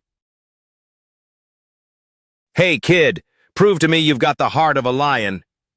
He glared at Hua with eyes that burned with a wild, challenging light. Hua jumped in surprise. The man was a mirror image of the seated statue. The phantom continued. Wait for the storm to break and the night parade of 100 ghosts to begin. When it does, your job is to guard this crumbling temple. Do not let this bodhisattva be tainted by those foul spirits. If you hold the line, I might just teach you my best moves. If you break, your mind will be torn to shreds by the ghosts, and your path as a warrior will end forever. If you're a coward, run now. A single droplet of water splashed down from a leak in the ceiling. It landed softly on Hua's cheek, making him stir. Is it raining? The trial of the soul has officially begun. His fingers tightened around the hilt of the sword provided for the test. Emerging from the shadows were hordes of phantoms with glowing crimson eyes, looking famished for his very essence. ManHwa stood with a legendary poise, his expression radiating the calm of a battle-hardened veteran. A heartbeat later, he threw himself into the fray, striking at the spectral wave. Each swing of his blade was a blur of devastating power and lethal precision. After a series of exchanges, he leaped back to reposition. 100 Ghost Trial wouldn't just throw a martial artist into the meat grinder empty-handed. There must be some hidden advantages in this arena. The battlefield turned into a whirlwind of chaos. ManHwa dove back into the sea of ghostly limbs, his sword arm moving like a rhythmic piston of death. Despite the danger, a confident, satisfied smirk played on his lips. Above him, a white-haired figure sat in silence, watching the spectacle. The spirits in this martial luck domain are fueled by my own murderous intent. This little apprentice actually thinks he can leave the safety of the ruined temple? He's practically inviting death. It seems we have another overconfident fool. The martial artists of today are truly a shadow of the legends of old. I suppose I'll have to go retrieve his remains myself. However, the spirit was shocked to see that as the ghosts swarmed ManHwa, not a single one could lay a finger on him. The observer leaned forward, bewildered. Wait, what? Why can't the spirits touch him? ManHwa looked at his hands and reflected on the strange sensation. It seems that in this psychic realm, the system console is automatically shielding my consciousness, granting me an untargetable status. This is basically a God mode cheat code, isn't it? Ha ha ha! Moments later, he unleashed a titanic pillar of energy, vaporizing the surrounding ghosts in a single flash. This boy, how can he be completely immune to the pressure of the martial luck? What kind of monster is he? The first phase of the challenge dissolved as rain began to fall. He looked toward the phantom and said, "It's nothing fancy, really. Just a lot of blood, sweat, and tears in training." The ghosts began to regroup, crawling back toward him. Brave words for a diligent student. If you can actually dominate 100 spirits, I'll keep my word and grant you the inheritance. But let's see if your mind can actually survive the weight. In the downpour, ManHwa stood perfectly still. He noticed a cluster of glowing particles swirling up from the mouth of a nearby well. That well holds the concentrated essence of the killing intent I honed during my life. Without a second thought, ManHwa vaulted onto the stone edge and plunged into the depths. The demon prisoner physical body technique is waiting at the bottom. If you truly have the strength to refine it, the white-haired elder couldn't help but cheer. Incredible, absolutely incredible. What a brazen junior! This is the first time in all my years I've seen someone with such raw nerve. Listen well. Back when I was at the peak of my power, I was a legend who conquered the S-Rank Mathun Rift, and it was all thanks to this demon prisoner technique. But that power was also my curse. As I grew old and my life force waned, the thousands of spirits I had suppressed in my flesh began to rebel. I lost control, nearly turning into a monster myself and hurting those I loved. To save the world from myself, I had to take my own life. Before my final breath, I fused my killing intent and my soul with my martial luck, sealing them within this statue to wait for a worthy successor. A century has passed, and though the malice has faded, it's still more than a mere apprentice should be able to stomach. If you can tame this intent, you will redefine what it means to possess the demon prisoner body. Meanwhile, back in the surveillance room, Thantruk and her mother were glued to the monitors, watching his vitals. Suddenly, Thantruk gasped, her eyes widening in horror. On the screen, ManHwa's body was being crushed by the sheer weight of the concentrated killing intent. She screamed, "Mother, what is happening to him?" Just a second ago, he was sleeping peacefully with a cocky grin. Now he's convulsing and bleeding from his pores. Tanlam explained grimly, "This Earth rank technique was something your grandfather found late in life. He tried to master it, but despite being a grandmaster, the spirit within that statue rejected him so violently he was bedridden for months. Since that day, the Liu family has seen no one capable of wielding it. Such extraordinary power demands a price that would break an ordinary soul. To wear the crown, one must survive the thorns. If Dichua is actually absorbing that malice, then he... She stopped mid-sentence, her eyes wide with shock. Dichua sat up and stretched his limbs, looking as refreshed as if he'd just finished a long Sunday nap. Seeing him stir, Than Trúc shouted, "Mother, look! He doesn't look like he's in pain at all!" He stood before the ancient statue and gave a respectful bow. "Thank you, Senior, for entrusting me with your legacy." The spirit within the statue hummed with pride. "You are the most gifted genius I have ever laid eyes on. Perhaps you will be the one to uncover the truth of the rifts, a feat we failed to achieve. The future is in your hands now." A mischievous glint returned to Dichua's eyes. "The old man thinks I'm a prodigy, but I'm just running the best hacks available. Demon prisoner flesh, heart of an Asura. My base stats might look the same, but with an Earth-rank martial art in my arsenal, my actual combat lethality has just doubled." The two women burst through the doors to check on him. "Dichua, are you all right? Did you actually do it?" He turned to them, grinning triumphantly. "Yep, it's all up here now, mastered and ready to go." Tan Lam was speechless. How is that even possible? Even with Than Truc's elite talent, it would take a week of sleepless meditation just to understand the basics of an Earth-rank art. Dichua, you were only out for a few hours. Did you seriously learn this while napping? Than Truc could only stare at him in sheer awe. "Everyone calls me the prodigy, but standing next to him I feel like a total amateur." He saw the doubt and wonder in their eyes. "I take it you want a demonstration? Fine, watch closely." He channeled his inner core, allowing a dark, terrifying aura to ripple through the air. "This is the killing intent I harvested from the martial luck realm. Think of it like an elemental buff in a video game. I can coat my body or my weapons in it, massively boosting my destructive output." His Godzilla form was already a titan, but now it was a titan with a supernatural edge. Feeling the raw pressure, Than Truc felt a cold sweat break out. "The air is vibrating. It's like there's a demonic scream echoing from within him. So this is the legendary killing intent Dichua captured." The matriarch's regal poise suddenly dissolved into a flirtatious charm. She leaned in, exhaling with a soft whistle. "Dichua, you really are a piece of work, aren't you?" Her sudden shift in energy was more than a little jarring. "Ma'am, your daughter is standing right there. Could you dial it back? I'm not trying to be known as a sugar mommy hunter." Liu Tentruk turned to her classmate with an earnest look. "Dichua, since you've already mastered one Earth-rank art, why not try for the other two? You've still got 24 hours left on the clock." Her mother could only face-palm in exasperation. "My sweet, naive daughter, are you playing dumb or are you actually this dense? You claim you aren't interested in him, yet you're handing over the family jewels on a silver platter? I'm ready to groom him into a star son-in-law, but we can't just hand him the entire Lu legacy in one afternoon." To their amazement, however, he shook his head. "I appreciate it, Than Truc, but no thanks. One Earth-rank technique is enough to keep my brain busy for quite a while. I'm good for now." He turned back to the mother. "Auntie, I'm feeling pretty wiped out. I should probably head home and handle some business." The mother gave a curt nod of approval. "Fair enough. Than Truc, make sure Dichua gets home safely. The butler mentioned you arrived on a rental bicycle, hardly fitting for a top scholar. Do you know your way around a cockpit? Go to the garage and pick out a ride. It'll make your life a lot easier."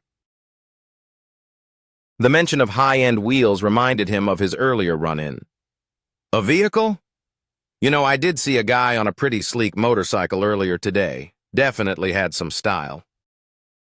He didn't waste any time. "Auntie, do you happen to have any bikes in the collection?" She laughed. "So, Dichua has a thing for motorcycles? You're just like my delinquent son. Tell you what, I'll let you take his personal favorite." The scene cuts to the perimeter of the Lu Manor.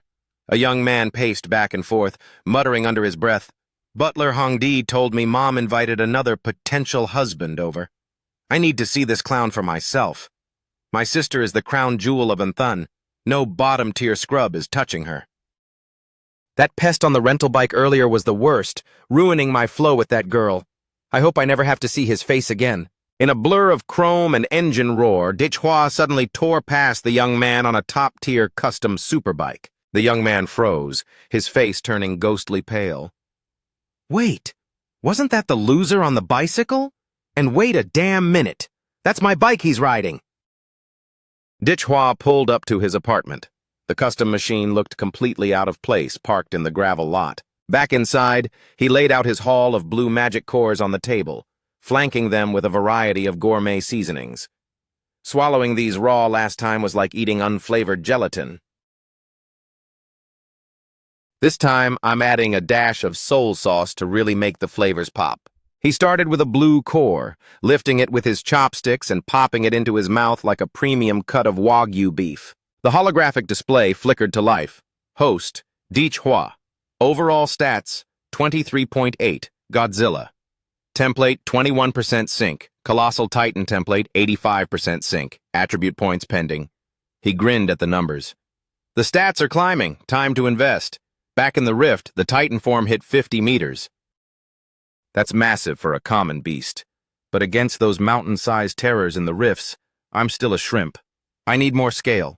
Dump everything into the Titan evolution. As he spoke, he reached for the next core, the shimmering gold rank 2 ghost demon vine essence. As he consumed it, Hua's frame was suddenly wreathed in violent arcs of bioelectric energy, his pupils flaring with a matching light. The system flashed a warning. Godzilla template is integrating rare plant-based genetic sequences. Unique mutation in progress. Abort mutation? His pulse quickened at the prompt. A mutation, huh? Mutation is a roll of the dice. If I win, I get a god-tier monster. If I lose, I end up with a genetic dead end. Without a hint of doubt, he slammed the confirm button. Let's roll. No risk, no reward. Let's turn this bicycle into a rocket ship. A chime echoed in his mind. Success. Host has unlocked the S-Class Isotope Monster template. A blinding flash filled the room, and for a moment, Hua felt as though he were drifting through the heart of a nebula. He stared at the interface in awe, his face losing color as the Godzilla template achieved 100% synchronization. System alert, 2% probability of class evolution to Stellar Emperor Godzilla. The silhouette of the new form was terrifying, a nightmare of fangs, scales, and cosmic energy. He felt a rush of pure adrenaline. Stellar Emperor Godzilla. Even the name sounds like a world ender. But I need to max out the current path first. Time to start the grind. Suddenly, the distant wail of a police siren cut through the night air. He frowned, looking toward the window. What's the commotion about? A terror cell? Outside, military units were barking orders. Lock down every exit in the sector. Sweep every room. Do not let them slip through. He kept his eyes glued to the door. The previous owner of this body was a shut-in with 0 friends. I haven't ordered any deliveries. So who's lurking at my door at midnight? Suddenly, a girl in a sleek, high-tech bodysuit appeared on his windowsill.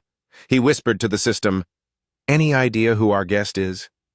A voice replied, "It seems this kid isn't your average student." The girl spoke through a cracked, static-filled helmet.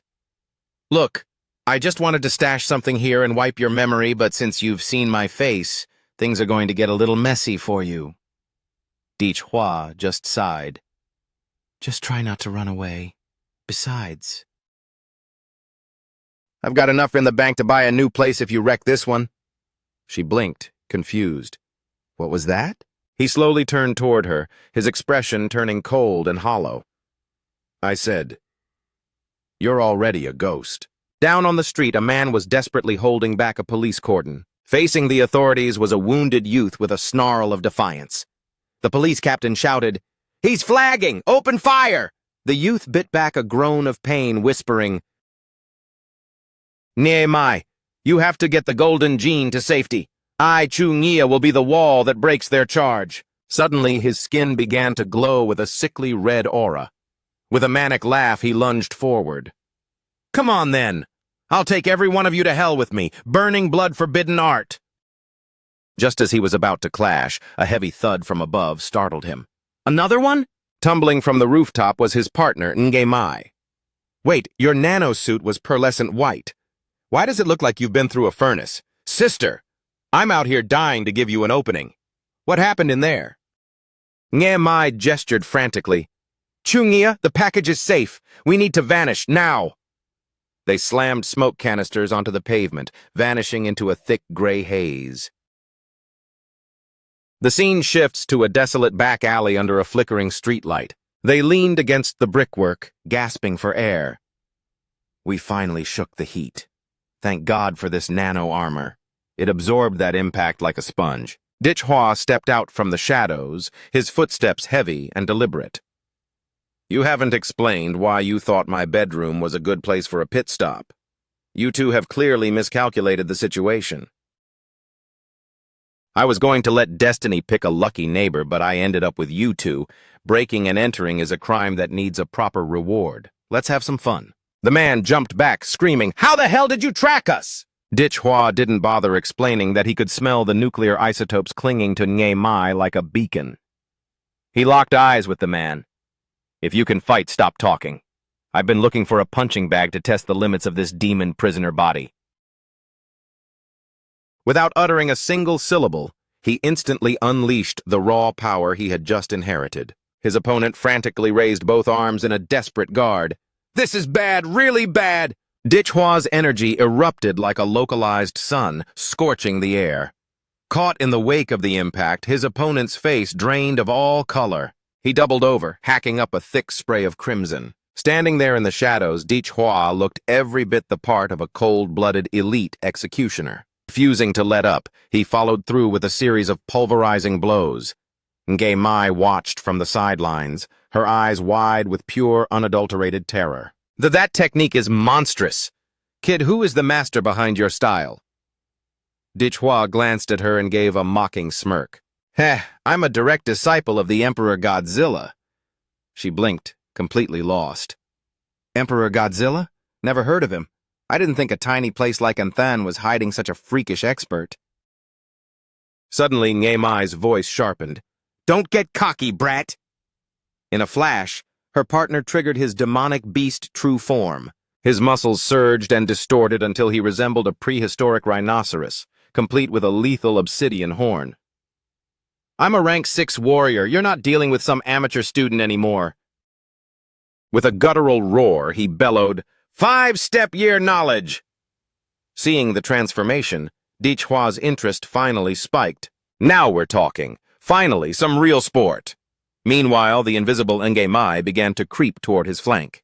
You didn't think my nanosuit stealth was just for show, did you? I'm the last thing you'll... But he had already mapped her every move. Stop being a pest! A casual backhand from Hua sent the invisible girl crashing into a concrete wall with bone-shattering force.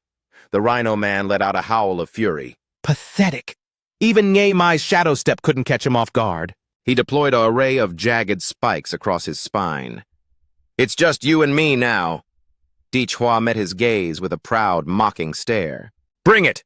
The two titans collided, their fists meeting in a thunderous clash. The shockwave rippled outward, cracking the pavement and rattling the nearby buildings.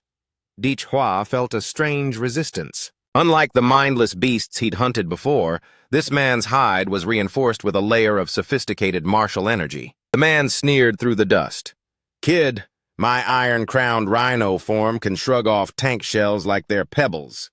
What have you got in that puny frame to break me? He lowered his massive horn, aiming straight for Hua's chest. His killing intent spiked to a fever pitch. Die like the dog you are! For a heartbeat, the entire alleyway fell into a haunting absolute silence. Listen well, you arrogant brat. No matter how much potential you have, you won't survive a single head-on collision with my iron-crowned form. He squinted through the smoke, only to realize the boy was gone. Where did he go? As he spun around in a panic, a colossal, mountainous shadow loomed over him, its massive frame blotting out the moon as if it meant to swallow the world. What in the name of... Is that a beast? Where did it come from? Could that kid really have transformed into this nightmare? A hand the size of a car lunged out of the darkness to seize him. The rhino leaped back just in time, watching the ground where he stood turn into a massive crater. But Hua wasn't finished. The giant raised a fist like a falling meteor, preparing to deliver a brutal lesson. The punches began to fly with such velocity that they transformed into a localized hurricane of kinetic force. The system HUD flickered. Host, Hwa. Status: Supergiant, Anthropomorphic Form.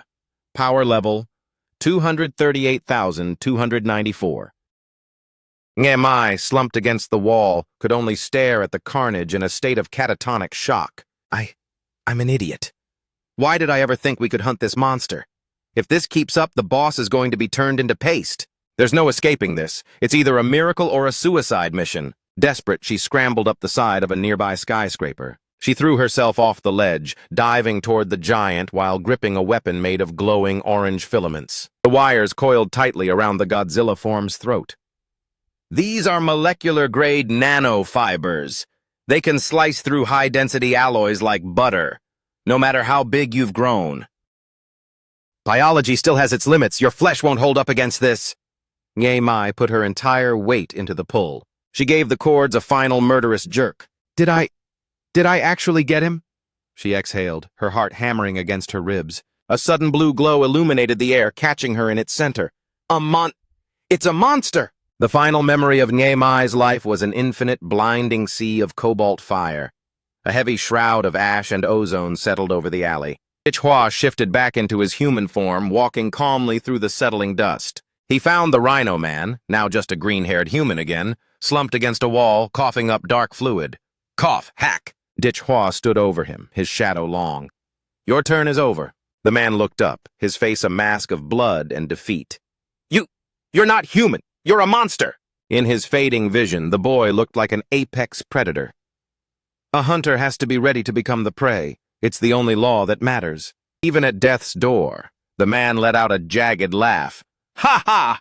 If I'm going to hell, I'm taking your peace with me. Mai hid the golden gene in your room. Now you're the one holding the target.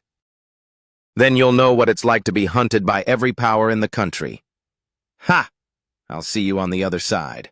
Hwa's gaze sharpened as he delivered a lightning-fast roundhouse kick, grinding his heel into the man's face. Shut your mouth with that hiding nonsense. You talk too much. The sirens are already getting closer. I need to make these corpses vanish, and I need to do it now. He might have overdone it this time. The sheer intensity of his strike had blasted a gaping, jagged crater into the side of the building. The scene transitions back to Hwa's private quarters. He was currently firing off a text to Aunt Tan to gauge the fallout.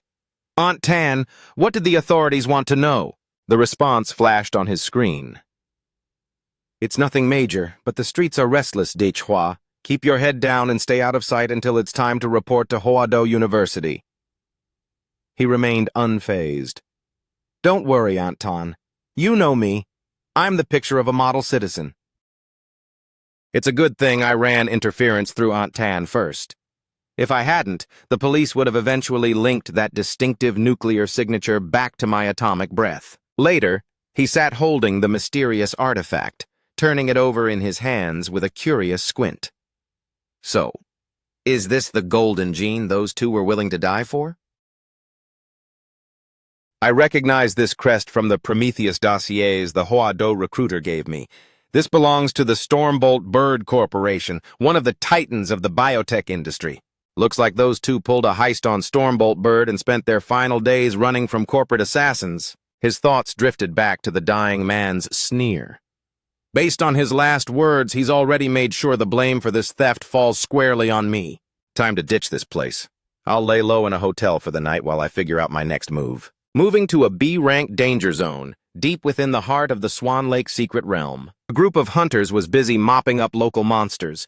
A woman, perched atop a slain beast, called out, "How's the loot looking on your end?" Her partner replied, "Not bad, managed to turn a decent profit today." Suddenly, a blood-curdling shriek pierced the air. "Emergency! Captain, look at the sky!" In the distance, the horizon was bleeding a deep, ominous crimson, clashing violently with the clear blue sky above. A literal wall of demonic beasts was materializing, growing more massive by the second as they surged toward the exit. The creatures were a nightmare of biology. Some were nothing more than clusters of pale, grasping arms erupting from the dirt. Others were dominated by massive maws lined with rows of serrated fangs, a truly stomach-turning sight. But the true horror was the Level 5 overlord, the bronze-eyed black ape. The squad descended into panic. "Move! Get word to the military!" An Overlord-class beast is leading a massive stampede toward Anthun. We're being overrun. The capital needs to deploy Grandmasters or even Great Grandmasters immediately. Damn it, high-level predators never leave their territory for these low-tier zones. Why now? The massive primate sat atop a makeshift throne of bone, looking utterly disinterested. It leaned on its knuckles, not even deigning to look at the humans. Suddenly, its posture snapped taut. Its eyes flew open, pupils shrinking into terrifying glowing slits. From its long, dripping tongue, it emitted a devastating sonic pulse that shattered the peace of the entire oasis. Following the roar, jagged rock fragments rained down from the crumbling mountain peaks, raining death upon the retreating martial artists. Condition red. An overlord has breached the Swan Lake sector. Massive beast tide detected. This is the Danglan squad. We need immediate... The signal cut out as they were buried. The dispatcher's voice crackled fruitlessly over the radio. Message acknowledged. Overlord intrusion. Please respond. Do you copy? Hello? Is anyone there? The gargantuan gorilla rose to its full height, crossing its massive arms and planting its feet in a display of primal majesty. It radiated a suffocating aura of dominance, claiming the land as its own. Then, its intent became terrifyingly clear. It split into a wide, toothy grin, its bulging red eyes dancing with malice as it roared a command to the swarms at its feet: advance at full throttle and leave no human alive. The tide of monsters funneled toward the gateway of the secret realm like a flood. They were in a frantic race to break through the barrier and reach the streets of Anthun. Immediately, an emergency broadcast hit every citizen's device.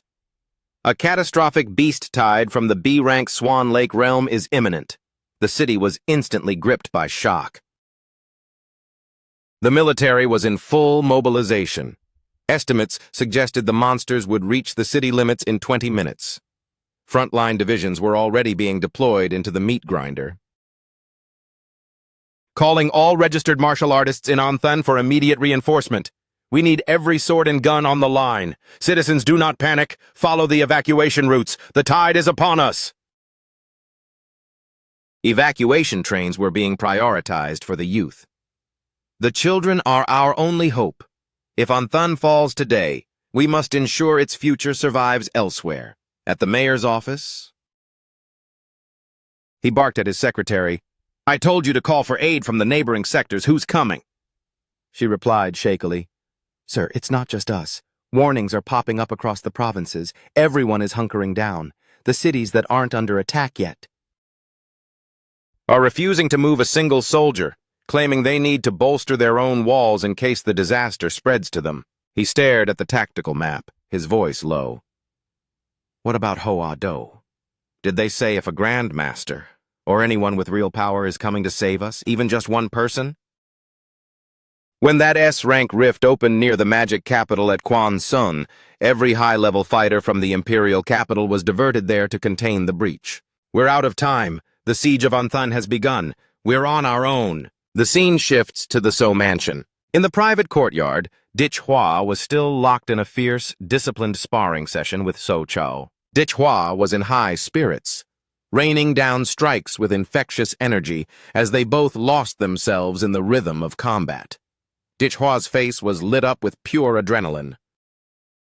Even in a controlled practice, Dich Hua's raw kinetic force was becoming nearly impossible for So Chao to parry. Not bad at all, you actually caught that one. The two finally broke their stance, ending the session. So Chao wiped the sweat from his brow, breathing hard. When exactly did you master a Huyan Huang technique? Dich Hua stretched his sore muscles. Oh, about a month ago. It's okay, but why do I feel like you've been stuck in reverse all month? So Chao sighed. It's not that I've regressed, Dich Hua. It's that you're becoming a literal freak of nature. Suddenly, their instincts flared as the city's alarm systems wailed. Something's wrong in Anthun. That's the high alert beast tide warning. A red notification flashed on So Cho's phone. All pre-admitted university students in Anthun are granted priority evacuation. Please proceed to the airport for flights B521 and B753, or the high-speed rail for train A4231. Leave immediately. Dichhua glanced at the screen. You aren't actually thinking of running, are you? So Chao looked back, his voice steady. You're staying? Look, with your potential, the smartest move is to get out while you still can. Meanwhile, Dichhua's grin grew wide, his eyes burning with a warlike fire. You're getting chatty again. I never pegged you for a quitter. If we're staying, then there's only one thing left to do. So Chao could only shake his head, resigned to the madness. Switching over to Than Truk's residence, she stood before her mother with a firm proposal. Mother, I want to volunteer for the front lines to push back this tide. Hearing her daughter's plea, the matriarch could only close her eyes in a heavy sigh. What are your actual odds of making it back in one piece? There are roughly 30,000 active warriors currently in the city. Even if we count the retired veterans and the student volunteers who've stepped up, we only reach about 50,000 souls. Throwing that many people against a beast tide is like tossing a paper boat into a tsunami. The moment it hits, they'll be swallowed by a sea of monsters. And then there is the Overlord-class entity. That isn't a creature Than is equipped to handle. It's a force of nature that only a Grandmaster could hope to stall. Than Truk, your life isn't a solo venture. It belongs to the future of our entire clan.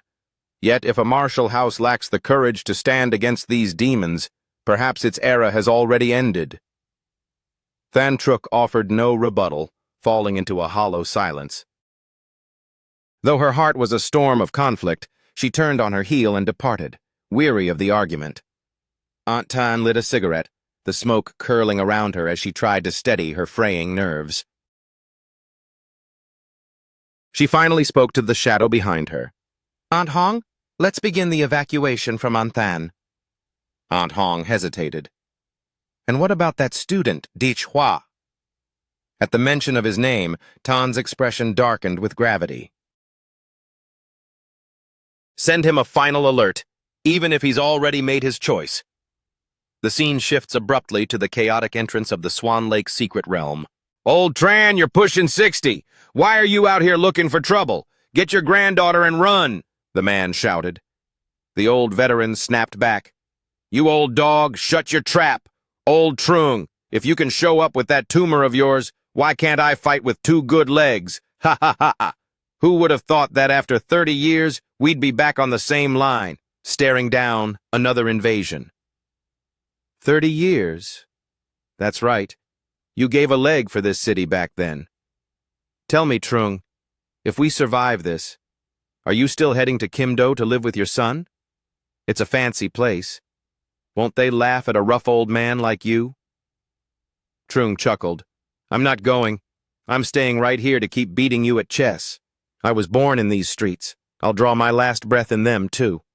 With a shared nod, these silver-haired legends and the warriors behind them surged into the air, a final charge to meet the horrors spilling from the secret realm's gate. A phalanx of tanks and ground troops locked into position before the rift. A roar went up. We are the Iron Wall of Than, eyes sharp, not a single demon crosses this line. 60% of the local military, bolstered by elite martial masters, have plunged into the heart of the rift. They are the vanguard. Their mission is a suicide run. Gather data on the swarm's movements, gauge the power of the Lord-class and Overlord-class beasts, and, if fate allows, make it back alive with the intel. The mayor stood at the command post, squinting through the dust until he spotted a lone figure. It was a battered warrior, his armor shredded and one hand clutching a mangled arm as he stumbled forward. I have it, before another word could escape. He collapsed, his vitals flatlining. The mayor barked into the radio. Medics, get the trauma team over here now! Pried from the soldier's blood-slicked fingers was a single USB drive, the hardware containing the high-priced secrets bought with the lives of the vanguard. The mayor looked at the horizon, his voice trembling. Where is everyone else? The silence of the dying soldier was the only answer. Gone. He suddenly began to scream in a fit of post-traumatic despair. "They're all gone! Crushed under the stampede! We couldn't even save a single body from the dirt!" His eyes blew wide, the reflection of a nightmare dancing in his pupils. Watch for the bronze-eyed black ape. It didn't just attack, it played us. It set a trap, otherwise thousands more would have made it back. High above, the massive portal to the secret realm shimmered. Suddenly, a jagged stone mass, shaped like a grotesque insect cocoon, shot out of the rift at terminal velocity, hurtling toward the mayor's position. The projectile whistled through the air, punching straight through a skyscraper and shattering reinforced concrete like glass. Upon impact, the stone split into countless fragments that rained down precisely onto the pre-laid minefields, as if the trajectory had been meticulously calculated. The mayor's heart sank as the strategy clicked. Was it aiming for the defensive perimeter? It's clearing the minefields to open a path for the swarm. Damn their intelligence. Tank battalions, don't hold back. Sight the rift and fire at will. On his signal, the line of armored vehicles roared to life. A continuous barrage of heavy shells hammered the mouth of the portal in a rhythmic thunder. The mayor watched the explosions, his face grim. They aren't even sending the infantry yet. They're using long-range artillery to soften our lines. Since when did these monsters start studying human military doctrine? His gaze burned with raw fury. "You cunning, filthy beasts, curse you!" Seconds later, another rift oscillation occurred. The second wave had arrived. This time, the volume of stone cocoons doubled. They slammed into the transport trucks and combat vehicles, turning the rear lines into a graveyard of twisted metal. Amidst the smoke, a shadow detached itself from the debris behind a lone soldier. The soldier spun around, but the predator was already within striking distance. He gasped into his comms, "Contact! Ambush from behind!" Before the warning could finish, the beast lunged, its jaws snapping shut and ending his life in a single gruesome bite. More nightmares, winged terrors and multi-eyed abominations began to claw their way out of the fallen stone cocoons. The mayor's voice boomed over the intercom. "The cocoons are drop pods. They're using the rift's energy to launch them behind our lines for sabotage. Don't let those pods touch the ground. Shoot them out of the sky." Inside the secret realm, a massive, mountain-like silhouette began to shift near the gate. The swarm following it was becoming a black tide that blotted out the ground. The Overlord watched with a predatory glee. "The humans are brittle. Their walls are crumbling. My warriors, go forth and grind that city into the dust." Fueled by their king's bloodlust, the horde surged through the portal.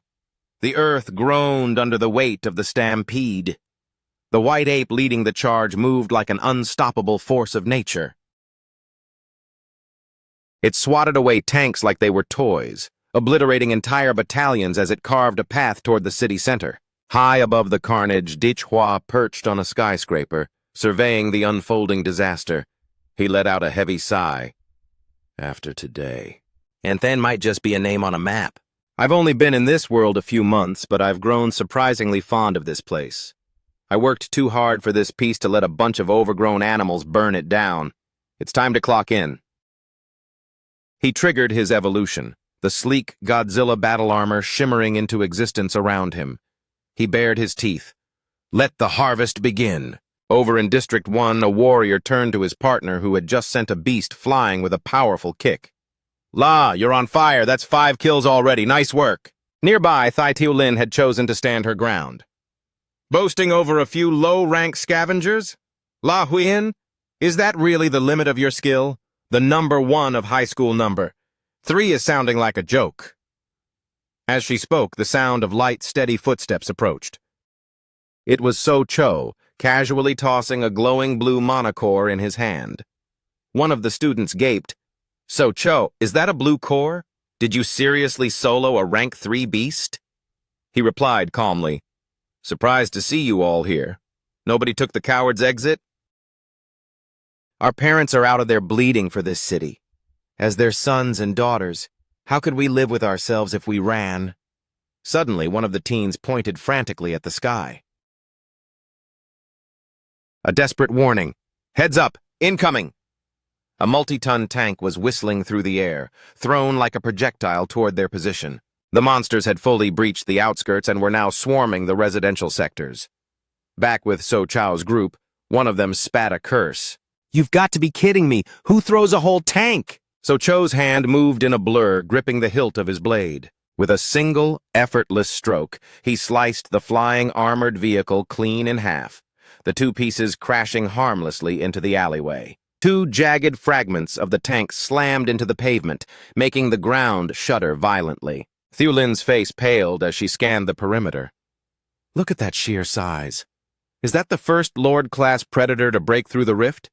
How did it bypass the front lines so quickly? The squad leader tried to steady his voice. "Stay focused. It's not a Lord class. The scale and the pressure it's giving off don't match the profiles." Before the words could even settle, the beast swung a massive, trunk-like fist toward the group. So Cho realized they were a second too late to dodge.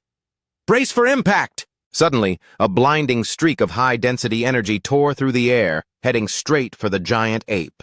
The blast caught the creature square in the jaw, sending it reeling backward until it crashed into the earth with a deafening thud. The beast's massive hand swiped at the air, trying to crush its attacker, but Hua was already standing unshakable upon its very skull. His eyes burned with the fierce, unyielding spirit of a conqueror. Time for a little dental hygiene. He plunged his hands into the beast's maw, prying the massive jaws apart with terrifying strength. He peered inside and shouted, "Disgusting! Just how many innocent lives have you swallowed down this throat? I think it's time for a deep cleaning!" Without a moment's hesitation, he unleashed a concentrated blue thermal beam directly from his mouth into the monster's gullet. A frantic student on the right gestured toward the chaos. "While these monsters are tearing each other apart, let's move!" So Cho caught his arm, his voice calm. "Relax. That's Hua."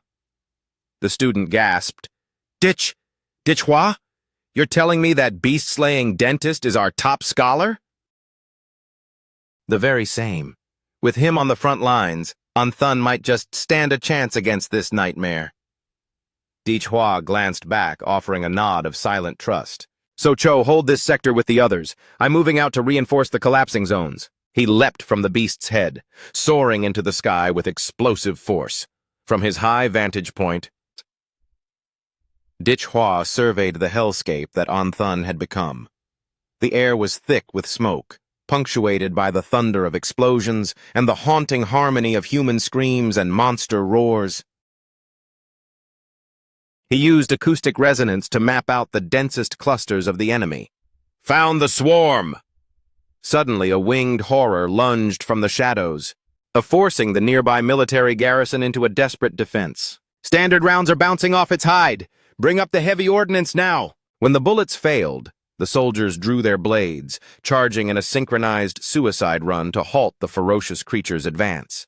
But the beast was a seasoned killer. Its ivory tusks were already painted crimson with the blood of the fallen. The ground beneath its heavy hooves was a gruesome mosaic of mangled remains. A young private screamed, "Captain, we have to fall back! This is suicide! We're just grunts! We can't take down these magical freaks!"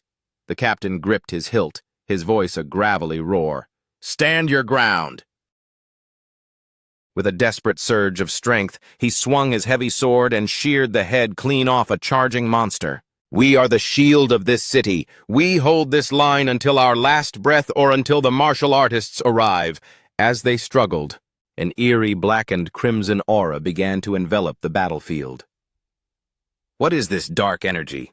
Is this the reinforcements we were promised? The dark mist spiraled around the lead beast, a sudden piercing beam of Godzilla-infused energy. It drilled straight through the massive creature's skull.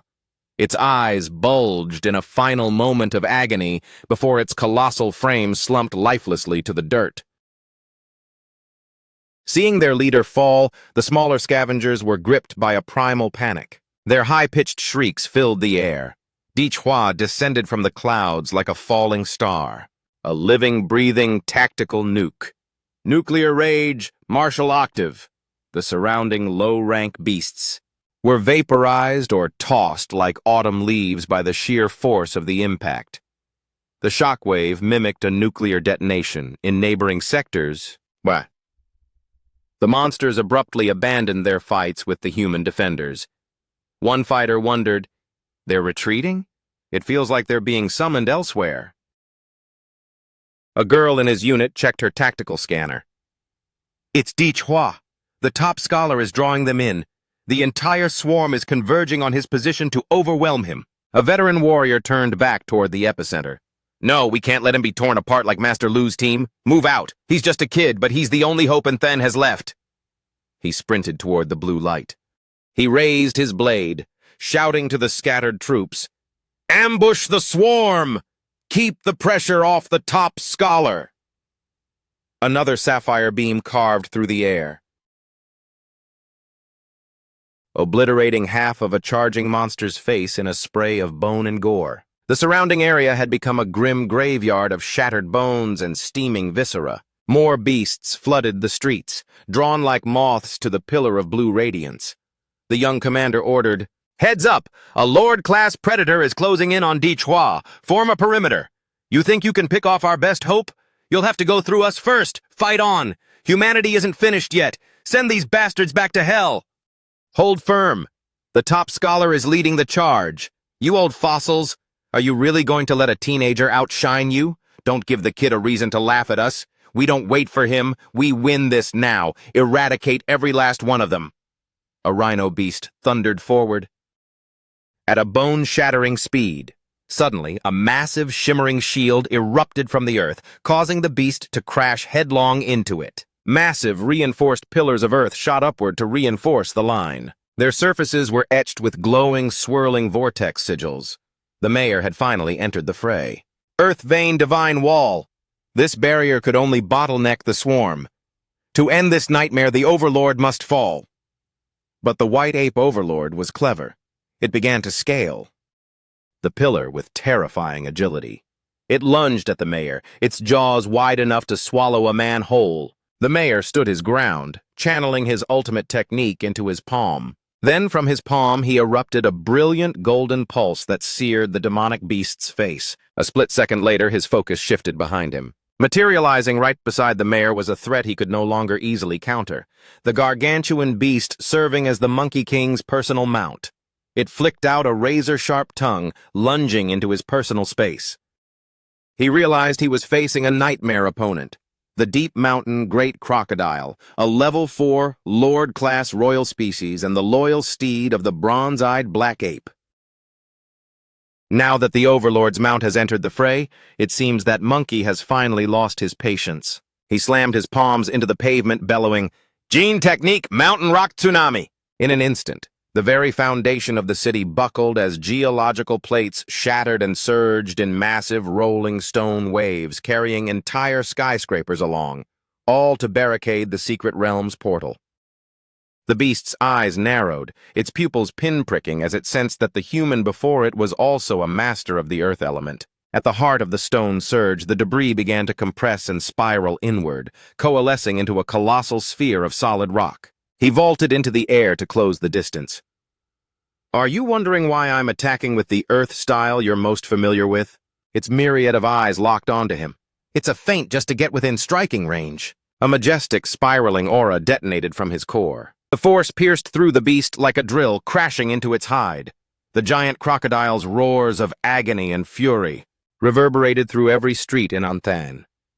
One of its eyes had been completely obliterated by the mayor's devastating technique. Simultaneously, the sheer pressure of the impact caused the windows of all surrounding buildings to explode into glass shards. He cast a quick, concerned glance back at the city. "Fortunately, I had intel on the Deep Mountain Great Crocodile early on.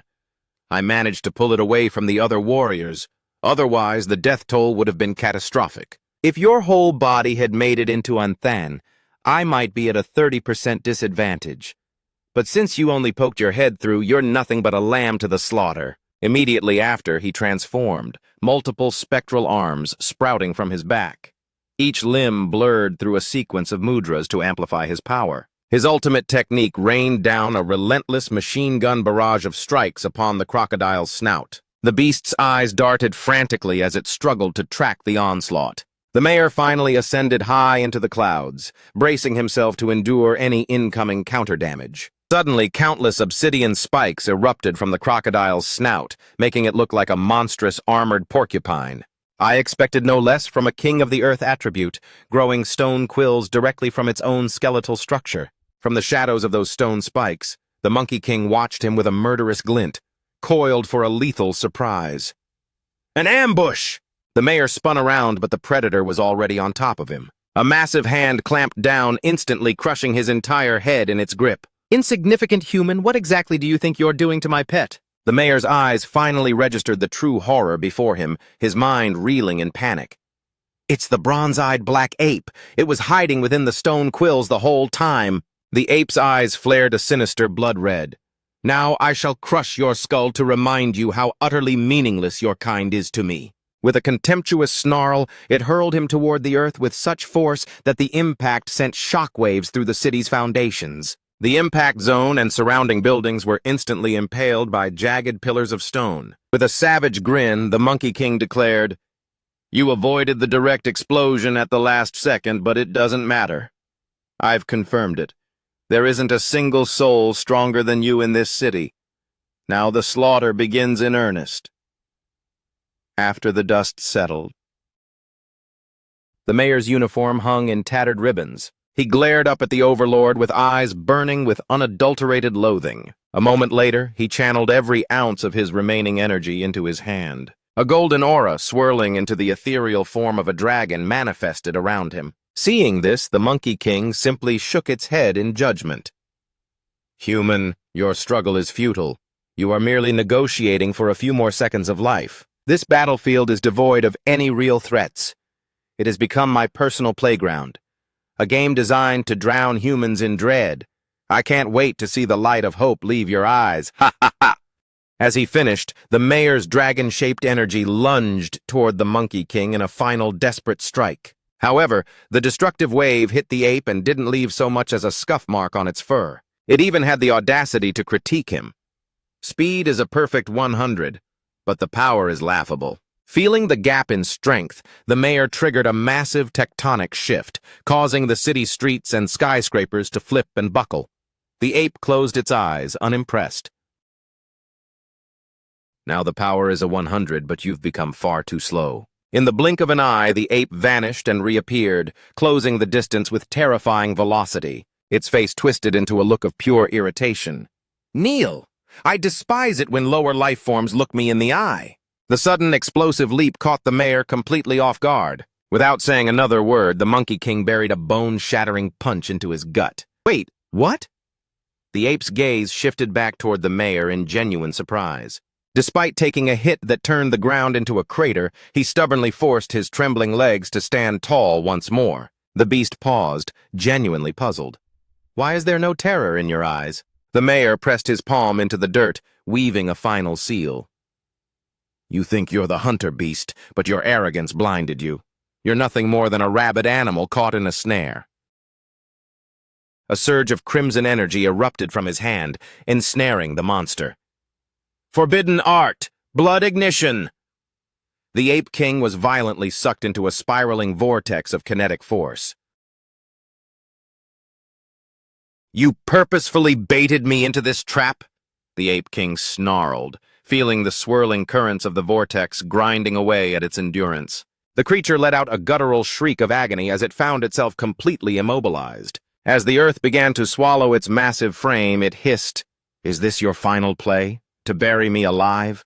How pathetic, human. No cage of stone can hold me for long. The moment this sand shifts, I will claw my way out and paint this city red with your people's blood." But the mayor merely looked on with a grim smile. Surveying his handiwork, he whispered to himself, "This isn't just a trap. It's a song of defiance. It is a hymn for all of humanity, a legend of pure courage." With a sharp tug, he tore open his shirt to reveal a star-shaped surgical scar over his chest. Without a shred of doubt, he drove his bare hand deep into his own chest, reaching for his heart. The monster watched, bewildered. What madness is this?"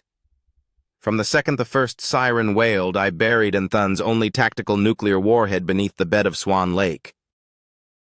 His face was etched with the strain of his final act. The detonator is wired directly to my pulse. The moment my heart stops, the city says goodbye. The Ape King roared in a panic. "You're insane! Is this a threat? Who uses their own life as a trigger? You think your death scares me?" He gave a tired, peaceful smile. "I never planned on coming home today. I am the mayor of Anthan. My name is Huang Qin, and this is my duty." His mind raced back to his inauguration day. "I am Huang Qin. I swear to protect Anthan and its citizens with everything I have, even my very life. I suppose I've kept my promise, haven't I?"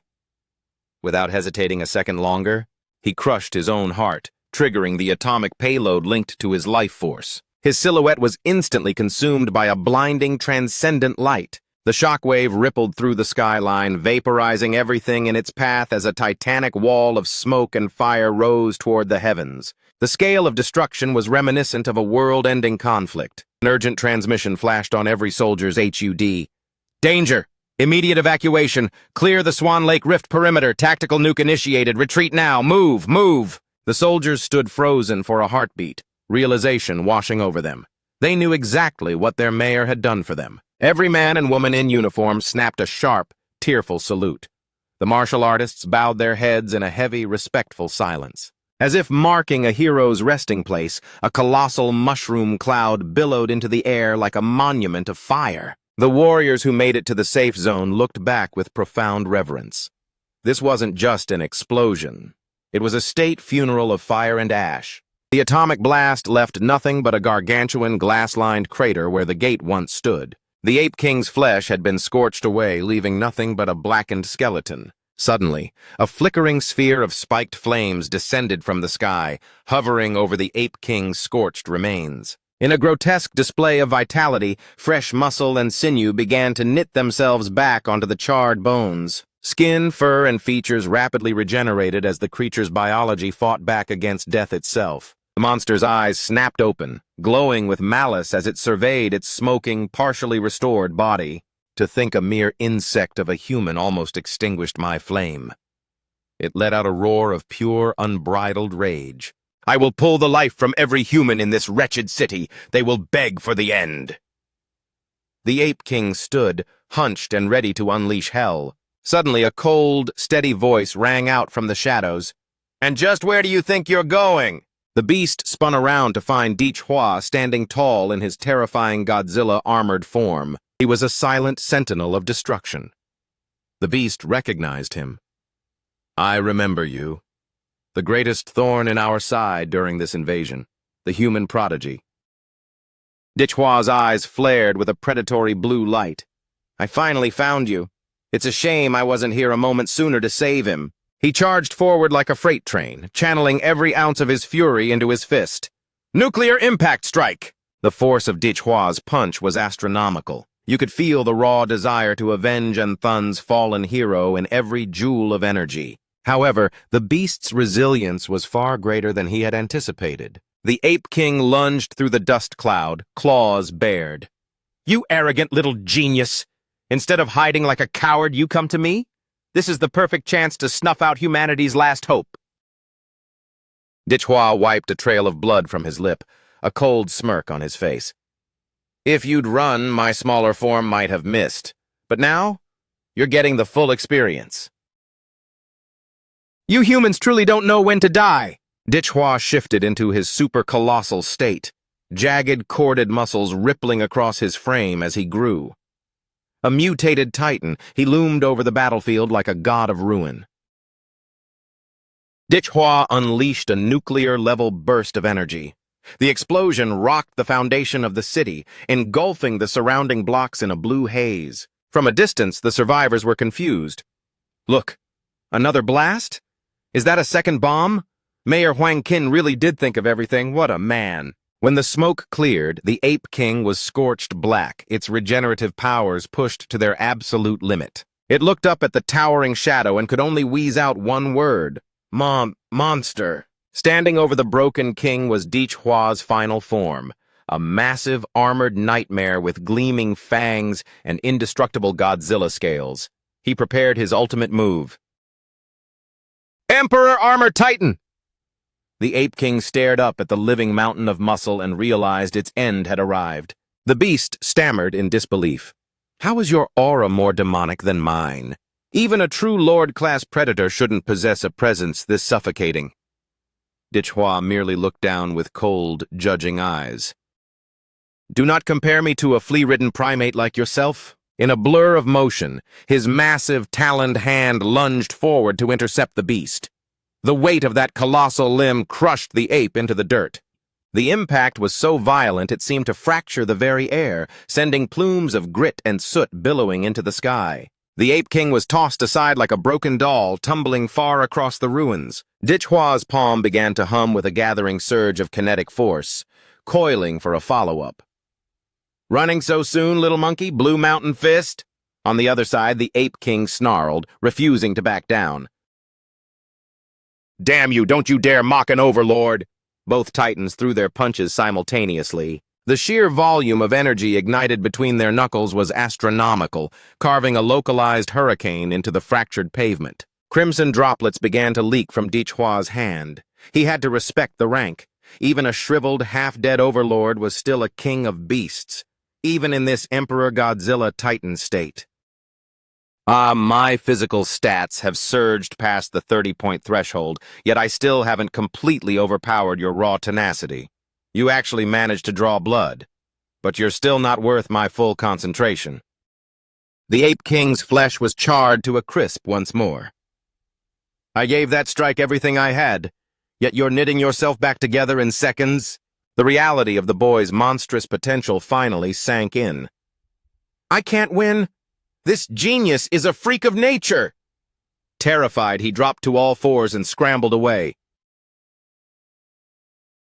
"I have to get out! I have to get out! I have to get out!" But Dichhua was already stoking the furnace of his core to erase the creature from existence. "You filthy animal! You aren't worth a single drop of the blood Mayor Huang spilled to stop you." He bellowed, "Nuclear earth tremor!" A pillar of incandescent energy erupted from his maw with cataclysmic force. The ape's physical form began to shred and vaporize within the atomic light. It shrieked in a manic, hopeless frenzy. "I curse you, human prodigy!" Dichhua, wreathed in his Godzilla shroud, watched the light fade. The city was a graveyard of concrete. That coward crawled into the sewers to play dead, didn't he? He pulsed sonar-like sound waves through his frame to scan the depths. Playing dead is just a symptom of your absolute terror. You're broken and bleeding. Now is the time to end this. It seems overlords have a knack for masking their life force from standard detection. If I had been faster, if I had found you sooner, the mayor wouldn't have had to... He slammed his foot down in frustration. The ground buckled, forming a complex honeycomb of cracks. But you're too damaged to hide perfectly. Even with your stealth, I'll find the leak. I can sense the faintest flicker of your pathetic soul. A moment later, a signal pinged. "Got you! There's no hole deep enough to hide you, monkey!" Without a second's delay, he vented a concentrated thermal beam from his throat. The blast traced the subterranean path where the Ape King was desperately burrowing. The beast cursed under its breath. "Damn it! I was inches away from the gateway to the Sin Realm. If that suicidal mayor hadn't pinned me down with that trap..." Dichhua's fist punched through the earth directly onto the ape. It looked up to see a mountain of muscle descending, its spirit quailing in absolute horror. Breathing heavily, the Godzilla-clad youth snarled, "This is the debt you owe for desecrating Mayor Huang's sacrifice. I'm going to make you beg for the void." The Ape King struggled to find its footing, screaming, "Don't get cocky, you arrogant worm!" A jagged sphere of fire condensed in its palm. "I'll burn the last spark of my core to drag you into the abyss with me!" Violet lightning arched around its hand as its eyes bled a manic, incandescent red. It lunged at Dichhua in a final suicidal gambit. "Die with me!" Dichhua raised a massive armored arm to catch the Ape King's desperate strike. He tightened his grip like a vice. The two forces collided, detonating a massive shockwave. The impact was so great that the Ape King's arm shattered into splinters of bone and ash. Dichhua didn't escape unscathed. The backlash tore through his defense, and a spray of hot blood painted the air. Having burned its very soul for that strike, the Ape King withered into a gray, hollow husk of its former self. Dichhua watched the creature collapse, a grim, satisfied smile tugging at his lips. Heh! After that stunt, you're officially out of miracles. His own body began to go limp, plummeting from the sky as exhaustion finally set in. Suddenly, a dissonant, echoing voice vibrated in his skull. Dichhua! Lap lap lap! He clutched his head, screaming in agony. Org, my brain feels like it's being shredded. This is a psychic assault! He forced his eyes open, realization dawning. There's another one? A hidden master? He looked down to see the very soil erupting with thousands of pale, reaching hands. They entwined like a sea of white worms, dragging and shifting his heavy frame. Don't think you can escape me. Even from his own skin, tiny hands began to sprout like a grotesque parasitic bloom. Ever since that haunting, pale face manifested, the violence of the battle had been replaced by an eerie, suffocating stillness. Those hands, fused together, weaving into the visage of a woman with long, ink-black hair that flowed like a phantom's shroud. She reached up with 2 fingers, prying one of her hollow eyes wide open. From the depths of her throat, a brilliant, pulsing spiritual orb began to emerge. Dichhua was paralyzed by the mental static clutching his temples. Ugh! I cut off my physical hearing in this form, but this frequency bypasses my ears and goes straight for my mind. He was physically spent, his gaze still flickering with murderous intent, even as his lower half seemed to sink into the shifting earth. He gritted his teeth, refusing to break. You've slaughtered countless innocents. You think you can just walk out of Unthan after all this? A heartbeat later, he roared his countermove. Illusory pipe dream! Dichhua pressed his palms firmly against the soil, discharging a titanic wave of high-voltage electricity. The colossal mutant frame was suddenly gorged with raw nuclear energy. It surged through every fiber, triggering a violent chain reaction of steam, blinding lightning, and jagged electrical discharges. Having turned the super mutant into a ticking nuclear furnace, Dichhua initiated his emergency exit, vaulting away from the flesh shell with extreme velocity. This is a homegrown nuclear core from my neighborhood. I hope it hits the spot, you monster. Deep within the mutant's core, the atomic pressure reached its breaking point. Watching from a distance, she could only stare in paralyzed dread. First, the mayor's calculated sacrifice. And now, Dichhua's overwhelming atomic detonation. The blast ignited instantly, drawing gasps of disbelief from everyone watching the horizon. Look! The rift at the secret realm is exploding! This is incredible! Why did the Horde suddenly break formation? Did Mayor Huangqin actually pull it off? Stand fast, everyone! We can't let the mayor's sacrifice be for nothing! Unthan is saved! With the remains of the bronze-eyed black ape finally vaporized by the giant's nuclear fire, the endless tide of beasts pouring from the rift began to dry up. The invasion had been decapitated. The grueling cleanup operation continued for a full day and night.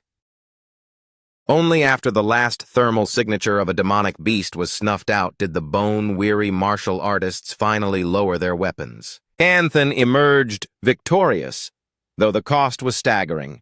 Nearly 80% of its defenders were either dead or fighting for their lives in the ICU. Deep within the scorched crater of the Swan Lake Secret Realm, the war was finally over. Dichhua, pushed beyond his limits, had collapsed into a deep, restorative sleep. Suddenly, his eyes snapped open. How long was I out?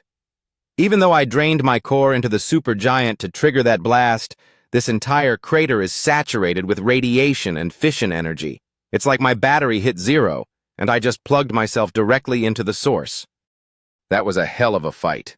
If Mayor Huangqin hadn't personally baited the black ape into the kill zone and crippled it first, things would have ended differently. I had to use the radioactive fallout as a tactical advantage to keep detonating until that woman's rescue attempt was moot. My infinite monster template is top tier, but I'm not at Overlord rank yet.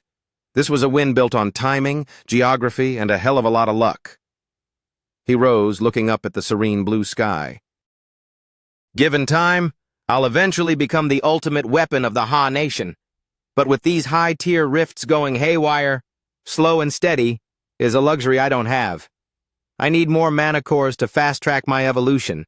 It's the only way to reach the top-tier powerhouse status. Plant-type cores have perfect synergy with my template and the Huyan Huang techniques. If I can use the template to dominate the martial fortune space, I must master the superhuman martial artist path. It's slower than the monster templates, but the scaling potential in this high martial world is limitless. Maybe I didn't just wake up in this world by accident. Maybe I have a mission that only I can finish. 1 month after the Anthen Cataclysm, a gleaming golden monument was unveiled to honor the late Mayor Huang Qin. Dichhua sat on a nearby park bench, his thumb flicking through a stream of global news alerts. 18 cities hit by the tide simultaneously. 12 fell completely. And Kwanson City is now a ghost town, swallowed by an impenetrable gray fog after an S-Rank rift opened. The Great Ha Dragon Sparrow organization deployed 30 elite Huyan rankers and 5 grandmasters under Great Grandmaster Do Kan Ming, but the situation is dire. These S-Rank incursions are unprecedented. The nation's ultimate shield, Guardian-class Fo Hong Sin, stood watch at the fog's edge. Only he and 2 broken grandmasters made it back out after 8 hours. Kwanson is now the 11th global forbidden zone. Death toll, 1.08 million souls. Cold sweat beaded on his forehead. Even a Guardian rank couldn't stop it? Is humanity's grip on this planet really that fragile? I can't afford to be patient anymore. The scene shifts to Liu Tan Truk's estate. Dichhua dialed Aunt Tan. Aunt Tan, I need a massive favor. At that moment, Aunt Tan was lounging in a silk robe, her pose effortlessly alluring. She smirked into the phone. Let me guess. You want the Liu family's secret Huyan techniques? Is that really all she thinks of me? He felt a flush of heat in his cheeks but pushed forward. Actually, no.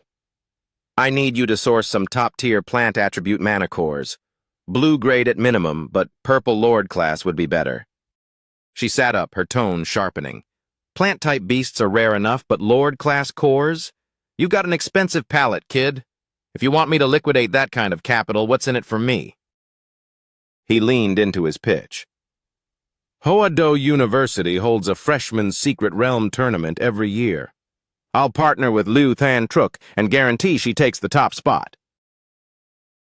You're overconfident. Her voice carried a hint of warning. Geniuses from every province converge there. In previous years, Tan Truk would be lucky to break the top 20. You might have beaten her once, but the true monsters in the capital are on another level. He countered, but Aunt Tan, who else are you going to bet the Liu family's future on? I'll give you an IOU. If I don't secure that first-place trophy, I'll serve your family as a personal bodyguard, or an ox and horse, until your hair turns gray. Aunt Tan lowered her legs, a playful glint in her eyes. Work like an ox or a horse, you say? She gazed out at the rebuilt skyline, a small smile appearing. Fine, I'll gamble on you one more time. Later, Dichhua headed to the Anthen Central Hospital to check on the survivors. The moment he stepped into the ward, a group of nursing students swarmed him. Look, it's Dichhua, our city's top scholar. Everyone else is in bandages, but he looks perfectly fine. I heard he cleared a whole sector solo. Can I get an autograph? Dichhua, add me on QQ. He waved them off politely.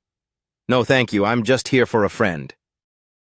I didn't realize being a local hero would be this exhausting. He finally made it to the room where So Chao and La Huyan were recovering. Seeing So Cho, he let out a loud laugh. Well, if it isn't the most eligible bachelor in Anthan, even the great So Cho has to eat hospital food eventually, huh? So Cho stared at the mountain of gifts Dichhua was carrying.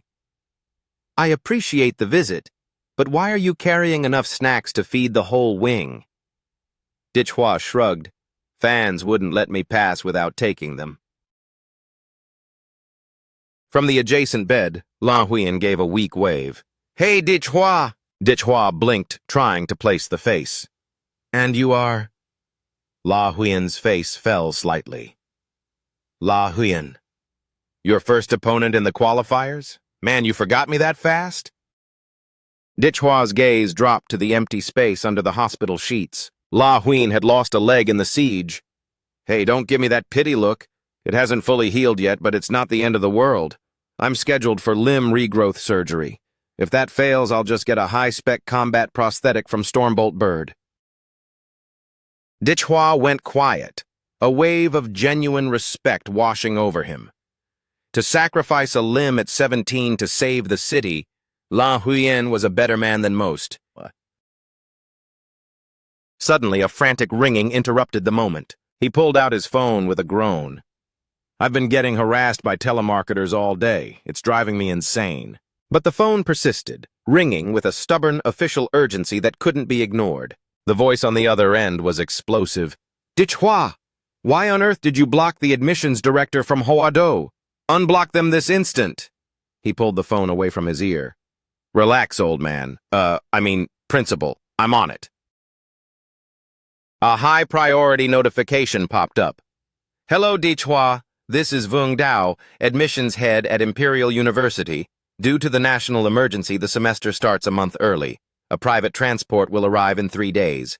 Do you have any specific logistical needs? Simultaneously, Socho's phone buzzed with an identical alert. Hello, Socho. This is Teacher Lu from Hwado Admissions. We look forward to your arrival. The two friends exchanged a determined look. We'll follow the university's schedule. Understood? I'll be ready. Thank you, Teacher Lu. Nearby, La Huyen watched them with a mix of pride and longing. In a room of 3, he was the only one not heading to the capital. He looked at his bandaged stump. Perhaps it was time to stop lying in bed and start planning his own comeback. Please excuse me, I'm taking my leave now. I have urgent matters to attend to. Days later, at the epicenter of the Swan Lake atomic blast, the colossal mushroom cloud had catapulted millions of tons of debris into the stratosphere. A 10-kilometer radius around Swan Lake was now smothered in a suffocating layer of volcanic ash, trapping the landscape in a state of perpetual midnight. High above the impenetrable smog, jagged arcs of lightning began to crackle and dance. Dichhua, maintained in his towering Godzilla form, sat in solitary meditation within this desolate wasteland. Suddenly, he vaulted upward as pressurized steam hissed from his armored hide. His pupils ignited with a vivid neon blue radiance. His internal system diagnostics displayed Infinite Monster Template. Host, Dichhua. Combined. Vitality, 27.4. Current form, Mad Atomic Emperor Godzilla. Synchronization, 38.9%. Super Colossal Shift, 90% resonance. The brutal clash with the bronze-eyed black ape had pushed his compatibility with the Emperor Godzilla template up by another 1.5%, a staggering leap. Coupled with the dense concentration of fallout and fission energy here, the site had become a supreme cultivation sanctuary. In just 72 hours, his synchronization surged by over 6 points, representing monumental growth. Regrettably, the time had come to depart. After surveying the ruins one last time, he dug his claws into the earth. He accelerated through the air toward his rendezvous point with Socho. It's time to move out. The station's intercom blared. Attention all travelers. Express G6666, bound for West Hwado Station, will be departing in exactly 5 minutes. All remaining passengers, please complete your ticket checks immediately. On the Onthen platform, Socho was dressed in crisp, formal attire. Standing firmly beside his luggage, he waited for Dichhua. He suddenly glanced back, sensing a familiar, overwhelming presence approaching. He finally made it. A streak of brilliant light cut through the clouds, and Dichhua touched down on the platform with effortless, cinematic precision. Every eye in the crowded station was fixed upon him. He let out a sharp exhale, a look of minor stress on his face. Close one. I actually made it on time. The onlookers were paralyzed with awe. That's Dichhua. Heavens, that pressure. I felt like my heart stopped. For a second, I thought another high-rank beast had breached the perimeter. That aura is suffocating. Even veteran martial artists pushing their limits couldn't generate such a heavy presence. He is truly the crown jewel of Onthen. Socho offered a subtle, admiring nod. His power level has spiked again. Before the journey to the capital began, Dichhua took one final look at his home. Farewell for now, Onthen. This was my first sanctuary since arriving in this world, my true starting point. Goodbye, Anthan. Just as he reached the track, the sleek train docked at the platform. Dichhua hauled his gear into the compartment. He gazed out at the horizon with eyes full of ambition. Let's go! The locomotive lurched forward, bound for Hoado. The passenger car was packed with the most gifted students from every corner of the nation, so Cho turned to him, his tone serious. Listen, Dichhua, can you try to focus? This train is a literal assembly of top scholars from every province. This carriage is reinforced with hyper-dense alloys capable of tanking thousands of tons of pressure. Even so, the mystic martial guardians, both the visible ones and those in the shadows, easily number 5 or more. There might even be a grandmaster lurking nearby. We are transporting the absolute elite of Ha State's youth. Dichhua, however, noticed something unsettling in the air. He scanned the environment using his thermal tracking and scent detection. I sense several masters, but people who could last 3 exchanges with me, maybe 5 tops. Suddenly, a piercing siren wailed through the speakers. Priority 1 emergency! Priority 1 emergency! The Hoado Express is under assault by unidentified hostiles. Priority 1 emergency! The Hoado Express is under attack. Faculty and security are assessing the threat. All students are ordered to evacuate the carriages immediately. Do not under any circumstances engage the attackers. The compartment erupted in frantic murmurs. No way! Who's crazy enough to hit a Hoado transport? Is this just a surprise test for the freshmen? Not necessarily. Ha State is vulnerable right now. Our Guardian-class protector is in secluded recovery. One of the great grandmasters, Do-Kan Min, has vanished. Plus, we lost so many masters during the beast tides. The foreign powers we suppressed are starting to crawl out of the woodwork. Should we jump out or... So Cho's hand went to his hilt, while Dichhua remained slumped in his seat with bored indifference. What's the plan, Dichhua? How irritating. I pushed my training too hard these last few days. I was just hoping for a quick nap. Then a spark of primal battle lust flickered in his eyes. Fine. Let's go see what kind of trash is blocking our path. The train continued to roar toward the capital at high speed. Dichhua and Socho encountered a bleeding student in a neighboring car. Hey, stay with us. What's the situation up front? It was a freshman named Chu Kim Hien. He gasped out in terror. They've taken the first 3 cars. The enemy has deployed a spatial domain, an isolated dimension that prevents the fight from leaking outside. In there, monsters are hunting us like sport. The mystic martial escorts are nearly all wiped out. They sacrificed themselves to throw me out of the barrier so I could warn everyone. This isn't a game. The news sent a wave of doubt through the crowd. Suddenly, a scoffing voice came from the rear. Where's the proof? You can't just shout danger without showing us some hard evidence. It was the flamboyant, blonde-haired freshman, Dim Chen-hung. Where are your instructor's credentials? Where are the other survivors? Why is it only you? I have a friend in the lead car who's a contender for the top scholar title. I refuse to believe you made it out while he's still trapped. His followers nodded in agreement. He's right. Lionhead here has a point. Dim Chen-hung crossed his arms confidently. Move aside. I'm going to check it out myself. A pack of students followed him, sprinting toward the lead cars. The rest of the class followed suit, surging toward the potential conflict zone. They ignored Kim Hien's desperate pleas. Wait, please, I'm telling the truth. It's a slaughterhouse up there. Why won't you listen? You're walking into a trap. He looked up at Dichhua, his voice trembling. Are you... Dichhua? Dichhua analyzed the boy's biosignature. His life force. It's incredibly peculiar. That's me. How does a stranger know my name? Flashes of Lu Than Truk flickered in Kim Hien's memories. He gasped. A girl named Lu Than Truk showed me your photo. She begged me to find you and tell you, no matter what happens, stay away from the front cars. Dichhua's expression shifted. She sent you to find me? Kim Hien nodded frantically. Yes! She took a devastating hit across the back while shielding me from a blade. If those idiots want to commit suicide, let them. But I promised that girl I would keep you safe, even if it's her final wish. Hearing that, Hua delivered a sharp corrective bop to his head. "Idiot, she's not dead! Stop talking as if she's already a ghost!" I gave her parents my word that I'd look after her. The boy still tried to physically block the doorway. "No, I absolutely will not let you walk into that domain." Hua sighed, looking at him with pity. "With an attitude this spineless, how did you even pass the entrance exam for Hoado?" Blocked by the frantic student, Hua gave Socho a subtle signal to move him. Kim Hien continued his tirade. "I'm trying to save your lives. Why are you being so stubborn?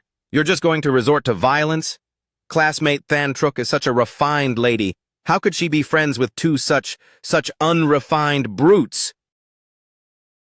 Hua answered the insult with a swift, non-lethal kick to the solar plexus. "Stop your babbling and stay out of the way. He looks like he's seen better days. My physical power is on an entirely different level than his. Sorry about the rough handling, friend. Here's a blood key pill to patch you up. We're in a serious rush." The two of them sprinted toward carriage number 3 to scout the danger. "Socho, move it!" When they arrived, a shimmering violet tear in reality blocked the exit. This had to be the isolated dimension entrance the freshman was rambling about. To gauge the danger, Hua snatched up a stray suitcase. He hurled it into the rift, using it as a disposable probe to see what would happen. His brow furrowed in confusion. Zero response. No impact sound, no energy feedback. Even my life magnetic field is coming up empty. A lot of students just dove in. It looks like they've been swallowed whole. Without a second thought, he and So Chow stepped into the void together. Intriguing. Let's see what's behind the curtain. Once inside the pocket dimension, he scanned the surroundings. A desolate, singular path seemed to be herding them forward. As they advanced, Hua felt a wave of frustration. This is a nightmare. What kind of twisted sorcery are we dealing with? Something's wrong. We jumped in at the exact same moment, so why has So Chow vanished? There's a glow up ahead. Time to see what's waiting in the light. Setting aside his worry for So Cho, Hua pushed forward into the unknown alone. He emerged into a sprawling, decimated cityscape. He muttered, "What is this? A graveyard of a city?" He flexed his fingers, feeling skeptical. My life magnetic field is dead air. Is this space completely sealed? Fine, the old school approach never fails. With an explosive burst of speed, he leaped from the street, vaulting up the side of a nearby skyscraper. Reaching the jagged summit of the building, he unleashed a surge of raw pressure, his eyes brimming with lethal intent. "Stop hiding in the shadows like a coward!" He slammed a fist toward the heavens, causing the entire sky to be choked with thick, roiling smoke. From the streets below, the massive cloud of soot and ash Hua created was an unmistakable beacon. Other students, hiding in the ruins, stared in disbelief. That massive detonation! What is that? Which powerhouse decided to make such a violent entrance? So Cho gripped his hilt and slid down toward the ground, bracing for the inevitable clash. The battered silhouette of Than Truk was visible, leaning against a crumbling wall to keep watch despite her wounds. She whispered through the pain, "Hua warned me. I shouldn't have let him walk into this." Standing atop his perch, Hua realized something. It seems my little flare didn't just signal my allies. It rang the dinner bell for the enemies. A dark figure materialized behind him, creeping closer. The attacker had the grotesque head of a swine atop a muscular human frame, clutching a massive, blood-stained meat cleaver. Hua vaulted over the beast, stoking his nuclear core for a counterattack. "Wearing a pig mask? You're clearly the villain here. Enough games. Let me see what's under that fake skin." Hua's glowing hand slammed into the attacker's face, searing the flesh. As the enemy's head hissed with steam and smoke, Hua's eyes widened.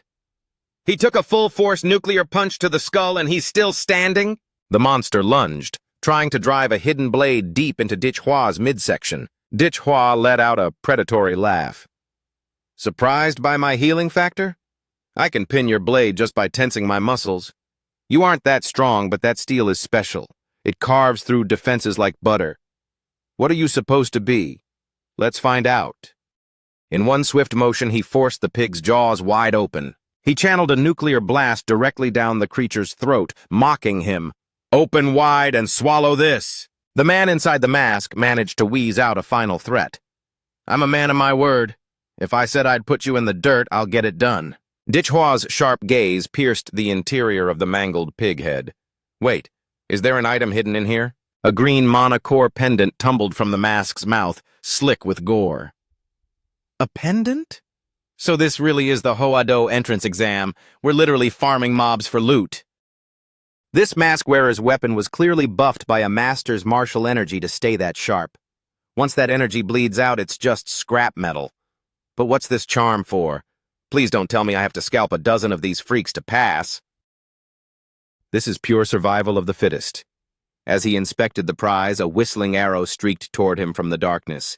When he spun around, his entire silhouette was bathed in a crimson, terrifying aura of bloodlust. Moving fast, aren't we? Is it already time for round 2?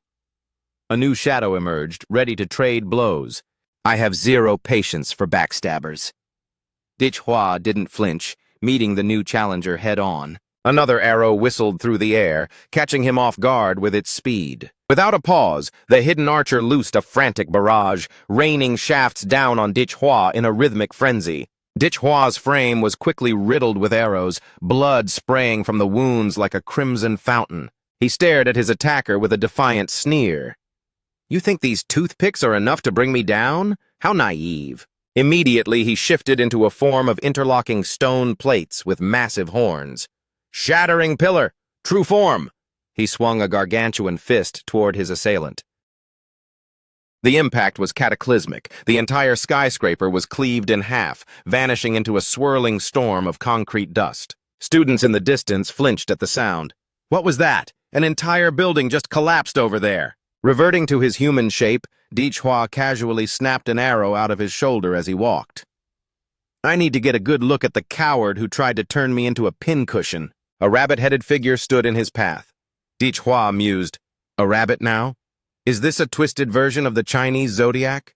The rabbit-masked man began to coil tension into his legs, the fabric of his trousers bulging with sudden explosive power. Then he lunged with dizzying velocity, brandishing a long-shafted arrow as if it were a deadly spear. Dichhua reacted instantly, delivering a high kick and intercepting the strike with his bare palms. His eyes widened as he tracked the fluid movements. Good grief, this thing actually knows martial arts. Just as the arrow's tip was inches away from skewering his face, Sucho's voice thundered, Ice wall! Manifesting a crystalline shield to protect him. The rabbit-masked assailant vaulted backward, repositioning for another deadly assault. But soaring above him was Sucho, sword gripped tightly. That was a close one, Dichhua. Leave this bunny to me. He struck with explosive force, but the agile enemy managed to vanish from the impact zone just in time. The rabbit head glared at Sucho, eyes burning with a savage, predatory light. Every projectile he unleashed was instantly flash-frozen mid-air by Sucho's frost energy. Even the business end of his long-shafted weapon was quickly encased in a thick layer of ice. Sucho seized the opening, delivering a devastating palm thrust that sent the assailant spiraling through the air. The momentum slammed the masked man into a wall with a resonant metallic clang. A crimson targeting reticle pulsed directly in front of his path. Dichhua's gargantuan hand clamped shut. Finally caught you, my little furry friend. The erupting kinetic power generated a localized massive vortex of destruction. Rewinding a few minutes, two strangers were whispering in the shadows. Why is it so quiet? That guy who made such a loud entrance couldn't have been taken out already, right? Definitely dead. Those masked freaks were surrounded by 10 of us and didn't take a scratch. Their blades ignore all armor. They're simply beyond our current level. An orange-haired woman spoke while kneeling. That arrogant fool who lit up the sky was just asking for it. Probably some small-town kid who got lucky on the entrance exam. A big fish in a tiny pond thinking he's a god. Honestly, the top scholars from the capital are on a completely different planet than rural students. I heard the elites like Dim Chanhung, Ojung Trak, Lam Vu Tu, and Tun Trun are already hunting the masked ones. I can't even fathom their strength. The man asked in awe, are they really that terrifying? Then this year's freshman leader is a lock for one of them. She shook her head. Not quite. The leader is almost always a Hoado local. Compared to those monsters born and bred in the capital, everyone else is just playing catch-up. Their resources since birth are worlds apart. Gazing into the distance, both were blinded by the sudden surge of Dichhua's nuclear electrical discharge. The sheer magnitude of the blast turned their faces pale. What was that? An orbital laser? Don't be stupid. Where would we get an electronic cannon in this trial? The lion-headed boy's squad also halted to observe the spectacle. The boy turned to consult his teammate. Trek, what's your take on this? The red-haired youth, Ao Trek, narrowed his eyes. That energy signature doesn't match the masked group. There's a high probability it's a fellow freshman letting loose. Meanwhile, pinned under a heavy blade was a horse-headed figure, a comrade to the pig and rabbit masks. Lum, a freshman, held the line. Besides the Hoado elites, who has this kind of excessive firepower? We need to investigate. We've already secured 4 pendants, rat, dog, monkey, and horse. Lam Vu 2 from Deep City likely has the goat by now. Tantran probably snagged the snake. And word is, a girl named Luten Truk decapitated the ox head for its pendant. If this is the 12 zodiacs, only 5 remain: pig, rabbit, rooster, tiger, and dragon. As for the dragon, that's an instant death scenario. It's a literal boss. You don't fight it, you run for your life. Regarding the remaining pendants, the guy who just fired that light show is almost certainly holding a few. His gaze turned predatory. Tan Trun and Lam Vu Tu will be drawn to that light like moths to a flame. Chun Hung, the endgame has officially begun. If we want the crown, we'll have to snatch those pendants from the hands of our peers, back with So Cho and Dichhua. The former asked, "What is that?" Dichhua examined the loot. "Before you showed up, I gutted a pig-masked guy and found this engraved pendant inside his hood. It seems the goal of this trial is to collect the full set of animal talismans." So we're not just surviving, we have to actively hunt the hunters? Exactly. There was a sniper on that roof, likely another Zodiac member. He bolted in a panic. But his arrow left a lingering trace on me. I can track his scent. Let's move. The duo set off to hunt the mastermind. After traveling a bit, they found charred, yellow scorch marks on the pavement. Dichhua noted, "Combat traces. Someone beat us to the punch. These marks are still radiating heat. Whoever did this is still very close." So Cho's combat intuition tingled, sensing a presence lurking in the periphery. Without a word, he leveled his blade and unleashed a freezing blast along the suspected path. An orange, red-haired girl blinked as her camouflage flickered. My optical stealth was actually compromised? So Cho swung again, sending jagged ice shards whistling through the air.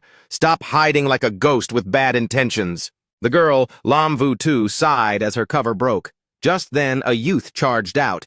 "Gene Art Flame Demon Combat Body!" He roared his ultimate move, flame-shattering palm, vaporizing So Cho's ice shards in a cloud of steam. This was Tan Tran. "Well, we're exposed. Lam Vu Tu, your stealth is getting sloppy." Dichhua approached, his voice low. "Planning an ambush?" Vu Tu held up her hands.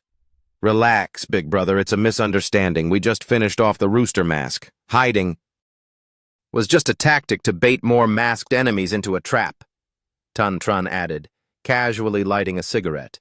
Dichhua's eyes narrowed. "Is that so? Then explain this." In a flash, he snatched the throat of one of Vu Tu's clones, strangling the life out of the illusion. Vu Tu's composure cracked. She bit her nail in frustration. "He even found the clone. Seems our big brother here is the real deal." "Ha ha! I was really pulling for her sneak attack to land. Otherwise, this would be a total snooze fest. I guess it's my turn to entertain you." Tan Trun crushed his cigarette and shifted into a fighting stance. His cheeks suddenly ballooned out in a grotesque, unnatural fashion. He exhaled forcefully, spewing a gargantuan plume of suffocating brown smog from his throat. He tried to trap So Cho and Dichhua within the haze, but both were quick enough to leap back to safety. Vu Tu snapped open her oversized war fan and smirked. "Don't think for a second you're getting away." "Gale Force!" she cried, summoning a violent swirl of emerald energy. The two men were completely swallowed by the murky brown fog, their silhouettes vanishing. Tan Tran conjured a scorching fireball in his palm, poised to incinerate them and put an end to the struggle. They smirked at the chaotic scene, savoring their presumed triumph. "Raw power doesn't mean a thing if you can't see us coming, ha ha." Suddenly, a chilling voice cut through the air. What's so funny? The smog dissipated, revealing Dichhua standing tall, having swatted away the assault with his bare hands. Tun Trun froze, his confidence shattering instantly. A simple clap was enough to scatter my fire cloud? What kind of freakish strength is this? Before he could even blink, Dichhua's fist slammed into his jaw. Lan Son Fist! Dichhua's expression was icy, radiating a terrifying, focused fury. Tun Trun took the hit so hard he became a human projectile, hurtling into the far distance. Vu watched the disaster unfold, realizing the gravity of their situation. We haven't unlocked the techniques to become true martial artists yet. We're technically still just martial apprentices. Plus, this barrier is suppressing our raw power. Even if the best students in the capital have higher limits as apprentices, they shouldn't be able to ignore the rules like this. But this guy's physical stats are completely off the charts for a freshman. Damn it, I was so distracted by his punch that I forgot about the other guy, the one who's as cold as a blizzard. Even with the two of us working together, we're totally outmatched. They're literal monsters. A shadow of a true beast loomed behind Dichhua as he stepped closer. And winning this fight is a total fantasy. Seconds later, she desperately thrashed, trying to shatter the ice encasing her limbs. Terrified, she scrambled to retreat. I have to get out of here right now. But her luck had run out. Dichhua's hand shot forward and snagged her by the ankle. With a single yank, he slammed her face first into the dirt. He growled, "Stay put." As he drew back his fist, he chanted, Huyan Huang martial art. In a panic, she triggered her technique. Invisible chaotic shadows. Dozens of mirages of herself burst forth in every direction to confuse his aim. Dichhua's eyes sparked with predatory amusement. Ha ha, you really think you can run? Matching her trick, he unleashed his own power. Demon Soul Phantasm. Ghastly specters rose from his shadow. In a heartbeat, Vutu's clones were hunted down and pinned, their spectral bodies paralyzed. Even the real girl couldn't shake off the haunting spirits. Ah, what are these creepy things? He flashed a wicked grin. You can't win a fist fight. And you definitely can't outrun me. Just accept your end. The girl shrieked, I give up! I surrender! Take all my pendants! Dichhua looked pleased. See? Wouldn't it have been smoother if you started with that? Dichhua began his interrogation. Spill everything. Vu explained. To win this gauntlet, you need all 12 pendants. We're in the end game now. If you don't go hunting, you'll become the prey. Aozung Trak and Dim Chenhong from Shadow City are the biggest predators here. They've likely hoarded a massive stash. A moment later, a cunning look crossed her face.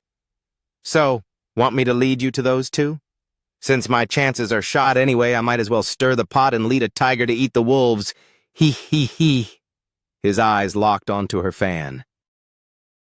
Don't you worry about them, but I have to say that fan of yours looks like a pretty okay trophy, too. Meanwhile, Aozung Trak's group was on the move, plotting.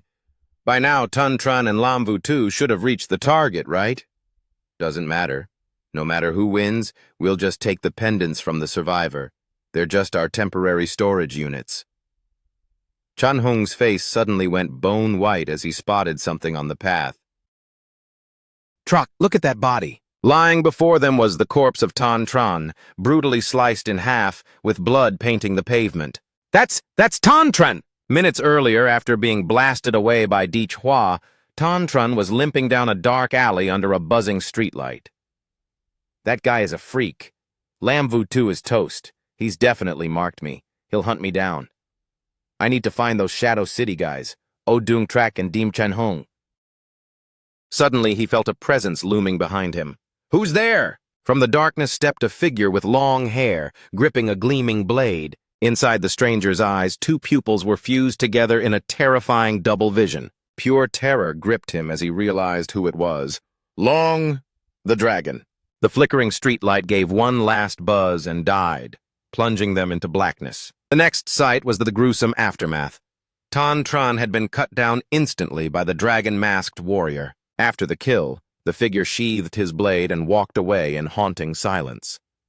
Chan Hung knelt by the remains, trembling. How could Tan Tran die like this? And this wound? Trak noted grimly. It was Shen Long, God Dragon. This cut is perfect. A single strike proves the attacker was on a whole other level. Only the dragon mask of the 12 Imperial Blades could be this lethal. But the dragon, isn't he supposed to stay in the underground parking levels? Back then I took 20 people down there to find you and we hit that dragon. Only the 2 of us made it out. I can't believe he's actually dealing out real death. This was supposed to be a school trial, wasn't it? But that blood, that's way too real to be a simulation. Trock stared at the scene, his face drained of color. Chan Hung wondered if they were the next ones on the list. What's our next move? It looks like the talisman Tantron was carrying has been snatched away. The fact that the divine dragon was able to abandon the parking garage, it strongly suggests that our group of freshmen triggered a specific event, like the destruction of all the lesser masks. That's likely why a world-class threat like him was unchained. Just as the standard Zodiac enforcers hunt students, the divine dragon will now actively track anyone holding a pendant. We can't survive a direct confrontation with him. We have to beat him to the punch. We need to strip the talismans from the other students first. Under no circumstances can we allow those tokens to fall into his hands. Immediately after, he activated his golden-winged dragon bloodline. Shimmering gilded wings erupted from a Trake's back, and his features shifted into a sharp avian visage. Our priority now is to broadcast a signal loud enough to bait the other holders here for a final showdown. He launched himself into the sky. With a roar, he released a blinding pillar of energy that streaked across the heavens. Deep within the ruins of the dead city, a voice whispered from the shadows. I was supposed to be on a bus to the university, yet somehow I ended up trapped in this nightmare. So many of us have already been slaughtered by that dragon-masked freak. It was Lu Tantruk. Her resolve was shattering. Another survivor and I ran into an instructor. He claimed he could only teleport one person out. I couldn't do it. I refuse to abandon everyone when things are this desperate. In her moment of despair, she pulled up a photo on her phone of her and Dichhua together. I have to warn that idiot Dichhua. I need to tell him to stay far away from this place. I wonder if the student who escaped managed to find him. I'm too exhausted to go looking myself. With his sheer strength, he should be fine, as long as he doesn't cross paths with the dragon. Thantruk suddenly stiffened. Have they found me already? She narrowed her eyes, scanning the perimeter. I'm in no condition to run. They've locked onto my energy signature and are definitely coming for the pendant. I don't care about the trial, but I have a feeling Dichhua is going to need this. I can't win a fair fight right now. My only choice is to lead them into a trap. Above her, a truck caught her scent. Well, if it isn't Liu Tantruk. I remember hearing during the exams that the fading Liu clan produced an heir with the Nether Sparrow bloodline. Since we both carry high-tier avian spirits, I kept tabs on her. It looks like she's holding the Ox pendant. This is a lucky break I didn't expect. He watched from the clouds as she hurried toward a specific destination. He let out a mocking chuckle. She's trying to lure me to the dragon's old lair in the parking garage? Humph, she's dangerously naive. The dragon has already unsheathed his blade and moved on. That basement is nothing but an empty tomb now. Chin Hung, stay here and keep watch. I'm going to go collect our prize. A truck descended upon a crumbling derelict apartment block. Echoing through the ruins, he shouted, Lu Tantruk, there's nowhere left to hide! Suddenly, a chilling sound sliced through the air. That noise! Out of the pitch black, a silhouette materialized. It was the dragon-masked warrior. The dragon, but how? He was supposed to be out in the city hunting the others. Wait, if the dragon is drawn to the highest concentration of energy, I'm carrying 4 pendants. He's prioritizing the biggest jackpot. My own arrogance has walked me straight into the jaws of death. The twin pupils in the dragon's eyes began to glow with a predatory light, locking onto his soul. Atroc felt a paralyzing sense of impending doom. He tried to fly back at maximum speed, but found himself ensnared within the enemy's mental cage. Is this a domain? I didn't think the divine dragon possessed this level of mastery. Just one look into his eyes and you're pulled into this pocket dimension. The only way out is to kill the caster. I never thought I'd be backed into a corner like this. Just one look into his eyes and you're pulled into this pocket dimension. The only way out is to kill the caster. I never thought I'd be backed into a corner like this. The dragon-headed phantom saw his opening and lunged at Atrak with lethal intent. With no choice left, Atrak folded his wings, using them as a makeshift shield to weather the incoming strikes. Meanwhile, the dragon warrior continued his relentless, frenzied assault on his trapped prey. Elsewhere, Chin-hung found himself standing toe-to-toe with So-cho and Dich-hwa. Dich-hwa sized him up with a look of pure boredom. Wow, did you really broadcast your location to the whole world just to pick a fight with us? While Dich-hwa mocked him, So-cho stepped forward. Dich-hwa, let me handle this one.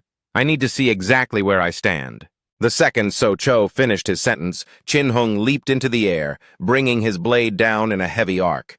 You think you can take me? Pathetic. Reacting instantly, So-cho invoked his ice veins. Jagged frost pillars erupted from the ground to parry the overhead slash. Chin-hung pivoted, slamming his weapon into the pavement. The man grinned wildly, his blood pumping. Where do you think you're going? The two warriors clashed, their skills appearing perfectly balanced. So-cho remained hyper-focused, watching for any opening. Another blade whirled toward his neck. He managed to parry it just in time, the steel singing. The unity of man and blade? The phantom of a ferocious tiger roared from Chin-hung's back as he pushed forward. It was a classic battle of the dragon versus the tiger, both sides fighting with everything they had. Dich-hwa, perched nearby, could only yawn. He watched the two of them trade blows like it was a slow-motion sparring session. Mid-swing, Chin-hung's expression changed. A Tui signature! He's in trouble! So-cho pulled back after a heavy exchange. Wait, what? If I wasn't in such a hurry today, I would have snapped you in half by now. Dich-hwa suddenly blurred into motion, launching a lightning-fast ambush. After all that big talk, he really thought he could just walk away? Did I say you were finished?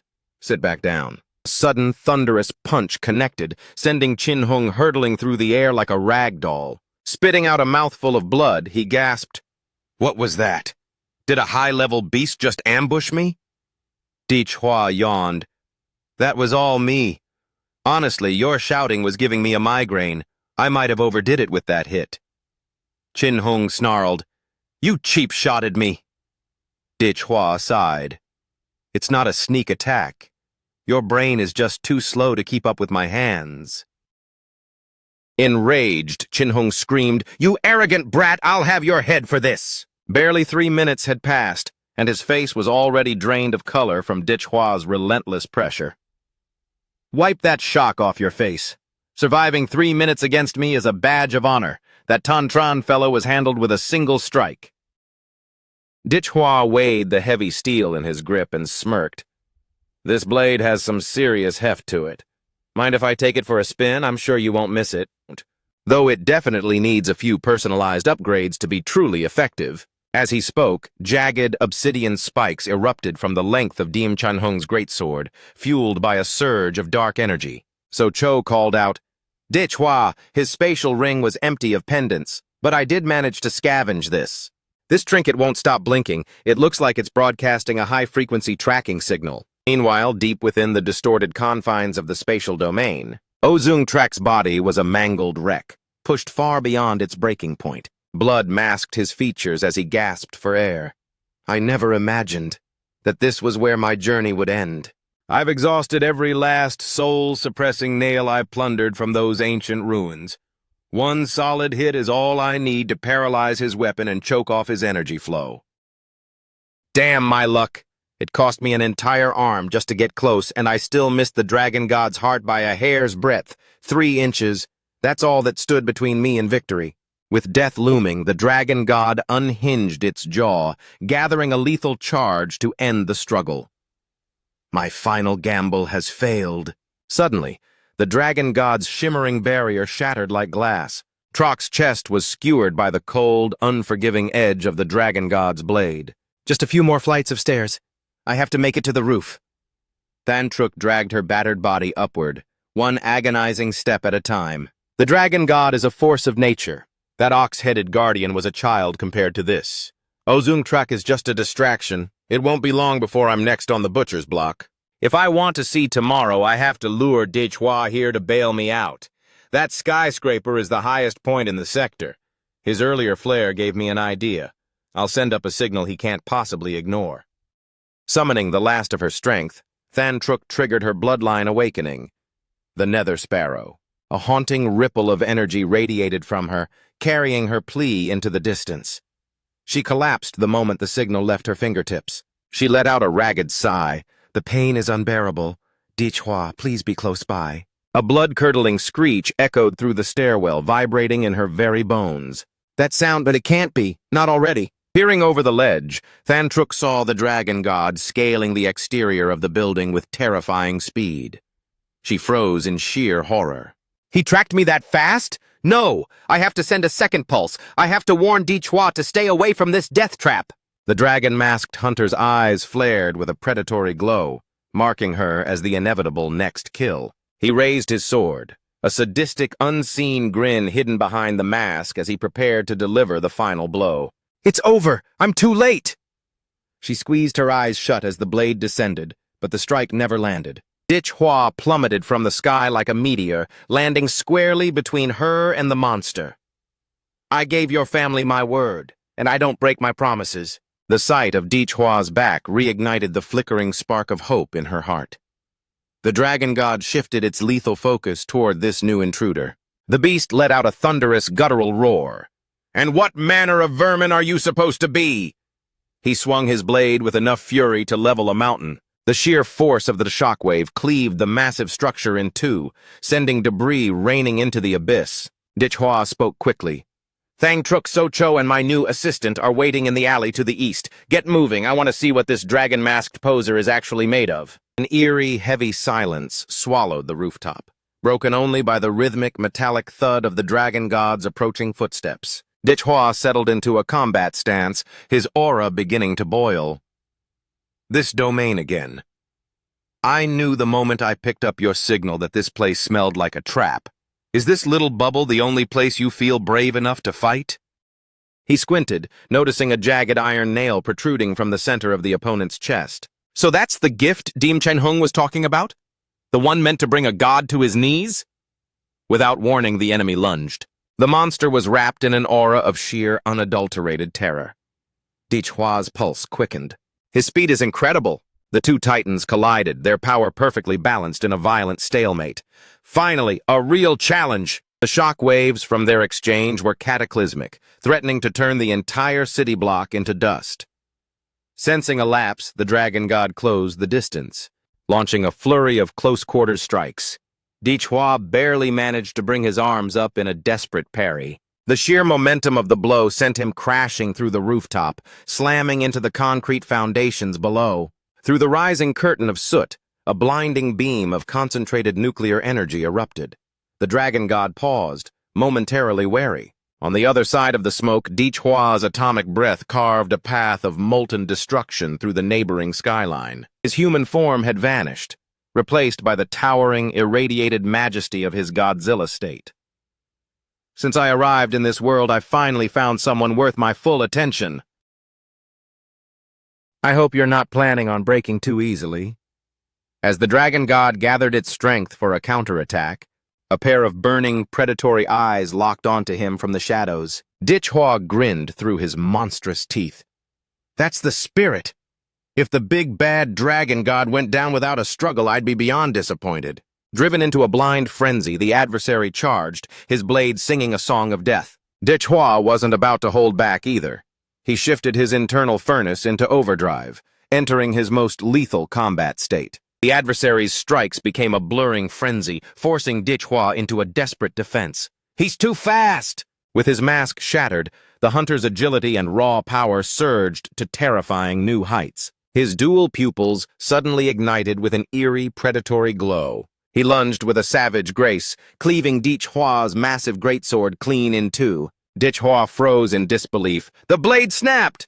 Before the monster flickered out of sight, reappearing at his back. The assailant braced himself to deliver a final heart-piercing thrust. By sheer instinct, Dichwa clamped his teeth onto the incoming blade just in the nick of time. He glared at the hunter with a triumphant sneer. Got you now, you bastard! He wound up his fist, condensing a cataclysmic amount of kinetic energy into a single point. The counterattack was so lightning fast that the enemy had no hope of raising a guard. The blow landed flush, a thunderous uppercut that nearly took the hunter's jaw off. The impact ripped away the remains of the disguise, exposing a starkly human face underneath. Dichhua grabbed him by the collar, his voice dropping to a menacing growl. The service isn't over yet, valued customer.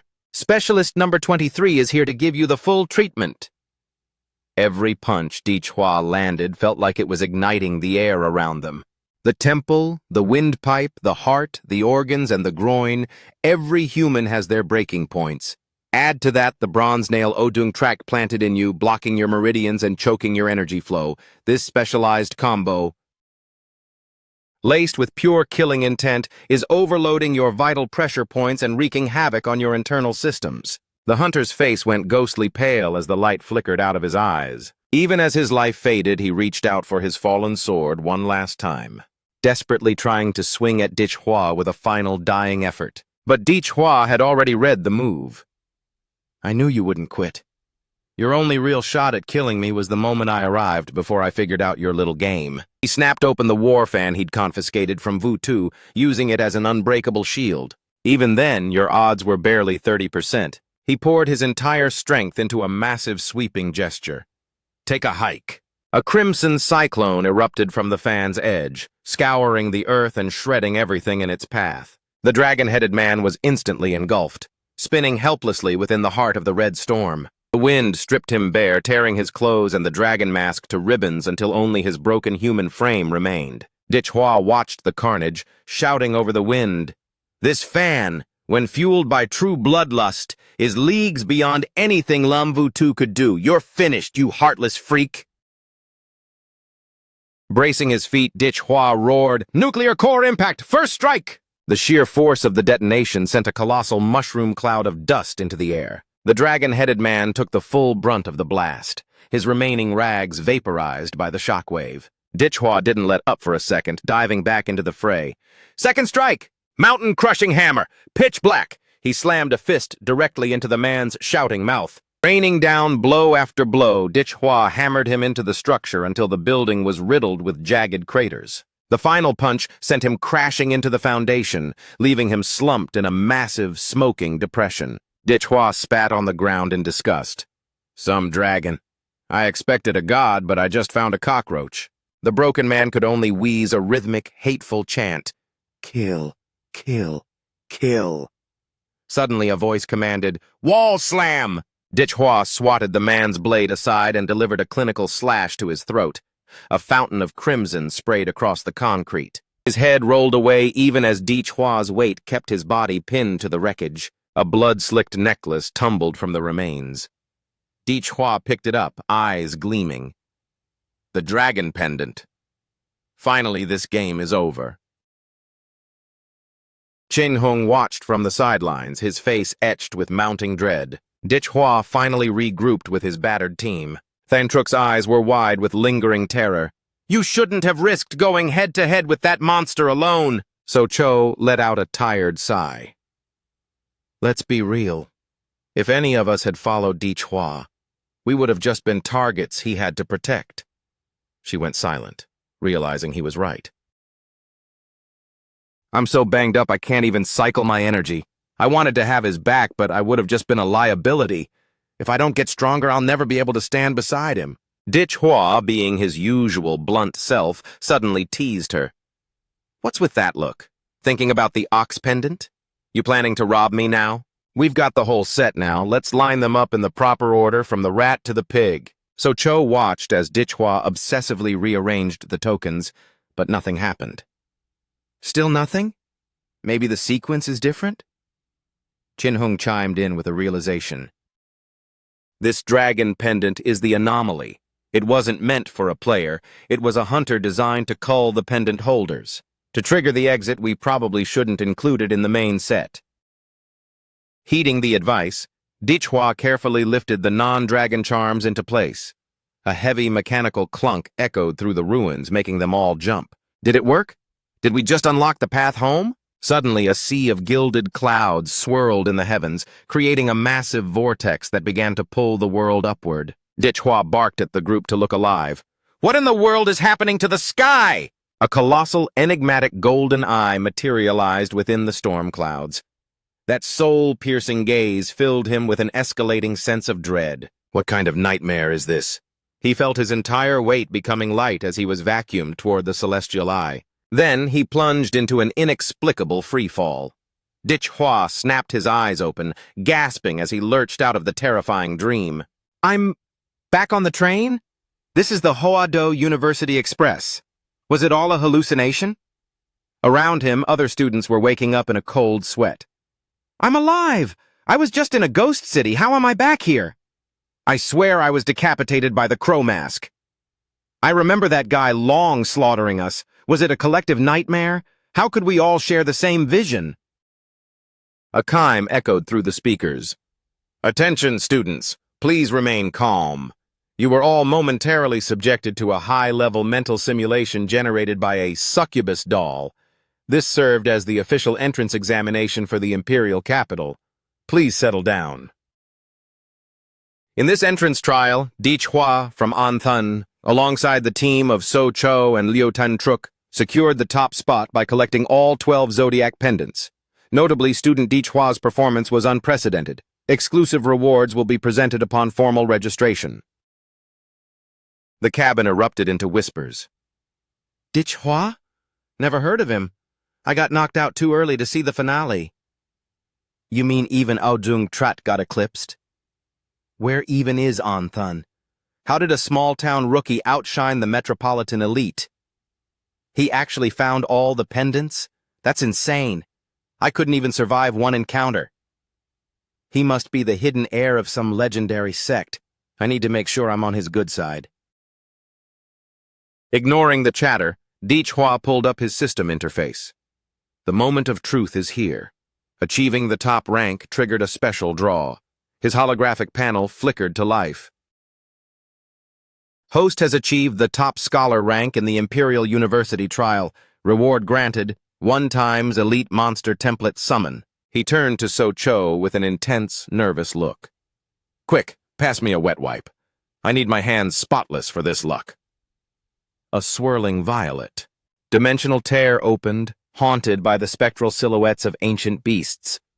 Please give me something legendary. No more duds. Emerging from the rift was a regal, red-clad humanoid figure draped in a half-shroud, radiating an aura of absolute authority. The system flashed the template's details. Rank 3, Monster Template. Vampire Lord Alucard. Bloodline. Traits. Chiroptera form. Sanguine infection. Hemokinesis. Undying physique. Synchronization. 1%. Evolution path. Alucard. True ancestor form. On the moving train, Hua was busy analyzing his new vampiric heritage. I hit the jackpot. This bloodline is decent now, but the true ancestor form has a time stop ability. That is a total game changer. Suddenly, a shadow fell over him. Are you the one they call Hua? It was Aojung Trek. He looked at Hua with intense curiosity. Did you truly bring down the divine dragon? Chin-Hung nervously grabbed his arm. Track, take it easy. If you pick a fight here, there isn't a medical bay on this express. Hua's gaze was sharp and unforgiving as he corrected him. I didn't just defeat him, I tore him apart. Tore him apart? Track stood frozen, visibly shaken by the sheer coldness of the response. He took a deep breath and made a proposal. Hua, I'm forming a new coalition at the university, a faction independent of the student union. I want you to lead it as our president. For too long, the local Hoado elites have monopolized the rankings and the politics. His face was lit with the new ambition. Hua, a talent like yours is the key to shattering these outdated traditions. Stand with us. The onlookers were stunned. Did he just pass the torch? Trake is actually bowing out and offering him the presidency. This could be the birth of the university's most powerful guild. It's history in the making. But Hua looked completely bored. Pass. I have zero interest in playing politics, fighting the student union, or managing a clubhouse. I'm a solo player. The crowd let out a collective gasp of disappointment. He turned it down. What a legendary snub. Who does this Hua think he is to walk away from such a power move? What a waste. Trock didn't press the issue. He instead handed over a sleek, embossed card. Fair enough. Keep this. If you ever change your mind about working together, you know where to find us. The golden hour faded into twilight. So Cho glanced out the window and whispered, "We've arrived." Hua pressed his face to the glass, mesmerized. So this is Huado? It's colossal.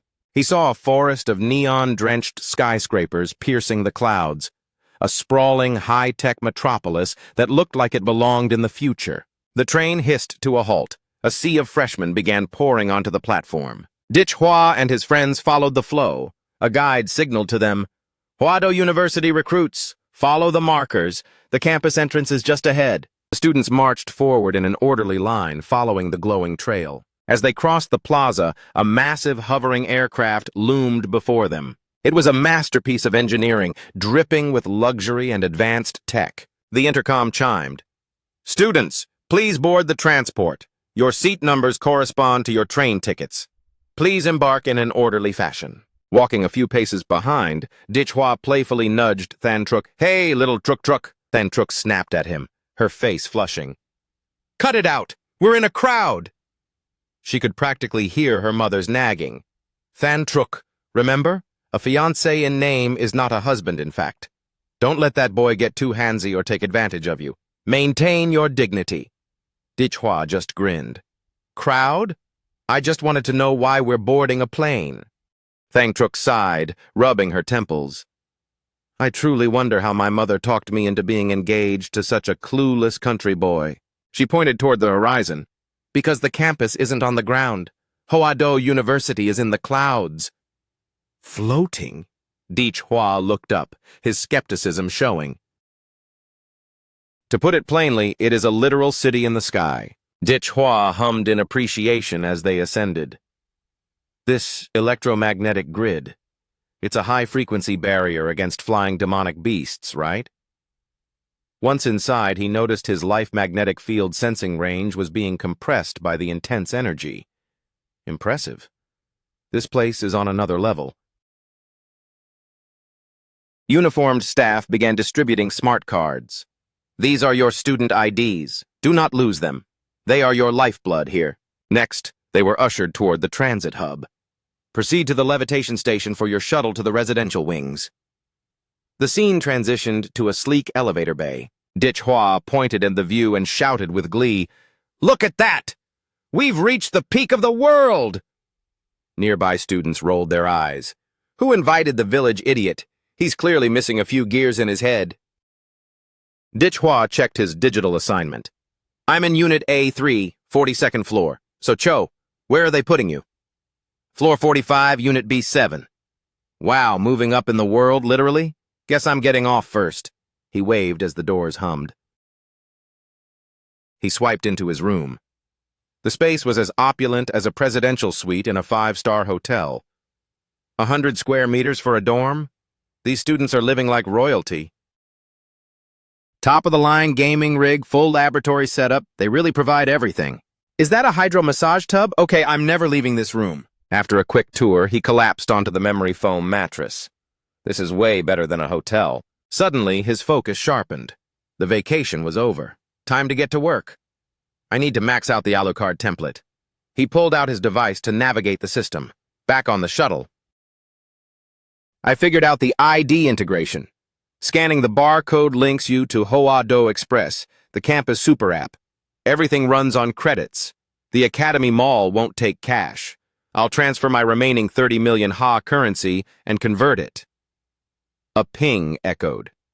Transaction complete. 32,243 credits deposited. 100,000 to 1? Hua stared at the screen, his jaw dropping at the brutal exchange rate. Holy cow, the cost of living here is a nightmare. But as he scrolled through the mall, he realized the items for sale were worth every penny. Many restricted items that never hit the open market are legally available here. You could call this a premier perk for Huado students, I'll snatch up every blood attribute monocore in stock. This haul should be plenty to hit the ceiling of the Vampire Alucard template, right? I spent under 10 million on the Beast Titan before and still surged past 90% synchronization. A delivery drone touched down almost instantly. Student Dichhua, your order has arrived. We wish you a breakthrough in your training. Please don't forget to leave us a 5-star review. Dichhua stared at the package. Talk about efficiency. They've even got the delivery bots on high alert. He ripped open the box, revealing a massive pile of mana cores shimmering in shades of emerald and sapphire. A confident smirk played on his lips as he made his move. Time to gulp them all down at once. A few moments later, his fingers began to twitch uncontrollably. Seriously, taking this many in one sitting, my internal systems are starting to scream under the pressure. The status display flickered to life. Vampire Alucard template update. Synchronization, 100%. Alert. Alucard, constraint release form now accessible. Infinite monster host, Dichhua. Global attributes, Hai Mui Chin. He checked his reflection. His eyes burned with a menacing, blood-red luminescence. The side effects are brutal, but the results are undeniable. My fangs feel significantly sharper than before. I can even feel the blood channels forming in the back of my teeth. If I sink these into an enemy, draining their life will be as effortless as sipping a smoothie. Even my claws have become lethal razors. A reckless thought flashed through his mind. I've got a pretty daring experiment to try. Without hesitation, he drove his own hand into his chest to gauge his durability. The sharp agony made him hiss through his teeth. Ugh! Dark blood welled up from the puncture in his chest and the gashes on his neck, but then the jagged wounds knitted themselves back together as if time were being reversed. He evaluated the recovery speed, noticeably quicker than my previous healing factor. Studying his palm, he mused, "The vampire's regeneration is solid, but the physical perks are just a bonus. The real prize is my new trump card, the world, Zawarudo." Shortly after, he headed to the private training bay. The rumors are true about this place being a martial arts paradise. Even the dorms come equipped with a professional-grade dojo. Dichhua took a deep breath. Behind him, a suffocatingly dominant aura began to take a physical, terrifying shape. His expression shifted to one of cold focus as he initiated the transformation. His vampire stand materialized before him. He challenged it without a hint of fear. "Come on then, show me your best shot!" Behind the vampire figure, a second pale entity manifested, adorned with intricate roses on its crown and knuckles. It launched a lightning-fast haymaker straight at Dichhua's head. Dichhua raised his forearms to brace for the impact, keeping his eyes narrowed to track every movement. The strike exploded with a crimson wave of raw, kinetic energy. The impact was so devastating that Dichhua could hear the audible snap of his own arm bones. The force of the punch sent him hurtling across the dojo like a rag doll. He pushed himself up from the floor with a pained grunt. "Not bad. That's the intensity I need. Now let's see if I can actually stop the clock." The moment the words left his lips, the Alucard Kudo template reacted. A monochromatic gray sphere of influence erupted from his body. Within its reach, the world fell into a dead freeze. Temporal stagnation! Zawarudo! A countdown ticked in his mind as the domain stretched further. He tracked the passing moments. 1 second, 2 seconds, 3, 4. By the 5th second, the air itself began to tremble as if reality were about to shatter. Dichhua's face twisted with stubborn annoyance as he muttered, "Is 5 seconds really the ceiling? No, I'm pushing this further!" Pain flared through his nervous system. Blood began to bead on his skin from the sheer strain. 5.2 seconds, 5.3. The space behind him became a hazy, unstable blur of static. The rose-crowned figure resisted the pressure, but in a flash, the entire room vibrated with a violent tremor, reaching its breaking point at 5.9 seconds. The temporal barrier shattered like glass, the domain dissolved, and the flow of time officially crashed back into reality. Dichhua stood tall, preparing for the next round. 5 seconds might have been the original limit, but it's just a starting point for me. The scene cut to the following morning. The duo was strolling down a sunlit boulevard. Dichhua squinted, shielding his eyes with his palm. "The sun is exceptionally obnoxious today." So Cho checked in on him. He replied, "I'm all right. Ever since I bonded with the vampire template, I've developed a serious grudge against sunlight. Not that I'll turn to ash, but it's definitely a nuisance." So Cho brushed it off and pivoted the conversation. "Have you looked at the massive academic overhaul Hua Do University announced?" Dick Hua, still avoiding the glare, asked, "What's the news? I spent the whole night wrestling with the world and didn't check my pings." So Cho explained, "They've ditched the old classroom model for a mentor-centric system. Basically, you're assigned to one lead mentor for the year, though you can still learn the ropes from secondary teachers." Dick Hua looked intrigued. "So we have to go audition for a mentor?" "Not we." So Cho showed him the screen and said flatly, "I have to audition. You're already a VIP." "What are you talking about?" "Look at the freshman bulletin from last night." The post read, "In recognition of freshman Dick Hua collecting all 12 Zodiac tokens, the administration grants a unique privilege. Dick Hua may select any mentor of his choice, and that mentor cannot decline." Dick Hua sighed in annoyance. They had to post it for everyone to see? Isn't that a bit much? They arrived at Sector A of the sports complex. A massive crowd of students had already gathered. One student whispered, "Look at the line. Groups of 3 go in for an evaluation, and if a mentor likes what they see, they'll signal their choice with a light." Dick Hua stepped away from the line, advising, "So, Cho, you go ahead. I'm going to explore a bit. Since I've got a golden ticket, it doesn't matter when I show up." He wandered off, looking completely unimpressed. Mentor shopping sounds like a chore. Suddenly, a sharp, metallic scent of iron caught his attention. Dick Hua's nostrils flared as his instincts screamed at him. Without a second thought, he tracked the aroma to its source. That's not just normal blood. It's a scent steeped in lethal intent and a heavy, dark karma, like a predator lurking in the abyss. It's actually making my own blood boil. I have to see who this is.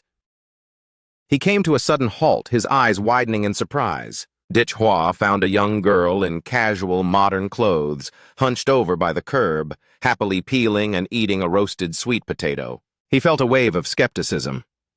This kid is the source of that terrifying pressure? I must be losing my mind. The girl looked up, sensing his gaze. "Hey, brat, did you refine your body into something demonic?" He stepped closer, confused. "How could you tell? You're just a little kid. Why are you talking to me like some ancient master?" The little lady, still chewing on her sweet potato, shot back coolly, "Because I'm the one who helped Little Ho perfect that specific martial art you're using." A vivid portrait of the man flickered in Dick Hua's mind. "Little Ho? The person you're referencing? It couldn't possibly be." The girl clarified, "Lu Tenho. Over 90 years ago, he was my apprentice." Dick Hua scoffed, clearly irritated. "Are you pulling my leg? A martial artist's life can certainly stretch beyond normal limits. A grandmaster might look youthful in their 90s, but a pint-sized brat like you? Give me a break." For experts in special internal arts, shrinking one's skeleton to a child's stature isn't unheard of. But this silver-haired youngster, her expression was innocent and pure at best, and vacant and clueless at worst. Unless she was an elite-tier actress, there was no way she was faking this level of simplicity. Suddenly, the girl's playful gaze hardened into something bone-chilling. "What's the matter? You think I'm spinning tales?" Dick Hua sneered, mocking her. "Believing you is as likely as me being the first emperor of China." Before he could finish, he was violently yanked into a surreal nightmare. The world turned a visceral, bloody crimson. He felt himself pinned down, his neck forced into the notch of a guillotine. Dick Hua experienced the sickening phantom pain of his head being sliced off. He watched as his own skull rolled away across the floor. His head tumbled to a stop right at the silver-haired girl's feet. Dick Hua could only manage a strangled, panicked "Gah!" Dick Hua snapped back to reality, his chest heaving. His eyes were wide with terror at the vividness of the experience. Was Was that just a mental strike? Her killing intent is so potent it forced me into a hallucination of my own execution? He was a heartbeat away from roaring Zawarudo to freeze time. But before he could, the girl popped a candy into his mouth to quiet him. Strawberry chew. It's my absolute favorite. The girl suddenly acted shy and apologetic. Sorry, kiddo. I think I pushed it a bit too far. Don't tell on me to the faculty, okay? They only let me out for fresh air once or twice a week. It's a pretty lonely life. He composed himself and asked quietly, "Who exactly are you?" She straightened up with an air of authority. My name is Kung Ka, a top-tier grandmaster. Let me put it this way. Even the principal of this university, the Kinvan, I used to make that guy cry back when he was a toddler. Dichhua was floored, his body going limp with realization. Kung Ka is the legend who perfected the Huang arts. She's the key to shattering my bottlenecks. A great grandmaster whose specialty is the art of the kill. She's my perfect match. Choosing her is a total win. He immediately dropped into a formal bow of respect.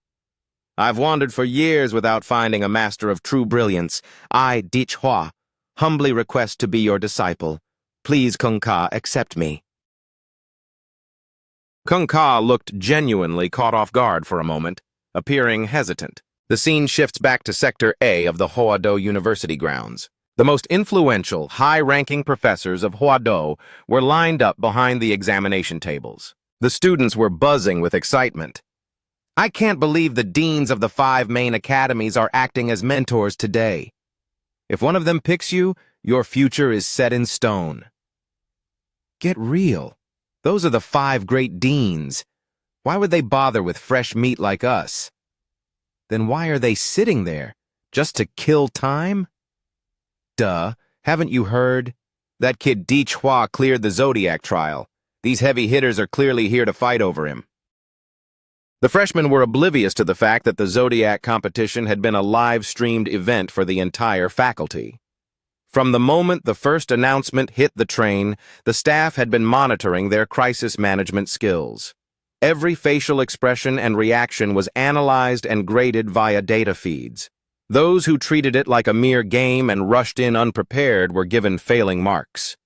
Beyond raw strength, their tactical brilliance and leadership during the masked men's skirmishes were the true benchmarks. Even if a student failed to take down a masked hunter, they could still score high by demonstrating exceptional strategic thinking or poise. Dichhua was the only candidate to maintain a perfect S rating from the start. Yet even that wasn't the biggest shock. The deans were reeling from the fact that he had actually slain the divine dragon, a boss-level entity that was supposed to be an invincible deterrent, not a target. An administrator explained, Dichhua probably doesn't realize what he actually destroyed. That dragon was a digital replica crafted by the new OA supercomputer based on the historical combat data of Fa Hong Sin, a Guardian-tier legend back when he was a student here. No machine can perfectly mimic the dual pupils technique of the twin gods, even in a mental simulation. But Fa Hong Sin remains the peak of Ha Nation's martial history, possibly the world's. His record at this school has stood untouched for a century. The fact that Dichhua killed that legendary training model, even at a fraction of its true power, proves his talent is out of this world. If he survives his training, he's guaranteed to be a grandmaster of his era, perhaps even reaching the great grandmaster stage. All we have to do is sit tight and wait for him to come beg one of us for guidance. Suddenly, an assistant burst in, shouting, Dean, something's wrong. Dichhua! He's just pledged himself to Kung Ka, the former professor who's now classified as special personnel. The faculty erupted in a wave of disbelief and shock, shouting, He did what? Back to Dichhua and Kung Ka. He was currently trailing her, being persistently charming. Kung Ka stopped and asked, Are you serious about this master-disciple thing? Dichhua nodded earnestly. Absolutely. Master. This pint-sized lady is apparently a century old. If I weren't pledging my loyalty in public, I'd probably be arrested for hanging out with a kid. Kung Ka shoved him away playfully, yelling, But I'm pretty sure the school fired me years ago. Dichhua pivoted to a look of heartbreaking sincerity. Master, you mentioned you only get an hour of freedom a week. If you take me on, I promise that within 2 years, I'll find a way to break your chains and give you your life back. At that promise, Kung Ka's eyes sparkled with greed and hope. No kidding? All right, you've got a deal. Dichhua smirked to himself. His silver tongue had worked. The university administrators soon emerged and intercepted the pair. Kung Ka rolled her eyes and muttered, here comes the fun police. A senior professor stepped forward, blocking their path. Senior Kung Ka, the agreement was that you wouldn't fraternize with students during your release. Furthermore, your psychological profile isn't stable enough for teaching. He's right, Senior. Please return to your quarters. Kung Ka stood her ground, hands on her hips defiantly. She ignored the professors and looked at Dichhua. They want me to go home? Fine. What did you say your name was? Dichhua bowed low. Master, my name is Dichhua. She turned and walked off with an arrogant, carefree swagger. Excellent. Dichhua, follow me to my lair. Dichhua gave the stunned faculty a quick look before hurrying after her. The scene shifts to the restricted wing of the Hwado University Research Institute. Kung Ka was skipping along like a child, while Dichhua took in the sterile, high-tech surroundings. A few moments later, they arrived at her personal living quarters. Inside the elevator, he asked, Teacher, do you always live in such a secluded spot? Kung Ka nodded. Yeah. About 50 years back, I had a bit of a tantrum and kept sending people to the hospital. After that, they tucked me away under this lab. I've been better lately, which is why I get out for air. So, are you really going to be my first student in decades? She peered at him with a suspicious sidelong glance. You're a weird one. Aren't you terrified? Terrified you'll carve me up? Dichhua felt a cold sweat prickle his neck at her casual mention of violence. The elevator finally dinged at the bottom, sublevel -666. He looked down the corridor and remarked, For a massive lab, this hallway is awfully cramped. The girl replied simply, That's because I'm the only one allowed down here. He noticed a glowing digital display on the door. Is that a timer? Suddenly, Kung Ka's eyes went wide with panic. Oh no, we're out of time. Run! Get inside now! Before he could blink, she was dragging him into a frantic dash. Master, what happens when the clock hits 0? The girl shouted over her shoulder. Every time I leave, the clock starts. If I'm not back in my cell before it expires, the principal's office gets a red alert. Every guard in Hwado will be on a manhunt for me. Wait, seriously? Dichhua didn't need to hear another word. He lunged forward with everything he had. He dove headfirst into the room just as the digits began to flash. The massive security door slammed shut with a heavy metallic bang right behind his heels. A shimmering pink energy shield flickered into existence around the room. Both of them collapsed, breathing a heavy sigh of relief. Phew, talk about a close call. A sharp realization hit him. This sector is under the influence of a unique electromagnetic field. My martial essence can't easily manifest outside my body, which means any technique I attempt here will have its potency severely crippled. Kung Ka spoke as she casually shrugged off her coat. Spot on. That's because this entire place is essentially my high-security holding cell. To keep me contained, those kids like the Kinvun went to the trouble of building me this 3-story suite. It's got everything. Entertainment, training facilities, you name it. But it's also rigged with massive magnetic dampeners to suppress a martial artist's energy. It stops me from getting bored and smashing through the walls. With that, she flopped onto the sofa. Looking around, he was speechless. They call this a prison, but it's a 5-star luxury residence. Every comfort is provided. I feel less like a student and more like a live-in servant for teacher Kung Ka. Meanwhile, at the main gates of Hwado University, this man is the head of the institution, Principal Thi Kin Vun. Suddenly, his phone buzzed with an urgent alert. Principal, we have a crisis. Dichhua has officially pledged himself to Kung Ka. His expression remained unshaken. There's no need to panic over him. Remember our objective for this reform. We aren't here to mass-produce mediocre pillars. We need to forge a world-class titan who can safeguard the nation of Ha and carry the weight of humanity. When dealing with a true prodigy, provide every resource and let them run wild. Let Dishhua study under her for now. The other freshmen are about to finish their summer camp training. When they return, Dishhua will be the whetstone that sharpens their blades. A window popped up on his monitor. Principal Thi, freshman Dishhua has followed Kung Ka into the high-security zone. Status stable. However, Class S strategic analytics suggests that with Kung Ka sharing a confined space long-term, there is a 5% risk of a total psychotic break. There is an 89.7% chance Dishhua won't survive until our elite units arrive, and even if we reach him, the survival probability post-rescue is only 4.7%. He rose from his seat, staring out at the horizon while musing. The Special Operations class consists of either legendary warriors living on borrowed time or individuals who simply cannot contain their own catastrophic power. The state locks them away until Ha faces an existential threat. Only then are they unleashed as national guardians. Dishhua chose this path, so I assume he's mentally prepared for the fallout. If you aren't ready to face death, how can you walk the path of the conqueror? Time is running out. The North White Federation and the fanatics of the Divine Descent Kingdom are making moves, driven by their obsession with the ancient civilization. Younger generation, you need to grow up fast. In the Level 3 training bay of the containment zone, Kung Ka gestured him forward. Well, it's been decades since I've mentored anyone. Let's start with a sparring session to see what you're made of. He hesitated. Are you going to scale your power down to the martial apprentice level to fight me? She folded her arms and let out a sheepish giggle. Ah, I completely forgot I'm supposed to hold back, haha.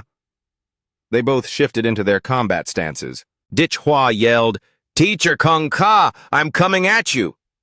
As he braced himself, he thought, I really need to wipe that image of the guillotine from my mind. In a heartbeat, Kung Ka lunged like a blood-starved wraith, her eyes burning with a crimson glow. Before he could blink, her palm was inches from his throat, aiming for a lethal pressure point.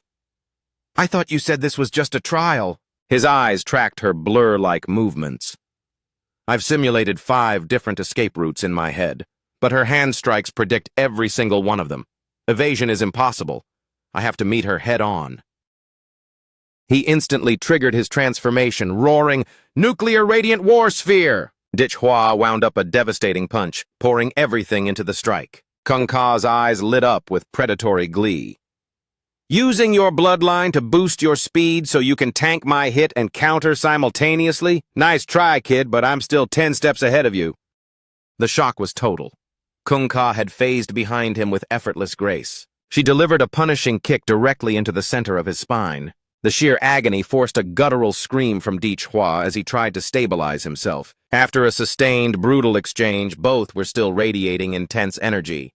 Kung Ka hopped back lightly, while Dishhua was a mess of bruises and blood. He stood his ground, though he was drenched in sweat and crimson. You don't pull your punches, teacher. Even in my awakened state, you beat me right back into my human form. The girl looked at his battered state with a twisted sort of excitement. Ha ha, it's been far too long since I smelled the sweet scent of fresh blood. Dishhua's gaze sharpened. Master, if we're just talking physical technique, I'm a fly compared to you. So, I'm going to use some techniques that defy the rules. Please, give me your best guidance. He immediately tapped into his anthropomorphic element skills to counter her. Fortunately, just last night, I had reached maximum synchronization with the super anthropomorphic hero monster template. Seeing her student manifest such power, she grew even more thrilled. Wow, a technique of this magnitude coming from a martial apprentice? I've picked up a real monster of a student. In that case, I suppose I should show you a glimpse of my true self. Suddenly, she swept her bare arm down in a massive, crushing arc. Heavenly oblivion! Violent red streaks of energy slammed into Dishhua with the weight of a mountain. The collision triggered a colossal explosion that rocked the entire training chamber. Yet he didn't go down. He surged through the smoke, shouting, "Split form! Dimensional anthropomorphism!" But Kung Ka had already anticipated the shift. Her eyes flashed with the piercing light. She countered with a strike so heavy it sent him skipping across the floor like a stone. Kung Ka then focused her energy into the palm of her hand. She leveled her gaze at Dichhua, her face looking absolutely terrifying. Dichhua felt trapped, barely able to keep his guard up against her relentless, wicked onslaught. He gritted his teeth, feeling the strain from within his armor. Using the Demon Lord Alucard as a base, I built a biological suit with 10 times the defense of my supergiant form. How is she shredding it like paper? Suddenly, his pupils dilated in shock. She had somehow bypassed his defenses to whisper right behind his ear. Dichhua, little brat, are you hiding in the mouth of this armor?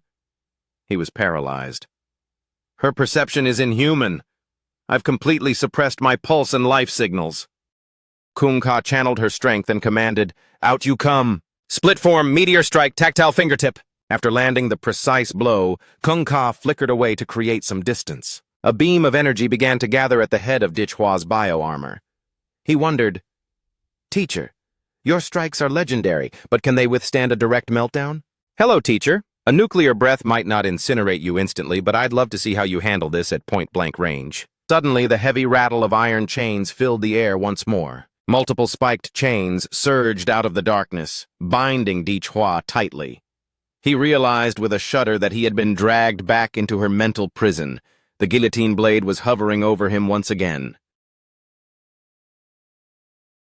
Dichhua looks on, his face turning ghostly pale. It seems there is no running from the shadow of the guillotine in this restricted space. The massive blade drops with a sudden lethal hiss. Just in time, he roars his ultimate command, Zawarudo! Teacher, you were backed into a corner, so you dragged me back into your killing intent domain. This isn't a physical battleground, but a psychological nightmare woven from pure bloodlust. To break free, I have to rely on my mental fortitude. The spectral entity begins a relentless assault, hammering against the outer shell of his armor. Each explosive punch leaves the defensive layer riddled with ominous, spreading cracks. With a sudden crystalline sound, the artificial reality shatters like 1,000 glass shards. Dichhua jolts awake, his consciousness snapping back to the physical room. Kung Ka peers down at him as he sprawls on the floor and quips, Oh, you're finally back with us. That turtle shell of yours was surprisingly stubborn. He pushes himself up, massaging his temples to ease the mental strain. Teacher must have forcefully ripped me out of my anthropomorphic armor. Even the reinforced crystal shielding I grew to protect my core was pulverized by that raw, savage power. That shouldn't even be possible for a martial apprentice. Teacher, you were cheating, weren't you? Realizing her tactics were a bit unfair, he asks with a suspicious squint. The lady gives a playful smirk and looks away, feigning innocence. What do you mean, cheating? I won fair and square. Where's the foul? He remains unconvinced, pressing for the truth. Is that right? The lady still refuses to come clean. Ahem. I might have used a tiny bit more force than intended. You know your teacher is incredibly powerful. It's hard to dial it down to 100% perfection in the heat of the moment. Dichhua continues to watch her with a narrow, judgmental gaze. Kung Ka tries to sneak a peek at his reaction, but he catches her red-handed. Suddenly, she shifts into a bashful, apologetic tone. Hey, I promise no more shortcuts next time. Don't be upset, okay? Please don't quit on me. It's been decades since I've had a real student to play with. Feeling a bit flustered by her sudden vulnerability, he has to reassure her to keep the waterworks at bay. She looks up at him with wide, harmless eyes and whispers, So you're staying? Dichhua shares a relieved smile. I went through hell just to become your apprentice. I'm not going anywhere. And for the record, I wasn't crying just then. Satisfied with his answer, she regains her cool composure and heads to the fridge for a refreshment. All right, I've got a handle on your current limits. You're a bit behind where I was at your age, but compared to the average student, you're a genuine prodigy. We can begin the real work. What's your priority? He answers without hesitation. I need a high-tier cultivation method, and I want to know how you can cut through lightning and slice right through my armored limbs. She cracks open her drink and shrugs. The art of the blade? That's difficult to explain in words. You just have to cut things, thousands of things, until the feeling clicks. The lady locks eyes with him and utters a single chilling word. Lines. Whether it's a person, a monster, or an inanimate object, everything possesses an ideal point of failure. A line where resistance vanishes. You can think of it as the killing line. A bead of sweat trickles down his face as he listens. The killing line. Master is just like the divine dragon, a true specialist in the art of termination. If the divine dragon's strikes are about overwhelming power and raw sharpness, then teacher is like a master surgeon, obsessed with technical precision. The lady offers a new path. She speaks between sips of water. Mastering that is a long road. I suggest you focus on breaking through to the martial artist rank first. Without a higher cultivation level, your body simply won't survive the demands of my techniques. She then poses a fundamental question. Dichhua, do you understand what truly separates a martial artist from an apprentice? It isn't just a boost in muscle, it's an evolution of the soul. A martial artist gains a vital new sense, internal vision. This allows you to transition from broad external training to microscopic internal refinement. With this inner sight, you can observe your own meridians and organs, using your energy to reinforce your body from the inside out. The spirit leads, and the flesh follows. His eyes light up as he processes the lecture. I didn't expect her teaching to be this profound. She really is a professor of the highest caliber. Her personality might be a bit unique, but her wisdom is intact. And as for spiritual power, thanks to the vampire merge and Zawarudo, I feel my mental capacity has skyrocketed. That should give me a massive head start at the martial artist stage. He follows up. Is the path to reaching that stage always the same? Kung Ka clarifies. Ascension methods and techniques are categorized into 5 tiers: heaven, earth, mysterious, yellow, and unranked. Most students at ordinary schools are given unranked methods. They're fast and easy with no real barriers. You just need enough raw vitality. Over 80% of practitioners take this path for a generic breakthrough. But for us at Hoado, we don't touch anything below the yellow or mysterious tier. He taps his chin thoughtfully. And what about the elite heaven and earth tiers? She continues her explanation. Heaven tier arts are almost exclusively unique relics recovered from ancient hidden ruins. There are likely fewer than 10 in existence globally. While our university guards one of these legendary copies, you don't have the rank or clearance to even look at it yet. However, I can grant you access to an earth tier breakthrough method. Dichhua's heart skips a beat. The Slaying Heart Bodhi Sutra. It is my personal earth tier technique, even Lu Tenho's demon-formed flesh. It was merely a branch inspired by this foundational method. Hearing this, Dichhua's eyes shine with pure greed. I have to learn it. Seeing his fire, she nods in agreement. Very well, we begin immediately. Immerse yourself in the killing intent realm I've prepared for you. He suddenly pales as her words sink in. No way, please, not again. For the 3rd time, his consciousness is sucked into Kung Ka's twisted mental theater. The lady giggles at his horrified expression. I really do love the sight of blood. The scene shifts to So-Cho, who is leisurely walking home after a long day of lectures. He catches sight of Dichhua in the distance. He calls out with a friendly wave. Hey, Dichhua, how was the first day with your new master? I heard you joined. Suddenly, So-Cho is caught in the peripheral wave of the nightmare illusion radiating from Dichhua. In a flash of instinct, he unsheathed his blade to form a desperate perimeter of steel. Dichhua exhaled, his features softening into a calm mask. Ah, my bad, So-Cho. My nerves are still a bit frayed from training. He stared at Dichhua, paralyzed by a wave of pure shock. Dichhua, what happened to you? His perception of his friend had been fundamentally altered. Dichhua now radiated a suffocating, predatory bloodlust. Just what kind of hellish training did you go through today? Rewinding 10 seconds into the mental simulation, a rotting tide of the undead was shambling toward Dichhua. This was the trial Kung Ka had devised. Stripped of his martial techniques and supernatural gifts, he had only a physical sword to survive. Surveying the horde, he gritted his teeth. An endless swarm, and all I get is this dull piece of iron? She explained from the shadows.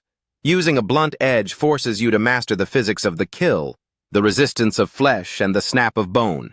It carves the memory into your muscles so you can find the perfect line to a target's vitals without thinking. Capturing the essence of the lesson, he centered his breathing. Fine, then consider this my opening move. Dichhua became a whirlwind, bisecting ghouls with one hand while simultaneously parrying Kung Ka's phantom strikes with the other. Watching his progress, she couldn't hide her astonishment. This brat is actually manifesting my Earth-rank secrets within the illusion. It's a reckless gamble. A mere martial apprentice has no business touching techniques of this caliber. If his spiritual fortitude weren't so abnormally high, that killing intent would have shattered his psyche by now. Dichhua, you truly are the North Star for Thikin Vun and the pride of Huado. I can't wait to see what you become. Transitioning to Dichhua's private quarters, he let out a long, weary sigh as he sank into the steaming bathtub. Phew. Day 1 and I'm already pushed to my limit. The top academy in the country certainly doesn't pull any punches. Suddenly, his comms chimed with a call from Liu Tantruk. Well, speak of the devil! Meanwhile, in Tantruk's dorm, Dichhua's voice crackled over the line. Student Tantruk, to what do I owe the pleasure?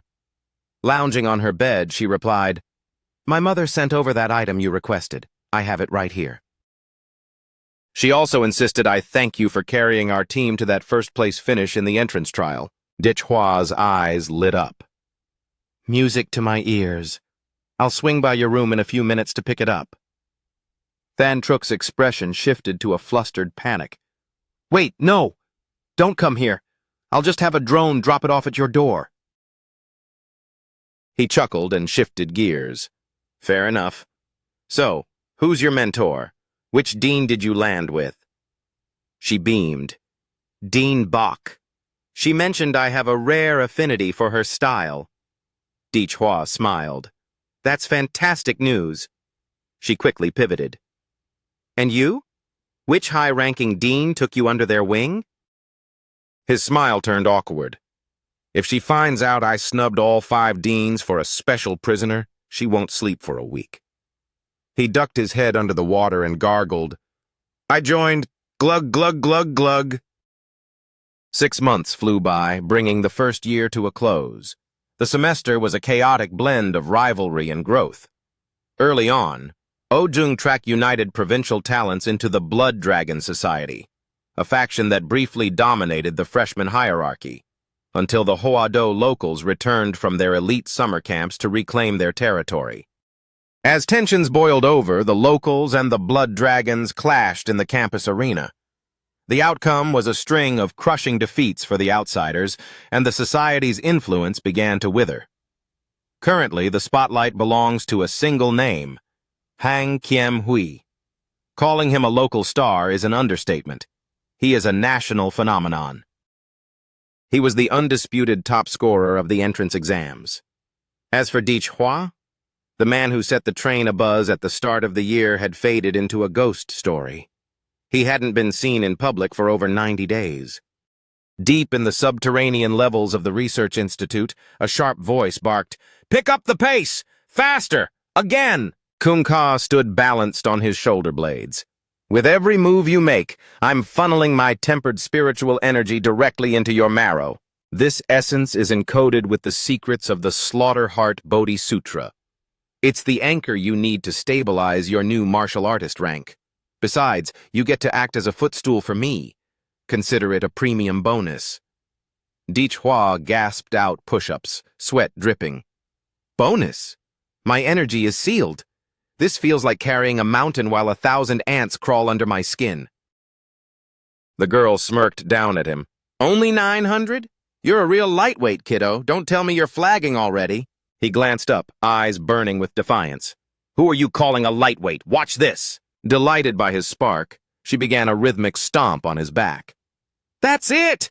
Give me more! More power! More speed! Break those limits! Dichhua became a blur of motion, fueled by agony and sheer willpower. Suddenly, his skin began to glow and fracture. Old, scarred muscle tissue tore away in a violent biological renewal. He emerged from the shed skin with a physique that was leaner, more aesthetic, and vibrating with high-density martial energy. Kung Ka let out a mock gasp. Oh my, the shirt is gone, you shameless hussy. Dichhua, red-faced, tried to cover up as she peeked through her fingers. Hey, no looking! Dichhua turned away to find his gear. It's time.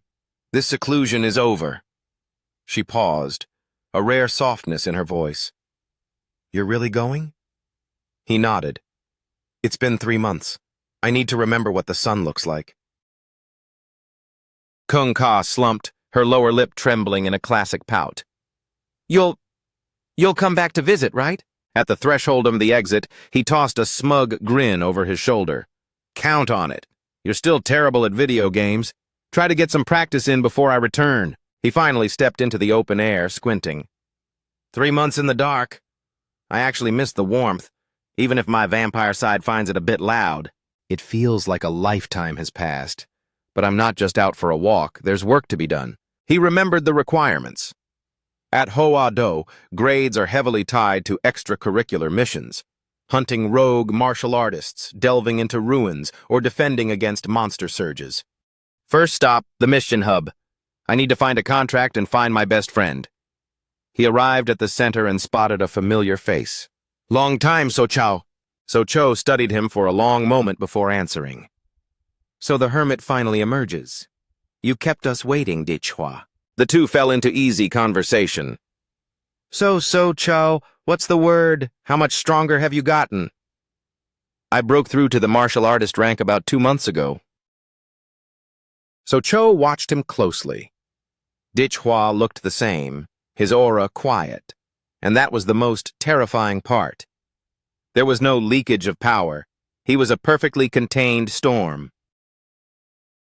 How far has he gone? Can I even see his back anymore? 3 days ago, I watched Hang Kem Hui dismantle Ao Dung Tret in under 10 minutes. Hang didn't even break a sweat. I wonder, could Dichhua even challenge a monster like that? Or is it possible that Hang Kem Hui is the one who should be worried? A voice called out from across the plaza as a girl sprinted toward them. So sorry! It was Liu Tentruk, breathless but smiling. I'm late, aren't I? Dichhua gave her a playful, mischievous look. Tentruk, is that all you have to say?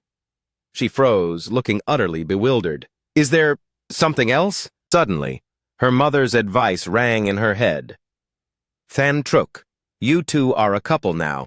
In public, you must act the part to maintain the bond. Act the part. Right here? She squeezed her eyes shut, leaned in, and puckered her lips. Dichhua immediately blurted out, Wait, what are you doing? I was asking why you didn't say hello after 3 months. She spun on her heel in a whirlwind of fury, leaving him completely baffled. I absolutely despise you. They turned their attention to the massive monitors. The digital displays were alive with data on high-priority contracts and the elite students who had aced them. So Cho noted, Tentruk and I have already cleared 3 assignments, so we're well past our mandatory quota. Actually, I only swung by today to see if you wanted to form a squad. There are 3 active cases that fit us perfectly. The psychopathic serial slayings in Huantan, the Beast Tide investigation in Lintang, and the unexplained anomalies in Lum Tui district. Tentruk analyzed the data. The preliminary scouts tagged them as rank 2, but the situation in Lum Tui has just been escalated to rank 3. You know, off-campus operations are tiered into 5 difficulty levels. Usually, freshmen are restricted to rank 1. The only rank 2, So Cho and I handled, required a 10-person team. Getting a rank 3 approved for a tiny squad of 3 first-years is unheard of. Dichhua smirked and flashed a sleek black card etched with crimson veins. No worries, I've got a VIP pass. In the back of his mind, Kung Ka's voice echoed. Little Hua, you're ready to spread your wings. Most underclassmen can't even touch you anymore. You need the high-stakes stuff to truly sharpen your edge. With this card, the school's entire mission board is your playground. Just don't be a fool and jump into a rank 4 or 5 yet. Those are chaotic nightmares that can swallow even a Huyen Vu martial artist whole. She stared at Dichhua, stunned. Where on earth did you get clearance like that? So Cho stepped between them to keep things moving. Hua, which of these piques your interest? He scanned the options, weighing them carefully.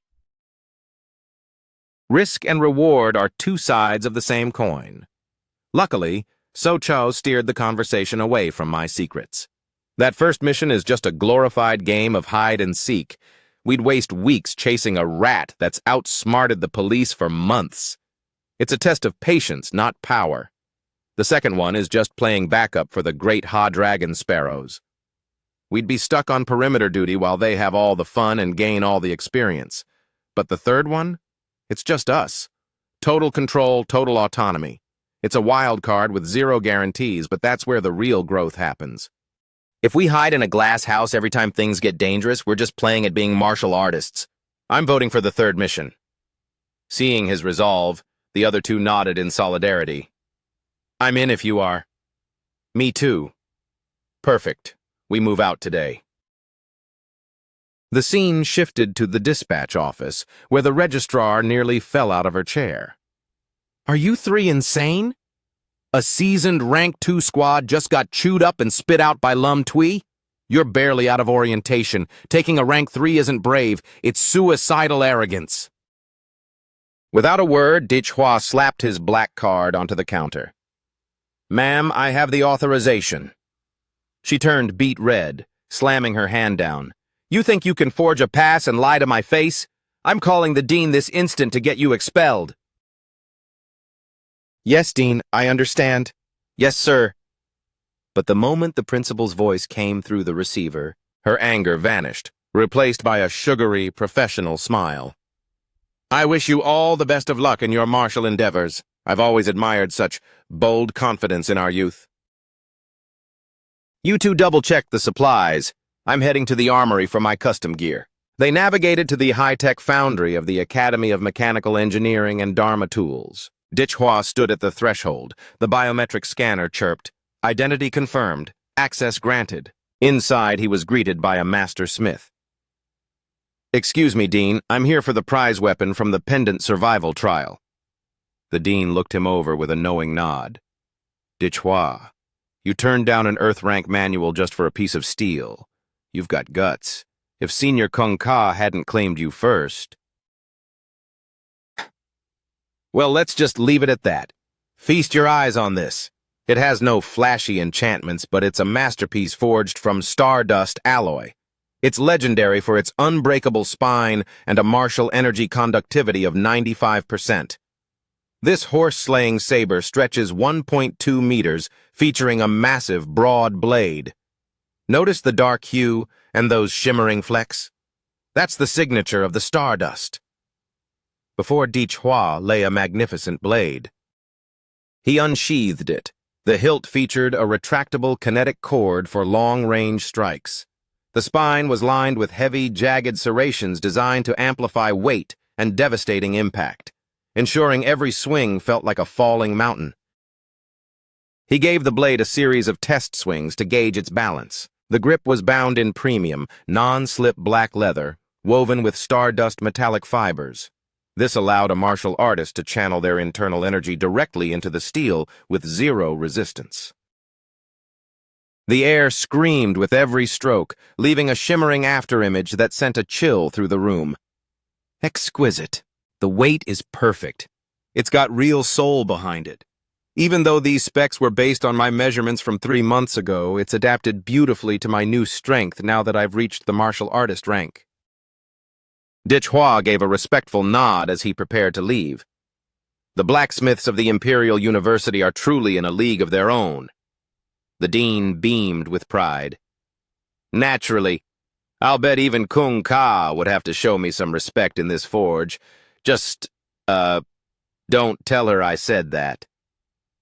The scene cuts to So-Cho as they arrive in the Lum Tui district. Just a reminder, this is a covert op. We're here under the guise of regular college interns to keep our cover intact. Hua nodded, closing his eyes to project his senses.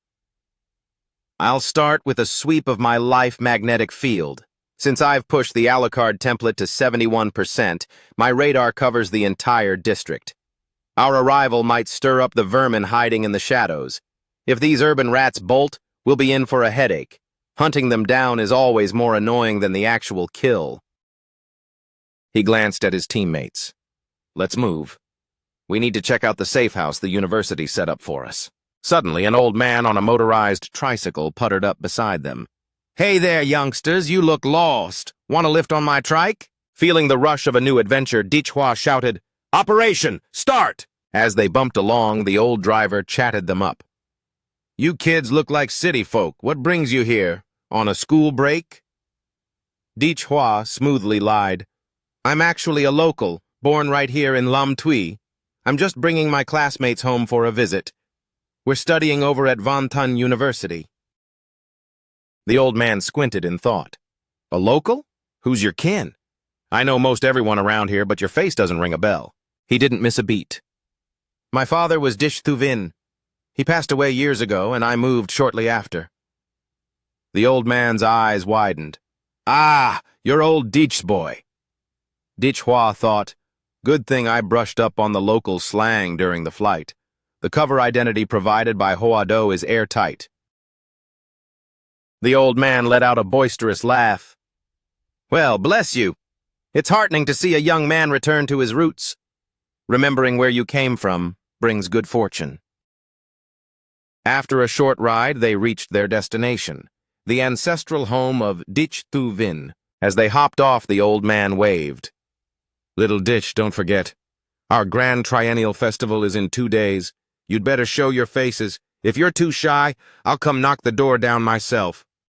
So Cho stepped inside and winced. This place hasn't seen a soul in a decade. It's a jungle of weeds and a breeding ground for mosquitoes. We've got a lot of scrubbing to do. Leave the cleaning to me. Dichhwa slammed his foot onto the floorboards, releasing a controlled pulse of nuclear energy. So Cho stared at the charred, debris-free room. That wasn't cleaning. That was a localized extinction event. Dichhwa just shrugged. Efficient, isn't it? So Cho began organizing their gear. I'm going to set up a perimeter of minicams for 24/7 surveillance. Then Truk, you audit the structure and see what we're working with. While checking the corners, she gasped. Dichhwa, get over here now! Dichhwa hurried over. Find a hidden room? She pointed at a small altar. There's a shrine tucked away here. I have no idea what it represents. He leaned in for a closer look. This was added recently. Than Truk looked confused. Recently? How can you tell? He pointed to the base.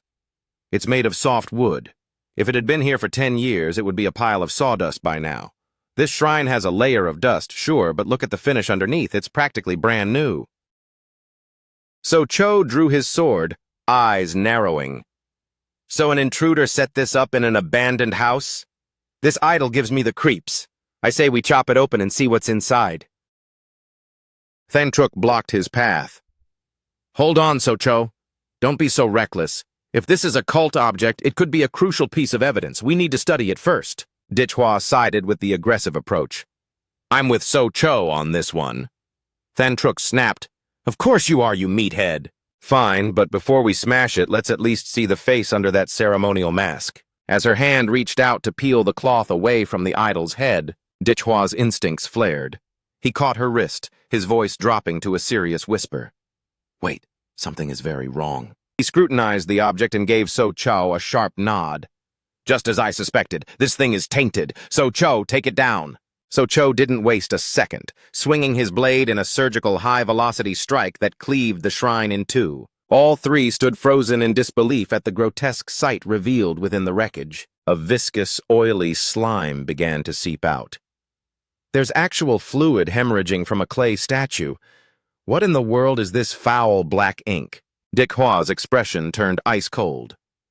You think you can just slink away? With a thought, he manifested his spectral powerhouse, the world. The entity's massive hands clamped down on the shifting liquid, which was suddenly bristling with rows of jagged, chattering teeth. Seeing the threat neutralized, Dichhwa folded his arms and gave the order. It's over. So-Cho, put it on ice. While his teammates worked, Liu Thantruk remained rooted to the spot, her face drained of color. What kind of nightmare is this? Dichhwa stepped up beside her and placed a grounding hand on her shoulder. Thantruk? He checked on her with a calm voice. Are you all right? Sensing that she had been touched by the entity's psychic miasma, he funneled a pulse of pure, stabilizing energy into her. She blinked, her breathing slowing down. I'm okay now. That suffocating dread just evaporated. I feel a strange warmth spreading through me.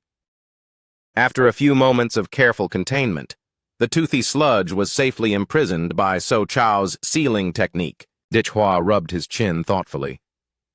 It seems the rot in Lum Tui district is rooted in these bizarre idols. We've cracked the first layer of the mystery.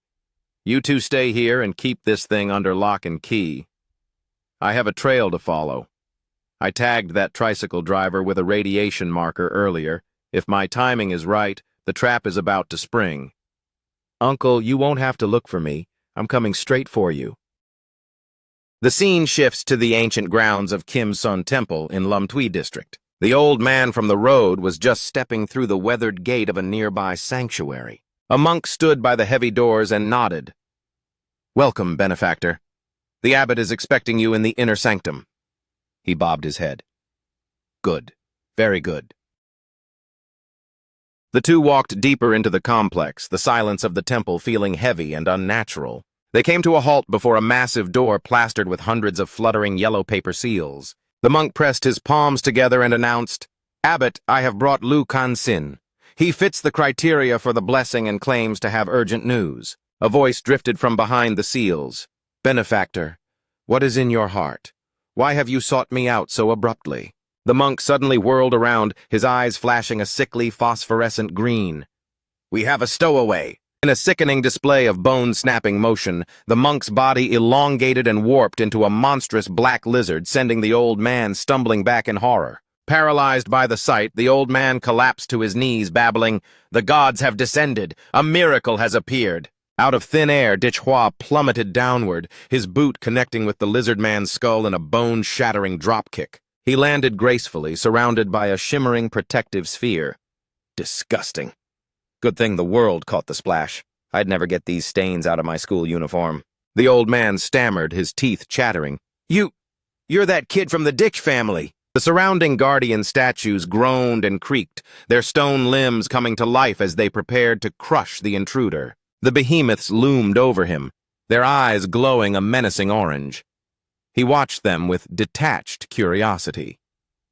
So, even the temple protectors are on the payroll? The statues leveled their massive polearms and lunged at Dichhua with killing intent. The world manifested instantly, its armored forearms catching the heavy blades with a resounding metallic clang. The mechanical guardians doubled down, putting all their immense weight into a crushing follow-up strike. The statue's massive stone hands reached out, trying to snatch Dichhua from the air. He flicked a ring off his finger. The air around him rippled with a cloaking field to scramble the enemy's sensors. Suddenly, the ring expanded into a glowing blue broadsword.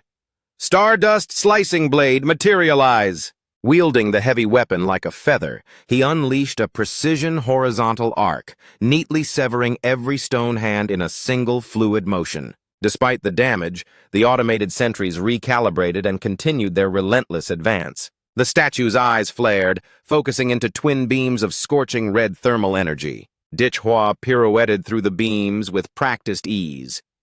Eye lasers? Are you holy icons or prototype security bots? Honestly, these beams are moving in slow motion.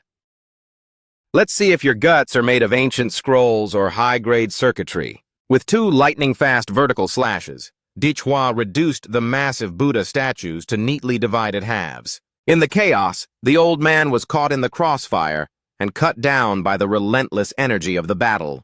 The temple floor was a graveyard of scrap. Tangled wires and circuit boards spilled from the statues, while a pool of inky black blood spread from the fallen man. Dichhua exhaled, confirming his theory. Not a single heartbeat among them. My life field didn't pick up a shred of organic biological rhythm from these bodhisattvas. But how does a rural backwater like Lum Tui get its hands on military-grade cybernetics? I suppose the answer is waiting behind that door. He signaled the world to step up to the talisman-covered entrance. I am a college student, after all. It's only polite to knock before entering. As the entity wound up a devastating punch, Dichhua called out casually, "Is anyone home?" The punch shattered the heavy door into a cloud of splinters and torn paper seals. Dichhua stepped over the threshold, his eyes scanning the gloom. Beyond the wreckage lay a vast, high-tech cavern hidden deep within the mountain. Inside, another colossal golden Buddha was being painstakingly embellished and calibrated. He gazed upward, stunned by the sheer scale of the engineering. To think such a grand subterranean palace exists, housing a monument of this magnitude. Now that our visitor has entered, why is the little rat still lurking in the shadows? A monk glided forward with eerie grace. He pressed his palms together in a mock blessing and inquired, "This sanctuary holds no malice toward you, traveler. Why have you come to defile it?" Dichhua sneered at him with pure contempt. "A bucket of bolts like you has really bought into this human role play, hasn't it?" He lunged with a sudden strike, but his hand passed right through. It was merely a flickering holographic distraction. The monk materialized behind him, whispering softly, "Benefactor, the weight of your slaughter karma is truly far too heavy."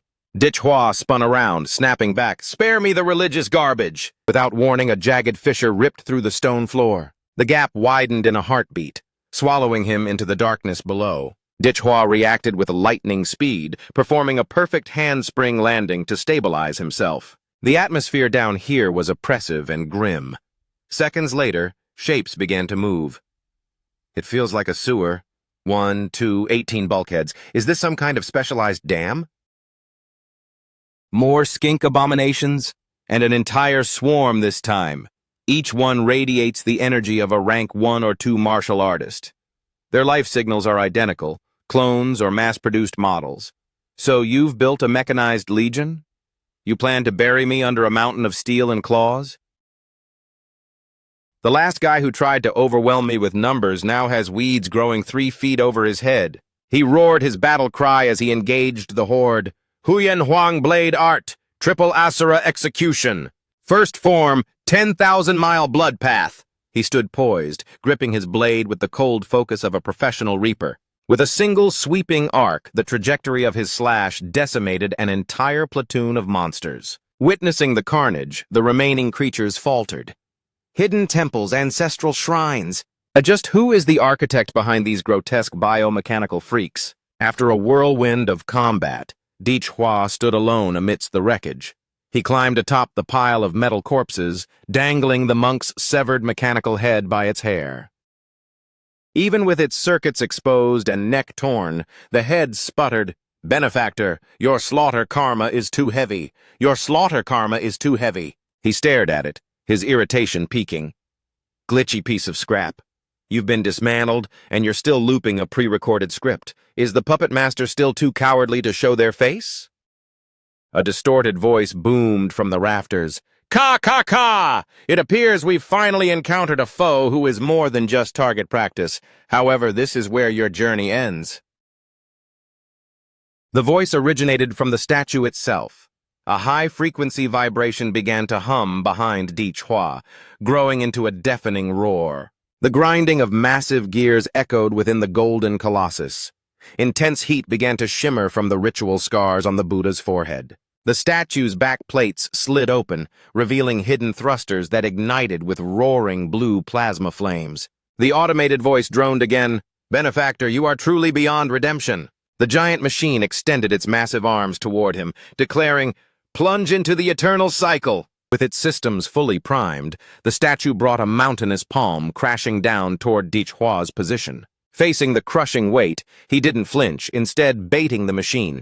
"Is that all you've got? Show me more." The massive hydraulic hand slammed into the foundation with seismic force, intending to pancake Dichhua instantly. A screen of pulverized rock and thick dust erupted from the impact crater. Inside the statue's cockpit, a red light flashed. "Warning! Thermal levels exceeding safety thresholds. Right limb overheating rapidly." The Buddha statue tilted its massive head, processing the data. "System error, temperature spiking. What is happening down there?" Rising from the dust was Dichhua, now transformed into a towering Godzilla-like titan. He stood tall enough to stare directly into the Buddha's mechanical eyes. He chanted with thunderous irony, "Namo Amitabha Buddha!" Hua lunged through the debris, burying a devastating, earth-shaking punch into the statue's torso. He followed up by seizing the Buddha's head in a crushing, iron-tight grip. "I'm just getting started! Taste my dark matter-reinforced knee!" Coiling his massive frame, he used the statue's own head as leverage and drove his knee upward into its chin. The point of impact flared with a blinding white-hot light. The statue's internal diagnostics screamed, "Critical alert! Massive structural failure detected in cranial sectors." The golden forehead buckled inward as the colossus stumbled back, its gyroscopes failing. The machine retaliated, orbiting prayer beads. Dozens of spheres detached, firing concentrated laser bursts at Hua.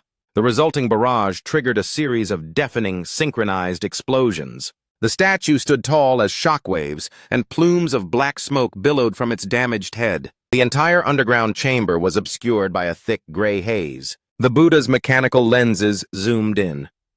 "What kind of abomination is this? To think he forced me to cycle through my entire secondary arsenal!" Suddenly, Hua's silhouette emerged from the smoke, completely untouched. Aside from some superficial singeing on his hide, he was fine. Standing arrogantly in the center of the storm, he mocked, "These playthings are strictly thermal. Heat-based toys are useless against a true master of my caliber." The insult sent the machine into a frenzy. "Arrogant soul, witness your final transcendence!" The statue began to vibrate violently, generating powerful shockwaves as it charged its ultimate form, meteor anthropomorphism.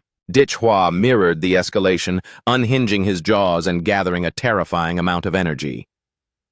"You're a fake monk and a failed machine. Time to be erased." Time. Without a moment's delay, a blinding, incinerating torrent of energy erupted. "Nuclear breath!" The entire blast centered on the Buddha as Hua's jaws unhinged further, his voice echoing through the chaos. "Breaking your toy, sorry about that. To think they've hollowed out a cavern this massive inside the mountain. It's likely crawling with lizard men and more of those mobile Buddha rigs. The mastermind behind this is clearly some lunatic scientist obsessed with chaotic experiments.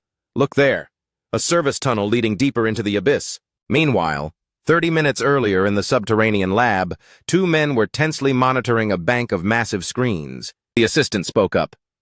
"Doctor, the intruder just scrapped the mechanical bodhisattva at the perimeter, but relax, this blast door is built from our proprietary alloys. It's physically impossible for him to breach it." "Don't sweat it, Doctor. Our clone legion is 10,000 strong. Even if he were a great martial master, we'd drown him in bodies until he drops from exhaustion. It's a perfect way to clear out our surplus inventory anyway." At that exact second, the feed cut to Hua standing atop a mountain of mangled biological scrap, looking like an omen of their impending doom. The assistant yelled, "Doctor, we still have our trump card! Our engineering is flawless! That great Buddha mecha was designed to go toe-to-toe with Lord-class magic beasts. Squashing a mid-tier martial artist should be like stepping on an ant."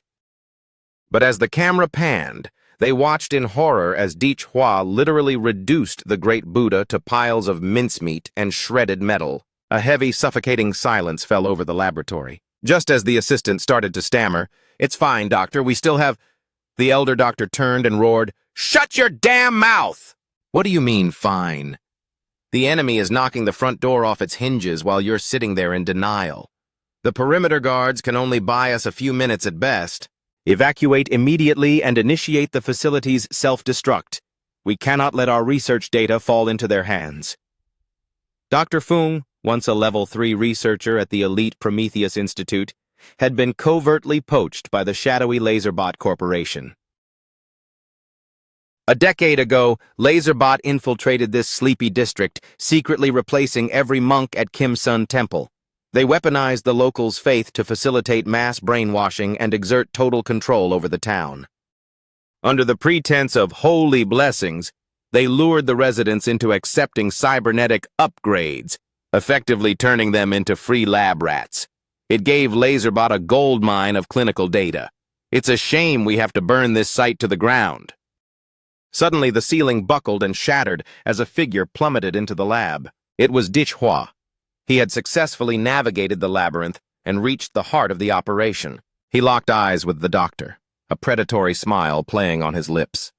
"So, Abbott, Did you think you could just walk away? The elite bodyguards drew their weapons and surged forward. Protect the doctor! Get him to the extraction point! To Dick Hwa, they were nothing more than annoying gnats. He dismantled the entire security detail in a blurred flurry of violence. The doctor tried to sound composed. What is your price? We can negotiate terms. His finger hovered over the panic button on his watch. Laserbot rigs every high-level operative with a fail-safe bomb. Our families are watched 24/7. It's the ultimate non-disclosure agreement. You leak a secret, you and everyone you know goes up in smoke. Dick Hwa said nothing, his hand shooting out to seize the doctor's wrist like a vice. With his other hand, he clamped down over the man's mouth, stifling any attempt to trigger a verbal code or scream. He hoisted the doctor into the air, the sheer pressure of his grip beginning to crush the man's windpipe. The scientist's face turned a violent shade of crimson as he struggled for air. After letting the man dangle on the brink of unconsciousness, Dick Hwa dropped him and spoke with chilling clarity. I want the full story, every crime, every experiment you've conducted in this district. The doctor realized there was no escape. Under the flickering lights of the ruined lab, Dick Hwa began the interrogation. Start with the 3 young martial artists you murdered. What kind of sick game are you playing here? The man's eyes bulged with desperate fury. The secrets of this lab are locked. There's a neural eavesdropper in my skull. One keyword about company secrets and I'm a cloud of red mist. I'm a dead man either way, so I'm taking the short way out. Before Dick Hwa could react, the man bit down hard, his body convulsing as white foam spilled from his lips. He watched the man collapse, checking the pulse. Cyanide in a hollow tooth? Tsk. Does Laserbot only hire fanatics with a death wish? As the doctor's heart monitor flatlined, the base's automated self-destruct sequence began its final countdown. Dick Hwa's expression shifted to something far more sinister as he summoned the vampire persona. What a waste. But in my presence, death is a privilege you haven't earned. He transformed his hand into a cluster of sharp, pulsating roots and drove them straight into the old doctor's cooling throat. The corpse's chest suddenly heaved, and its nerves began to fire in violent, jagged bursts. A standard vampire turns the dead into ghouls, mindless, rotting shells that fall apart in the sun. But I carry the blood of the progenitor. By fusing that ancient essence with the vampire's curse. Under Dick Hwa's touch, the doctor's wrinkles smoothed out, and his gray hair darkened. The clunky, mechanical eye popped out, replaced by a fresh, living pupil. The man who was just a corpse seconds ago sat up, the picture of health. He knelt before Dick Hwa and whispered, Master, behold a perfect servant. You retain your intellect, your memories, and your genius, but your soul belongs to me. You'll heal instantly, walk in the light, and obey every command. You can't die, so that self-destruct program is now officially offline. I'll call you the Mad Doctor. Your old life is dead. Your new purpose is to serve my will. The doctor bowed his head. It is my absolute honor to serve the Master. Our spirits are now linked. Your company's trackers can't find you in the shadow of my soul. Now, let's see just how deep this rot goes. Show me when the infiltration truly began. Dick Hwa dove into the doctor's neural archives. He found himself watching a memory of the young assistant in the lab. The assistant turned around with a frantic, wild look, his pupils glowing a predatory red. The doctor's voice in the memory asked, Little Lou, it's not break time yet. Why are you out here eating? Is the data cross-referencing done? The boy replied while chewing wetly, Yes. Sorry, Professor. I was just so hungry. Raw meat for lunch again? You'll ruin your teeth like that. The assistant smiled, blood on his chin. Professor, the townspeople brought these offerings for the Buddha. 3 youths from out of town. They were delicious. But the memory suddenly fractured. The scene shifted to an old woman slumped over in the temple's grand hall. Professor Fung's voice echoed, Asleep again? She's out cold right in the middle of the hall. They fall asleep right where they kneel. It's perfect, isn't it? We just wheel them into storage. They come for a blessing and get a one-way trip to the lab. But why are they all dropping like flies? Doctor, is this normal sleep or something else? Hua narrowed his eyes within the memory. Something is definitely wrong here. The next memory Hua witnessed shifted again. This time, the doctor was prostrate before the golden Buddha, his lips feverishly chanting a single phrase, "The kingdom of divine descent." Suddenly, the doctor in the memory pulled back his sleeve. What is this? Why is there a complex engraving on my arm? It looks like a mathematical logic puzzle. The old man had used pen and paper to transcribe the symbols into a research dossier for decryption. The solution revealed a sequence of encrypted file codes, the company's proprietary internal formatting. He then meticulously detailed the process of inputting the document bypass code of 4-025512 into the lab's mainframe. The doctor's mind was a storm of horror. This is impossible. My memories and my very perception of reality have been hacked. They had the audacity to use me as a test subject, treating a lead researcher like a common lab rat. It wasn't until I processed those files that I broke the spell. I had carved that numerical puzzle onto my own flesh as a fail-safe before my mind was fully subverted. I knew that even if my senses were warped, my scientific curiosity would force me to solve the puzzle, and I would have to trust the mathematical truth of the result. The cannibalism, the unnatural lethargy, and those grotesque shrines, there is a hidden hand orchestrating this entire nightmare. And that hand belongs to the kingdom of divine descent. After a period of mental scouring, Hua finally grasped the horrific truth. The raw meat consumption was a euphemism for cannibalism, and the kingdom of divine descent was clearly a fanatic cult organization. One of the doctor's eyes remained eerily focused as he spoke under a lingering hypnotic trance. This site was originally established by Thunderbird as a clandestine biolab, but it was covertly hijacked and turned against them by this cult. Just like the townsfolk, the researchers' perceptions were rewritten, leaving them as hollow puppets. So those 3 missing Hwado martial artists ended up as a meal for you people? It seems Thantruk, Socho, and I aren't just investigators to you. We're likely seen as top-tier gourmet ingredients. I have occupied Lum Tui for 8 long years. The Kim Sun Temple facility is fully operational, and our biomechanical hybrid technology has reached peak maturity. It's ready for industrial-scale deployment. This marks the dawn of a new epoch where traditional martial artists are made obsolete by efficient, high-output biomechanical soldiers. Prometheus's vision of evolution is the only true path. After tracing the timeline, the initial breach occurred in February of last year. By March, the first anomalies were detected and an investigative team was formed. But day by day, my subconscious was slowly eroded until I was completely absorbed into the collective will. Despite my efforts to use logic and scientific deduction to find flaws in the fake reality and temporarily restore my sanity, I couldn't escape the inevitable. Our entire research base has been so thoroughly integrated into that will that resistance is practically futile. The corruption in Lum Tui unfolds in 4 distinct phases. First cannibalism, then chronic exhaustion, followed by the worship of clay idols, and finally, the state of collective sleepwalking. Cannibalism is the physical manifestation of the mind first succumbing to that dark will. The excessive sleeping occurs as the soul is rewired at a fundamental level. Once they begin worshipping the statues, their bodies and spirits are so tainted that they are beyond any known medical cure.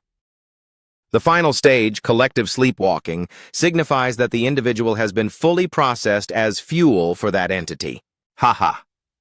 I believed our illegal human trials were the height of cruelty. I was wrong. Compared to this cult, we are mere amateurs. They intend to harvest an entire city as an offering.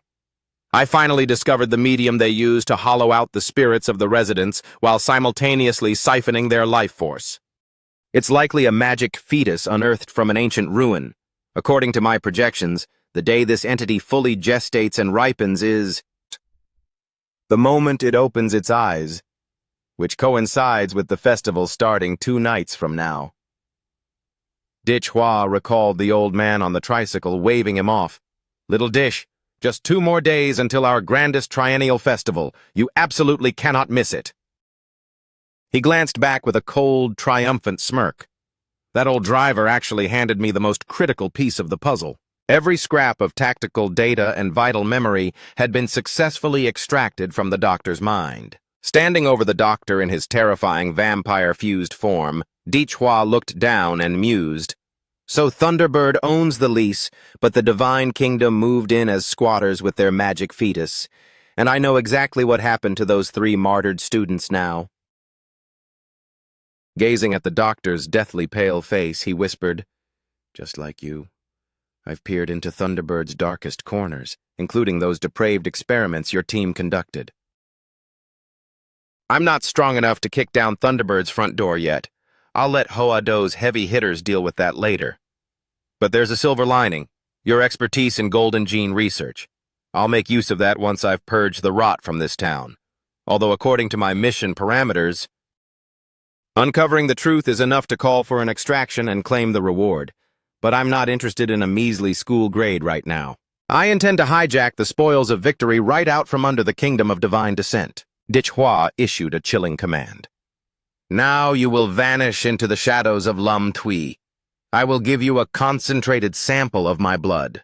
Find a way to introduce it into the city's central water supply.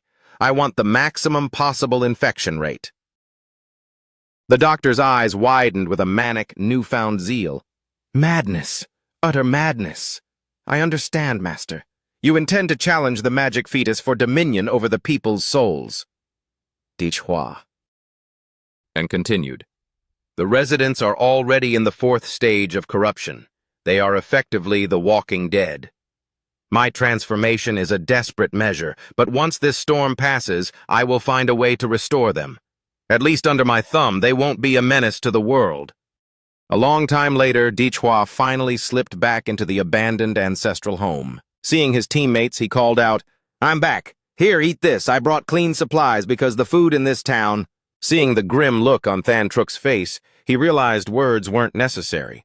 They had clearly discovered the local diet for themselves. So Cho spoke up. "While you were out, Thantruk and I did some scouting. We found evidence of cannibalism among the locals. You knew this already, didn't you, Dichhua? The whole city is being piloted by some external force through psychological manipulation." Dichhua nodded inwardly. The killing star managed to deduce 90% of the truth on his own. Thangtruk was visibly shaken by the scale of the horror. "An underground lab has been festering here for years? How did things get this out of hand?" So Chow crossed his arms. "It means a powerful biotech firm got a taste of its own medicine and fell victim to the very anomalies it was studying." She suggested an idea that gave Dichhua pause. "This is way beyond a Rank 3 mission, isn't it? We should call the Academy for emergency backup immediately." "Are you kidding? If the professors show up, my chance to seize the magic fetus vanishes." Dichhua's gaze turned sharp and unyielding. "Don't panic. The situation is eerie, but it doesn't threaten our lives yet.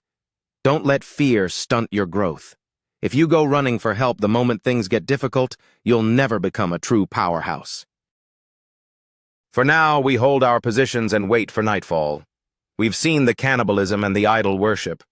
There is one more phase we haven't witnessed as a team, the sleepwalking.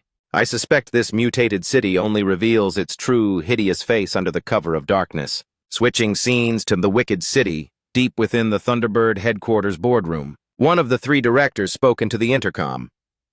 30 minutes ago, the self-destruct at the Kim Sun base was triggered but then immediately aborted. Communication is dead. We are here to decide our response to this breach. The solution is simple. Total erasure. Better to burn a lead than to let it be followed. Remote detonate the heart bombs in every researcher to leave 0 witnesses. Then deploy a cleaner task force to Lum Tui to sanitize the site. At the central water treatment plant of Lum Tui district, suddenly a localized explosion rocked the facility. Dr. Fung stumbled out, his voice trembling but his eyes alive with a new light. "My lord, Thunderbird just tried to detonate my failsafe. Fortunately, I extracted it just in time. Knowing them, a specialized strike team is likely already en route." Ditchhua's voice came through the comms, cold and steady. No matter. Proceed with the infection. His subordinate, his face a pale violet hue, bowed in absolute submission. Night descended, and the moon hung like a silver blade in the sky. Groups of shadowed figures began to step off the train cars at the station one after another. A man named Niemngu surveyed the desolate platform. It's eerily quiet. The company picked a perfect spot for a ghost lab. Beside him, a woman checked her tactical display. Our intel confirms the Great Ha Dragon Sparrows are completely oblivious to the Kim Son operation. Her name is Bok Dung, and she cradled a small bundle in her arms. So, who breached the base? The company has a long list of enemies, but very few with this kind of audacity. A girl in orange named Than Hak and a boy in blue known as Kim Sa led the way. Behind them, a shadow interjected. Secure the perimeter of the facility first. This final figure was Hak Su. He barked out a cold command. Obliterate every piece of experimental tech and shred any document that hasn't been digitalized. The unit shared a tense exchange. Cap, any chance of a real meal? I'm rotting from the inside out on these instant noodles. Look at this gloom. Just go ahead and nurse the kid. I won't peek. Just find a corner. Drop dead, you creep. Are you two supposed to be elite cleaners? Laserbot's Team 3 captain used to be a ghost story in the underworld, and now he looks like a tired IT guy. Haksu adjusted his glasses with icy precision. Only amateurs wear suits and shades to look the part. Professionals like us dissolve into the background. Enough chatter, here are your marks. Kim Sha and Than Hak, scout the district's layout. Niemngu, Bok Jung, and I will infiltrate the Kim Son Temple labs. Do not break formation. The squad moved into a dilapidated house to set up a forward operating base. This town feels wrong. It's like the air itself is diseased. Brilliant observation. People are literally devouring each other in the streets. Maybe there's more to it. Than Hak felt a prickle on her neck, sensing that this contract was far more treacherous than the brief suggested. Suddenly her gaze snagged on a small, crude altar. Her eyes widened. This clay idol? Kim Sa's comms crackled. The Kim Son massacre is confirmed. A lone powerhouse eradicated the entire site. 10,000 bio-sludge corpses are littering the halls. Outside, the heavy-duty mechs were peeled open like tin cans. 0 survivors. The lead scientist, Dr. Fung Sa, has vanished into thin air. Wait, is the signal flatlining? He suddenly whipped his head toward the window. He saw the street below crawling with sleepwalkers, their movements jerky and mindless like the undead. Is this a mass trance? They're forming a perimeter around our building. He clicked his tongue in annoyance. Cover blown! They know we're here! He turned to shout, Than Hak, extraction now! But was cut short as her blade sank deep into his abdomen. Gasping in agonizing disbelief, he clutched the wound, staring at her through blurred vision. Than Hak. Why? Her eyes were hollow, reflecting a terrifying unseen influence. Inside the shadows of the shrine, the effigy began to shift. The idol's eyes flared with a sickening light, radiating a trance-inducing aura. It was the Persian fallen crescent, a relic plundered from the Love Realm ruins. From a high vantage point on a skyscraper's pillar, Ditchhua surveyed the unfolding chaos. That moon is unnaturally large. It's putting a heavy dampener on my life field detection. I need to ping So-Cho and Than Truk with these coordinates. The horde is massing in the southeast sector of the city. If this mass sleepwalking is how the will feeds, I wonder how the consumption actually works. Well, I'm about to get a front row seat. A short while later, Kim Sa's world stopped spinning as he regained a painful consciousness. He found himself and Than Hak lashed tightly to a stone pillar. He roared, "What is the meaning of this?" Looking into the vacant, milky eyes of the surrounding locals, a chill ran down his spine. These are just civilians? Are they all under its thumb, Than Hak? Snap out of it! Wake up, damn you! Are you with the Heavenly Kingdom? We can talk this out. Our backers have deep pockets and longer reach. Communication was a dead end. He was talking to empty shells. The cult had scoured their minds clean. They weren't human anymore, just monsters wearing familiar faces. They were even more dangerous than wild beasts because they felt no instinct for self-preservation. Fear was a foreign concept to them. In the distance, the low, mournful toll of a temple bell began to resonate. As the moon hung lower, the villagers seemed to swell with stolen energy. Their faces twisted, their mouths elongating into grotesque, ear-to-ear rictus grins. Then, the back row began to scramble up onto the shoulders of those in the front. They were like a swarm of ants, building a frantic vertical human ladder that stretched up toward the low-hanging clouds. The stone pillar holding the two captive agents was hoisted upward by this rising tide of bodies. Every inhabitant of Lum Tui seemed to be here, treading on one another in a desperate, mad scramble to touch the lunar surface. The scene cuts back to the ruins of Kim Sun Temple. Captain Haksu checked his encrypted phone.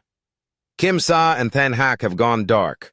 The intruder who leveled the lab must be making their move. He gestured to the others. Regardless of the cause, the city is going to hell. We can't sit here. Move out, back to the city center. They soon breached the city limits and stopped dead. What in the name of... Hanging above the skyline was a moon so gargantuan it defied the laws of physics. It sat there, a pale, oppressive orb looming over the rooftops. Bakdung pointed toward the center of the district. Captain, look! Over there! A pillar of ethereal light shot upward. It looks like the moon is literally touching the earth. Shut up and keep your head in the game, Haksu snapped. That light is emanating from the heart of the city. This isn't just a security breach. This is some occult nightmare. The brass at Laserbot definitely underestimated this situation. The captain signaled his remaining team. Go. Move toward the lunar light. That's where we'll find our missing scouts. As the trio sprinted through the shadows toward the glow, Haksu's senses spiked. Enemy contact! Without breaking stride, he flicked a concealed blade toward a figure in the gloom. However, the target snapped an umbrella open with rhythmic precision, the weapon glancing off the reinforced fabric with a metallic ping. He narrowed his eyes behind his lenses. A combat umbrella? These aren't just local rioters. The figure gracefully rotated the umbrella, the motion elegant and lethal. Liu Tentruk stepped into the light, her expression wary. Who are you people? Why are you initiating hostilities? Haksu's gaze was freezing. You're clearly outsiders. I assume you're the rats who sabotaged the Kim Son facility. Haksu didn't hesitate. Cleaners, you have 3 seconds to turn these pests into paste. Both subordinates barked, acknowledged. In a flash, So Cho moved to intercept the strike, placing himself as a shield in front of Than Truk. Nimngu leaned in, his face twisted in a predatory leer. I think I'll take my time with this one. A high-grade beauty like you, it would be a sin to end you so quickly. She gritted her teeth, bracing against his overwhelming pressure. His strength, it's off the charts. So Cho's eyes flared with rage as he launched a counter-strike.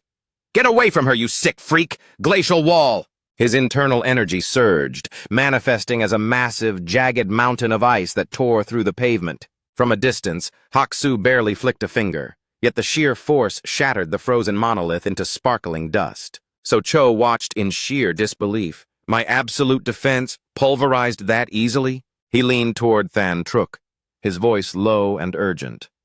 These 3 are at least high-tier seniors. We can't win a war of attrition here. On my mark, we vanish. Copy? But before they could leap, Haksu materialized behind them like a ghost. 2 cold blades kissed their throats. It had taken him exactly 1 second to end the pursuit. Haksu's instincts suddenly spiked. He tilted his head, eyes narrowing. Wait, there's a 4th guest. Dich Hua's heavy greatsword plummeted from the sky, thudding into the earth just inches from Haksu's face. Oh, that was close. Haksu leaped back, putting distance between them. Who are you? Another stray student? Dich Hua stepped into the light, his voice devoid of emotion. I'm the one who's going to collect your head. Instead of anger, a sadistic grin spread across the captain's face. Ha, ha, ha, I love the confidence. Let's see if you can back it up. In a blur of motion, He activated his signature technique, summoning a swarm of mirror images. Assassination art! 12 phantoms! Die, brat! The shadowy wraiths fanned out, surrounding Di-Chua in a lethal, flickering circle. Di-Chua observed this formation with a cold, analytical gaze. A great martial master, wrapped in a protective aura so dense even an anti-tank shell would bounce off. And those phantoms, a masterful way to hide a killing blow. A normal fighter would go mad trying to find the real body. Luckily, I don't need to find you at all. Di-Chua raised a single hand, condensing his energy into a searing crystalline arrow of light. With a flick of his fingers, he sent the projectile whistling through the air directly toward the center of the swarm. The real Haksu didn't even have time to blink before the arrow pierced his forehead with pinpoint accuracy. The phantoms evaporated instantly as Haksu's body went limp, collapsing into the dirt like a puppet with cut strings. Di-Chua showed no hesitation, hoisting the dying man up by his collar. Waste not, want not. Your elite blood is the perfect catalyst to push me beyond my limits and solidify my rank as a true martial artist. With a savage twist, he triggered a rupture. Blood erupted from the captain's veins like a crimson geyser. He began to siphon Haksu's essence, his eyes glowing with a predatory hunger that made him look like a legendary vampire lord. Incredible! The surge has already propelled me to the 8th stage of the martial artist realm. The remaining 2 assassins stood frozen, their faces drained of color. What just happened? The captain was deleted in a heartbeat? He's actually drinking him. That kid is a monster. Feeling their gaze, Di-Chua turned his head slowly. Don't look so shocked. I'm just getting started. I believe you'll find this next trick particularly entertaining. From a pool of demonic blood on the ground, a gore-stained arm clawed its way back into the world of the living. Bok-Dung watched in paralyzing terror. That can't be! It's the captain! My God, what kind of freak are we dealing with? Why does he keep getting more terrifying? Is he really just a student? Realizing they were cornered, she reached for the bundle in her arms.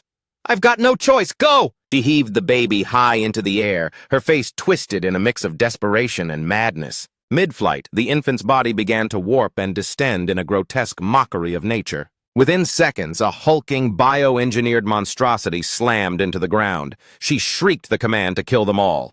Nimngu didn't wait for a second invitation. He spun on his heel to flee. Forget the mission. Run while it's distracted. Di-Chua barked out orders. So-Cho, Than-Truk, team up with my blood shadow and take down that biological freak. I'll personally hunt down those 2 fleeing masters. So-Cho nodded, his aura shifting into a blinding white radiance as he unsheathed a glowing blade. Bloodline Awakening, Frost Magic Dragon.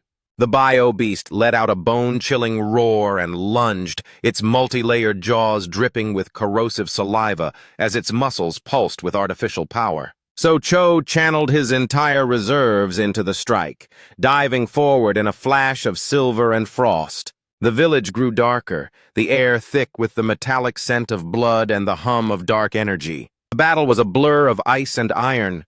So-Cho's blade carved a path of freezing energy that morphed into a roaring dragon's head, closing the gap in a millisecond. The creature lashed out with its massive claws, desperate to crush the intruder. It successfully slammed the ice dragon into the earth, creating a massive crater, but failed to realize that So-Cho was already airborne, hovering directly above its blind spot. Checkmate! The blade bit deep into the monster's neck, sending a spray of dark, synthetic blood across the frozen ground. So-Cho landed and frowned. Massive frame, but the reflexes of a cat? And that blood, it's not organic. The wound began to hiss and spark. Exposed circuitry and microservos began to short-circuit. Smelling of ozone and burnt oil, he leaped back to reassess the threat.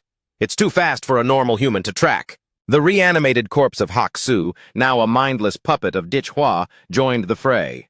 Shadow phantoms, arise! A dozen blood wraiths emerged from the shadows, swarming the monster from every conceivable angle. They struck in a synchronized rhythm, ribbons of flesh and metal flying as the creature was flayed by a dozen ghost blades. Than-Truk didn't stay idle. She summoned her deformation bird, the mechanical construct diving from the sky to join the assault. Energy saturation complete. Genetic technique. Solar flare of the abyss. She was manifesting a colossal orb of crackling violet electricity. The beast was pinned to the spot, its legs anchored by So Chow's absolute zero frost. Don't think you can escape this, you freak! Their flawless synchronization triggered a massive detonating wave that shook the foundations of the entire village. Switching focus back to the surviving remnants of Haksu's strike team, Nimngu was scrambling through the murky water, spitting curses. Damn it, I haven't had to run like this since the jungle skirmishes in the Golden Triangle. Suddenly, a blinding spear of azure light pierced the gloom from above. The sudden flash made his heart skip a beat. A voice boomed from the shadows. "It figures that a rat like you would feel right at home in the sewers." Simultaneously, the woman known as Bak Dung was sprinting frantically, her lungs burning. She scanned the horizon in desperation. Nimngu, Kimsa, and Thandiu had all gone completely silent on the comms. "The captain is dead, and now even Nimngu. Am I the only one left? Who the hell are those 3 teenagers? No, I refuse to end up like the others. I have to survive. Where can I hide? Wait, that's it." A specific location suddenly flickered in her mind like a dark beacon. She sprinted toward the distant ethereal glow. "That lunar vessel! The ultimate creation of the kingdom of divine descent!" She bit her lip until it bled, making a final, desperate gamble. "I have to live. Even if I have to sell my soul to a demon, I won't die here. What is that nightmare?" Blocking her path was a literal mountain of tangled, twitching bodies. The sight was stomach-churning and utterly macabre. Dichhua materialized behind her, his pole arm resting casually across his shoulders. "Care for a climb, sister?" She spun around, her face a mask of pure terror. "Oh God, he's already here." Driven by pure instinct, she scrambled toward the horrific human ladder. She began climbing the tower of flesh with frantic, desperate movements. Just as she reached the midway point of the grisly ascent, an apparition appeared before her that caused her heart to seize. A verdant gate etched with celestial patterns loomed. "Is that a portal to the beyond?" A burst of radiant violet light surged from within the gateway. Succumbing to the mental interference, she wept and reached out. "Mom, Dad, I've missed you both so much." The brilliance within the portal expanded, swallowing her field of vision. An image of Dichhua appeared within the light, his eyes cold and devoid of life. The phantom silhouette gradually dissolved into the moonlight as the night deepened. Dichhua watched from his vantage point, unimpressed. "Impressive work, Heavenly Kingdom. Exploiting her deepest traumas to craft an illusion of me to lure her toward the moon. Truly clever." He pulled out his phone to check the status. Currently, of the Laserbot assassins, 2 are confirmed dead. The other 3 would likely prefer death over their current fate. Based on the schedule, the Heavenly Kingdom emissaries will arrive tomorrow. As for Laserbot, they won't risk more troops after losing a base and an elite squad. After the external chaos, the real curtains are finally about to rise. The long night finally waned. The moon retreated, and the human ladder collapsed like a withered vine. The sun began its ascent, and the gargantuan moon finally broke its contact with the earth, almost reluctantly. The citizens who had formed the tower returned to their homes as if in a trance. After the night's events, some had perished, while others resumed their lives as if nothing had happened. The trio watched the sunrise in silence for a moment. Than Truk broke the quiet. "Dichhua, the sheer insanity of this mission is beyond anything we expected. Are you sure you want to see this through?" He replied with cold certainty, "Don't worry. I've never been more sure. Besides, we aren't alone. We have a powerful hidden benefactor working in the shadows. They just prefer to stay anonymous for now." So Cho's eyes narrowed with suspicion. "Benefactor?" After everything I've seen, Dichhua couldn't possibly be from a simple background. In our world, bloodlines are everything. Elite martial artists exist on a plane far above commoners. He's either the secret heir of a legendary master or a scion of a hidden clan out for experience. If so, he definitely has a Dao guardian protecting him. That would explain the ally he mentioned. At that moment, a crimson aura pulsed from Dichhua's form. He said softly, "So Cho Than Truk, I have a vital mission for you today." The shadowy phantoms began to leap and bound across the rooftops. Take my shadow demons and systematically destroy every single clay idol in the city's residential districts. They both nodded and moved out immediately. So Cho vanished into the distance, flanked by the flickering shadow constructs. However, Thantruk hesitated for a second, glancing back at Dichhua. He called out to her gently, "Thantruk." A rare, soft smile touched Dichhua's lips as he looked at her. "Thantruk, trust me." Thantruk paused, searching his eyes. Then she beamed her brightest smile back at him. I do. Just promise me, Dichhua. In the future, lean on us more. You don't have to carry the weight of the world on your own." Having finished his preparations, Dr. Fung approached respectfully. "Master, I am here." Dichhua looked up and nodded. "Enough talk. We're running out of time. Prepare the final defenses." He followed the doctor to a massive pit filled with the discarded clone bodies from the previous battle.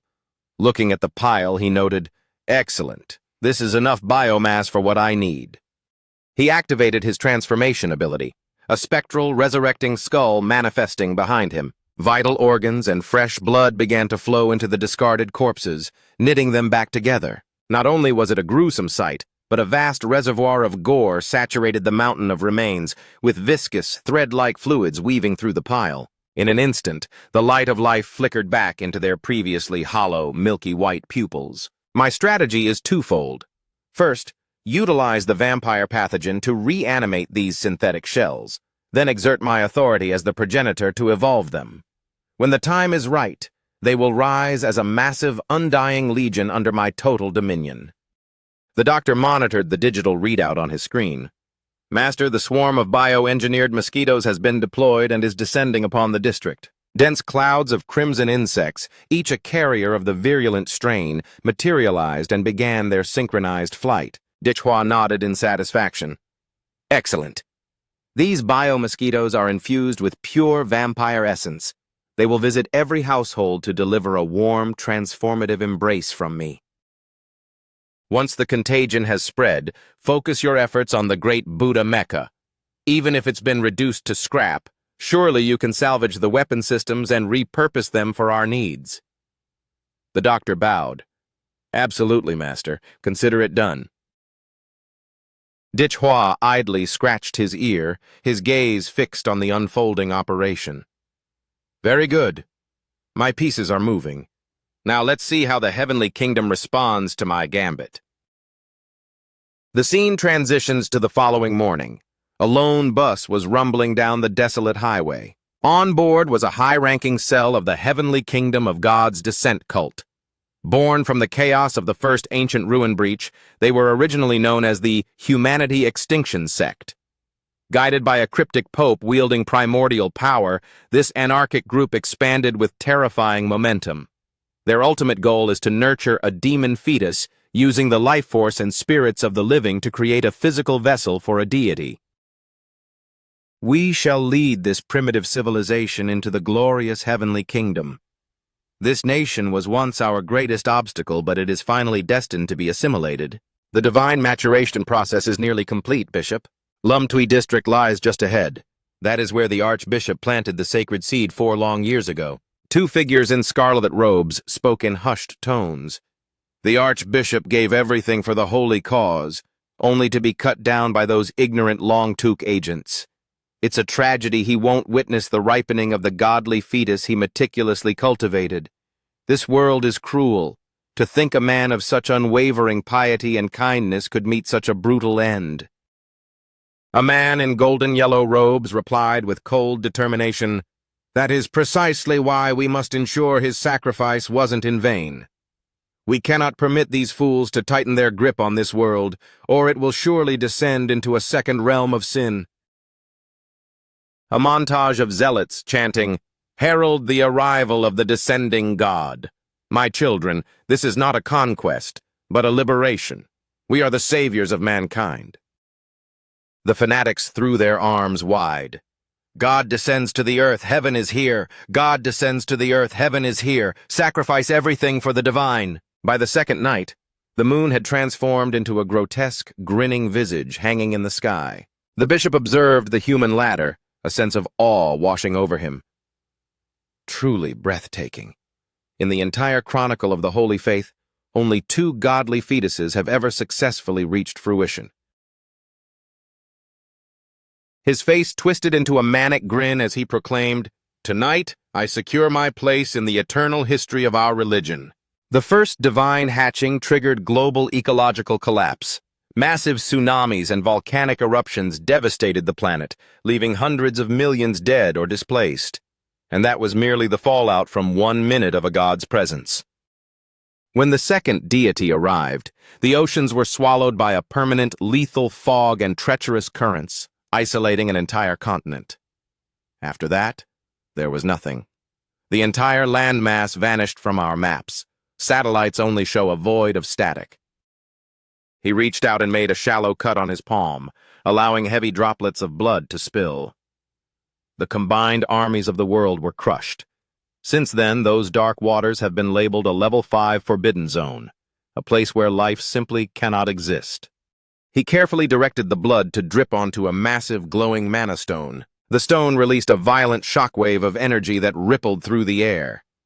"Now, this bishop shall facilitate the descent of the third god right here and now." The bishop began his ascent up the human ladder, his eyes locked on the luminous moon while his voice droned with dark, blood magic incantations. He climbed higher until he stood before the lunar gateway. The gargantuan door, encrusted with celestial stones, remained firmly shut. He pressed his palm against the surface and cried out, "Almighty One, I offer you this fresh sacrifice of blood." The massive doors groaned open with a heavy metallic sound, and he stepped into the sanctum. Inside rested the platinum divine coffin, containing the divine demon the bishop had spent years nurturing. Having drained the life energy of the Lum Tui residents for 4 years, the godly fetus was on the verge of birth.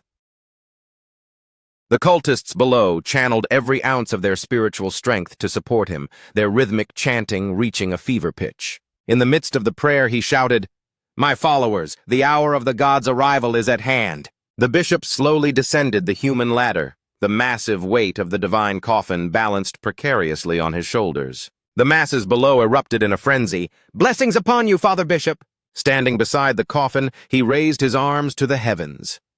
"O great moon, dream eater of the illusion realm, your most devoted servant calls to you. Grant me the honor of invoking your sacred name." A bell tolled like a signal flare, announcing the start of the final ritual as lunar energy surged. "Moon Eater Pajasser!" From the mouth of every entranced citizen in Lum Tui, a pale, ghostly wisp of a soul drifted upward. The count of floating spirits grew, swirling into a massive ethereal cloud. The people composing the human ladder were a writhing mass of limbs, unable to resist the spiritual extraction. However, nearly half of the massive soul entity, fueled by their faith, was suddenly turning a sickly, vibrant blue. The energy began to spiral inward toward the bishop. He stammered in panic. "What? What is this madness?" "The spirits were supposed to be pristine white. Why are they turning blue? Was it that sound from earlier? Is the collective soul being corrupted? How can this be happening?" He watched helplessly as the tainted blue spirit surged forward, diving into the coffin that held the developing deity. "This is a catastrophe! The ritual is locked! These corrupted blue spirits are trying to poison the godly fetus from within!" Suddenly, Hua, who had been cloaked in the shadows, struck with lethal precision. "I hope I didn't keep you waiting too long, Lord Bishop." The bishop spun around, trembling. "Who? What are you?" Hua glared at him, his eyes burning with fury. "Are you really so blind that you don't recognize me even now?" Hua tightened his grip on the stardust blade. The weapon hummed with the intensity of a falling lightning bolt, translucent yet crackling with energy lines. He unleashed a devastating blow, roaring, "3 blades of Shura, second form, slaying the world, 6 gaps moon!" The strike landed with bone-shattering force, and the bishop collapsed as blood sprayed in a crimson arc. Hua stood over him, his aura reflecting the cold, ruthless resolve of a legendary executioner. He spoke in a low, chilling tone. "I am your demon." The temple bell began to toll with a frantic, unrelenting rhythm. With his final breath, the fallen cult leader wheezed, "The Moon Eater Pajoser is magnificent." Seeing the man still clung to life, Hua delivered a decisive, finishing blow. A massive spray of crimson arced through the air, momentarily painting the gargantuan moon in blood. He turned his back on the corpse and sighed. Pathos. Even equipped with 3 layers of protective talismans, you were still just paper in front of my blade. Suddenly, a crisp voice cut through the silence nearby, piquing his interest.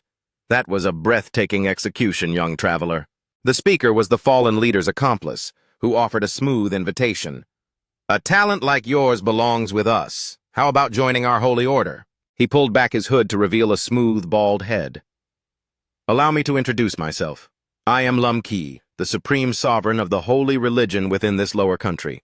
The man you just slaughtered was merely my vice bishop, but you've likely realized by now, being a zealot in our ranks is a high-risk career choice. That is precisely why I prefer my subordinates to play the role of the master. It's basic survival logic, wouldn't you agree? Dichhua instantly calculated the threat and wasted no more words. He lunged forward with explosive speed, aiming to pin the man down instantly. With a flick of his wrist, Lum Key unleashed a barrage of black crystalline daggers. This is hallowed ground for the divine descent.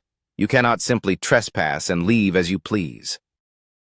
Dichhua felt an invisible force seize him as the black crystals embedded themselves around his limbs, locking him in place. He ground his teeth in frustration, feeling as though spectral hands were tightening around his throat. Is this some form of telekinesis? Without hesitation, he tapped into the primal power of the great sage of the aperture to shatter the mental restraints. Lum Key remained unruffled, offering only a mild "oh" of curiosity. His gaze sharpened as he studied the towering apparition behind Dichhua. That guardian spirit. Could it be that you too have delved into the forbidden divine arts? Dichhua spat out a curse and roared, "Forget your divine arts! I only tried to lead you away because I didn't want to splatter blood all over this creepy coffin. Did you actually think I was intimidated by you?" Colossal bones as thick as pillars surged through a storm of lightning, while steel-like muscle fibers wove together over a skeleton humming with high-voltage electricity. The cult leader snarled back, "Arrogance! You grotesque heretical stain! Do not imagine for a second that you can lay a finger on me." He raised a palm to intercept the massive, serrated teeth protruding from Dichhua's transformed maw. This man was clearly a combatant of a much higher caliber.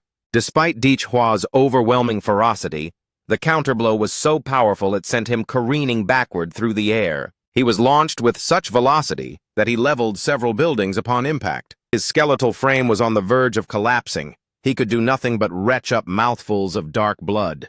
But within seconds, his mangled flesh began to knit itself back together.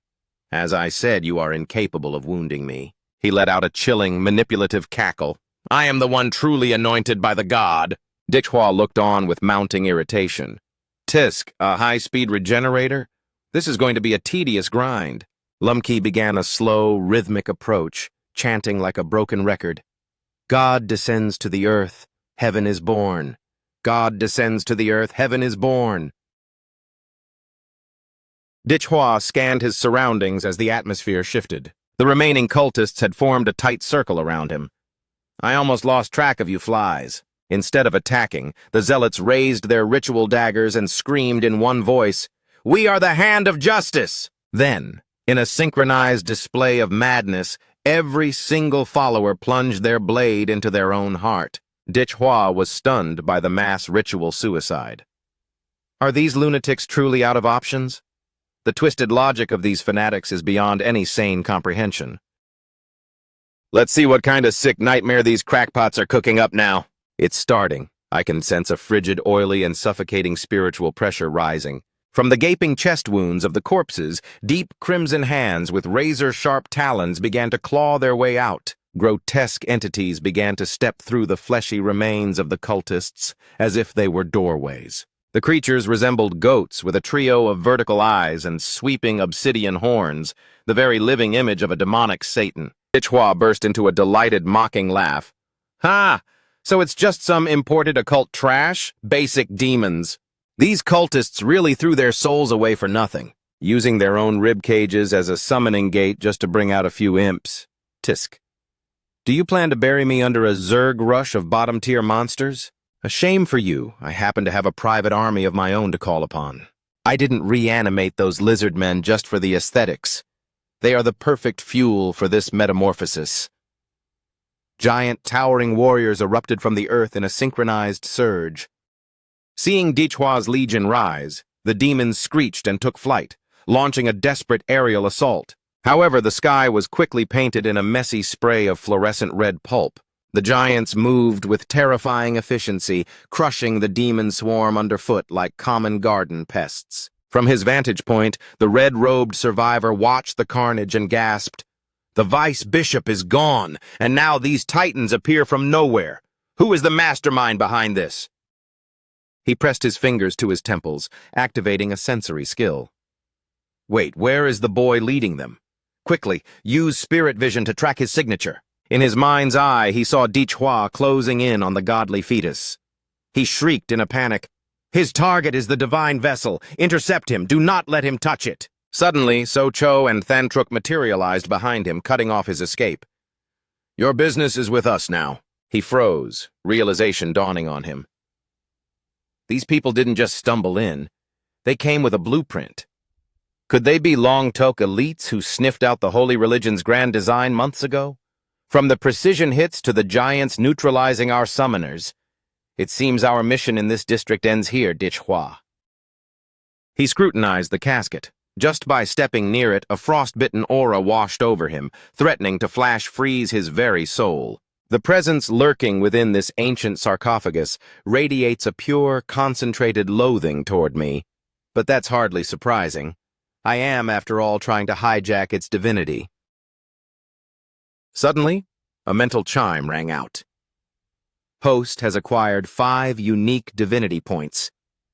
This occurred because Dichhua successfully tainted half of the faith energy gathered over 4 years for the Heavenly Kingdom's manifestation rite. This corrupted essence was absorbed by the demon fetus to forge a physical shell for the Moon Eater's earthly arrival. Consequently, Dichhua siphoned a portion of divine authority the very moment the Moon Eater drew its first breath. Frankly, I couldn't care less about these Heavenly Kingdom zealots. Even if you're a stunted, malnourished deity and I've pilfered your power, it's time to wake up. My true quarry has always been the divinity of moons and nightmares. He drove his blade straight through the coffin lid. With a violent heave, he launched the casket into the air, shouting, "Why stay buried in the dark forever? Come out and face me!" But as the lid splintered, the outcome was anything but what he anticipated. The interior of the sarcophagus was hollow and cold. He muttered in disbelief, "What is this? Where did it go?" Claiming godhood, yet resorting to hide and seek? It's unnervingly quiet. He suddenly realized the sounds of carnage. The roars of giants and the shrieks of demons had vanished into a void of silence. Dichhua summoned his massive polearm. The elegant blade gleamed as he drove the shaft deep into the earth. The frantic struggle between So-Cho, Thantruk, and the vice-bishop had evaporated, leaving him seemingly alone in a desolate world. Suddenly, a familiar shout echoed from the distance. "Dichhua!" He spun around as the very fabric of space began to warp and ripple. The gargantuan moon hung low and radiant, its glowing surface expanding until it appeared to devour the entire horizon. The figure who had called his name was the bald leader, Key. He smirked, asking, "Did you truly think you could forget about this venerable one?" Dichhua couldn't pinpoint the trick, but his gut tightened. That moonlight. Is this an illusion? Since when was I caught in it? Key's eyes shimmered with a predatory light.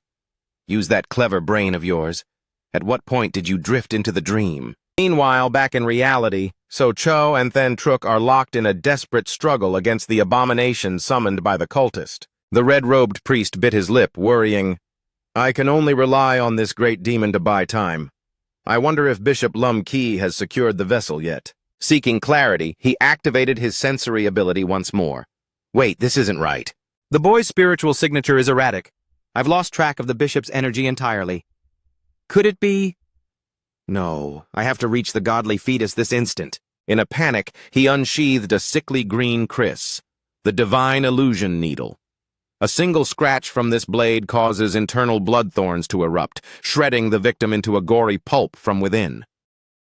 He lunged toward the motionless Dichua. Your wretched soul will face divine judgment. I'll personally dismantle your filthy corpse. So Cho spotted the incoming threat. Look out! That fanatic is going for Dichua while he's incapacitated. He barked an order. Lu Than Truk, protect Dichua. I'll keep this beast occupied. Blood-burning forbidden art, activate. He unleashed a torrent of internal energy, roaring his ultimate technique, extreme frigid air. His face went pale from the strain.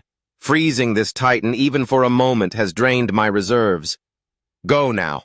Our lives are expendable, but Dichua must survive. Stealing her resolve, Than Truk dashed toward the unconscious Dichua.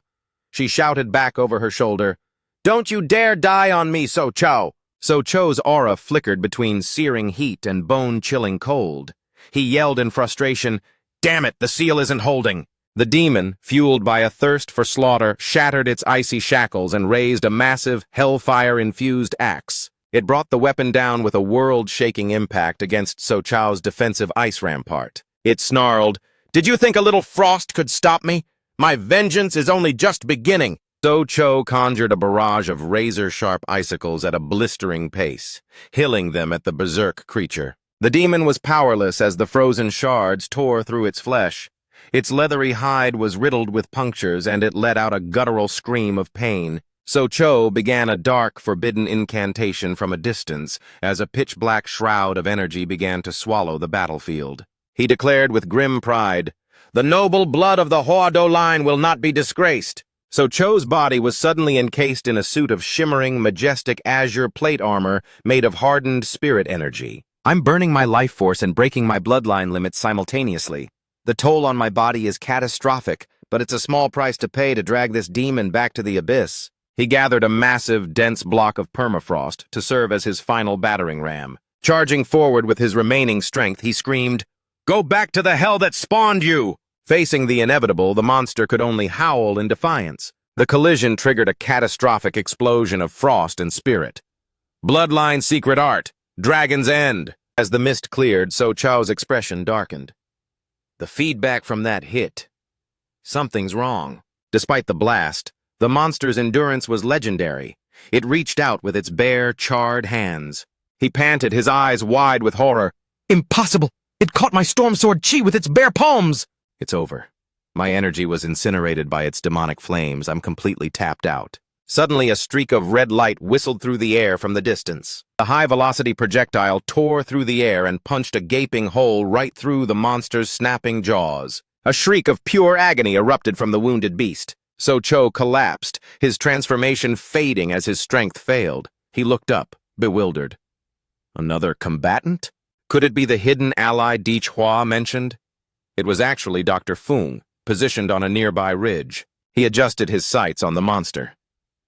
Fortunately, the master provided me with armor-piercing rounds imbued with his own essence. They still pack quite a punch in a pinch. I once underestimated So Cho as the weak link of the team, but who knew he was sitting on such a terrifying ace? The hierarchy of power starts at apprentice, climbing through martial artist, master, and great master, up to profound master, grand master, great grand master, and finally, the national level. He's on the verge of transcending the apprentice stage. As for Lu Than Truk, her ability to keep pace with the master proves she's a powerhouse in her own right. Both possess staggering potential. In short, I'll deploy the medical drones to kickstart the kid's recovery.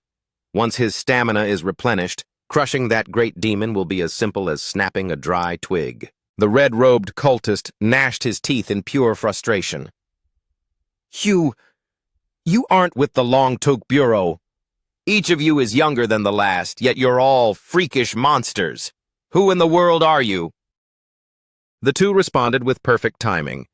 We're just your average first-year students from Hoa University. Suddenly, heavy wooden caskets began raining from the sky in a terrifying freefall. They slammed into the earth right in front of the red-robed man, forming a macabre physical barrier to shield him. As the lids creaked open, the missing students from Hoa University stepped out. Their eyes were pits of darkness, moving like puppets on a string. Than Truk's heart sank as she asked, Are these animated corpses? Those are the members of Hoa University's second team that went dark. The one leading them, I recognize him. He was one of the three who challenged us before. The cultist erupted in a gleeful, manic cackle. Ha ha ha ha! Divine Providence, the God protects me! The doctor observed the chaos through his monitors. This is bad. The girl the master swore me to protect is about to be swarmed by 6 undead elite masters. She's walking into a death trap. I held the giant legion back because they're blunt instruments with no tactical wit. They'd only trip over her in a high-level duel. His eyes wavered with heavy doubt. But I have no choice now. I must send reinforcements. If I fail the Master's directive, even an eternity of death wouldn't wash away my failure. Without a second's delay, the giants lunged forward, pouncing on the undead puppets with raw, primal fury. Seeing the shift in battle, Thantruk realized, the giants are on our side. They're acting as a bulkhead to keep the undead at bay. I have to reach Dichhua first. She banked hard, her wings beating powerfully as she soared toward him, leaving the giants to wallow in the fray. The red-robed man shrieked, "Intercept her! Don't let her pass! Stop her from reaching the divine vessel at all costs!" The undead puppets lunged, their pale hands clawing at the air to drag Thantruk down. But the sheer physical mass of the giants made the struggle one-sided, as they pinned the corpses to the ground with ease. As she pushed her flight to the limit, she watched her own feathers drifting away like falling snow. "Dichhua, hold on, I'm coming for you!" A blue-bladed sword thrown by the cultist whistled through the air, piercing straight through the delicate membrane of Thantruk's wing. The pain was sharp and searing. "Ugh, it'll take more than a scratch to ground me!" Refusing to falter, Thantruk arched her lithe body, channeling every ounce of energy into a desperate burst of speed. She strained her fingers toward him. Just a few more inches. The red-robed man, watching his plans crumble, could only gasp in horror. "It's all over!" She finally collided with Dichhua, pulling him into a protective embrace while whispering, "Dichhua, I've got you. I'm here. I need to extract him from this kill zone immediately." As she beat a retreat, she remembered her previous wounds. Those thorns were laced with venom. I'll use my purple flame to cauterize the infection and stop the blood thorns from spreading. We can't afford to be slowed down now.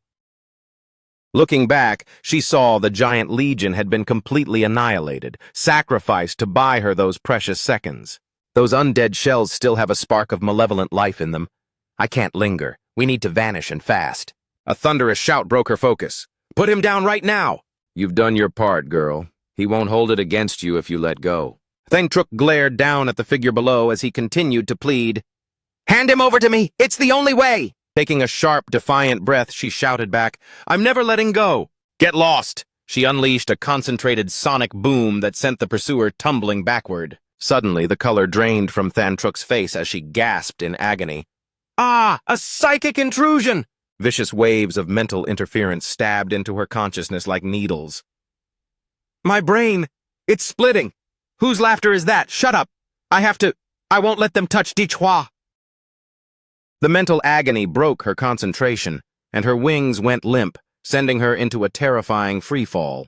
The undead saw their opening. Their necks began to distend and stretch like rubber, reaching hungrily for their falling prey. The grotesque, elongated necks snaked upward, closing the distance in heartbeats. Just as their cold fingers were about to close around Liu Thantruk, a sharp, commanding voice cut through the chaos. "Devaluzo!" In an instant, the entire world ground to a halt as time itself froze in place. Thantruk's eyes fluttered open, clarity returning as she woke from the mental fog. Dichhua had finally broken his trance. He looked at her with an apologetic smile.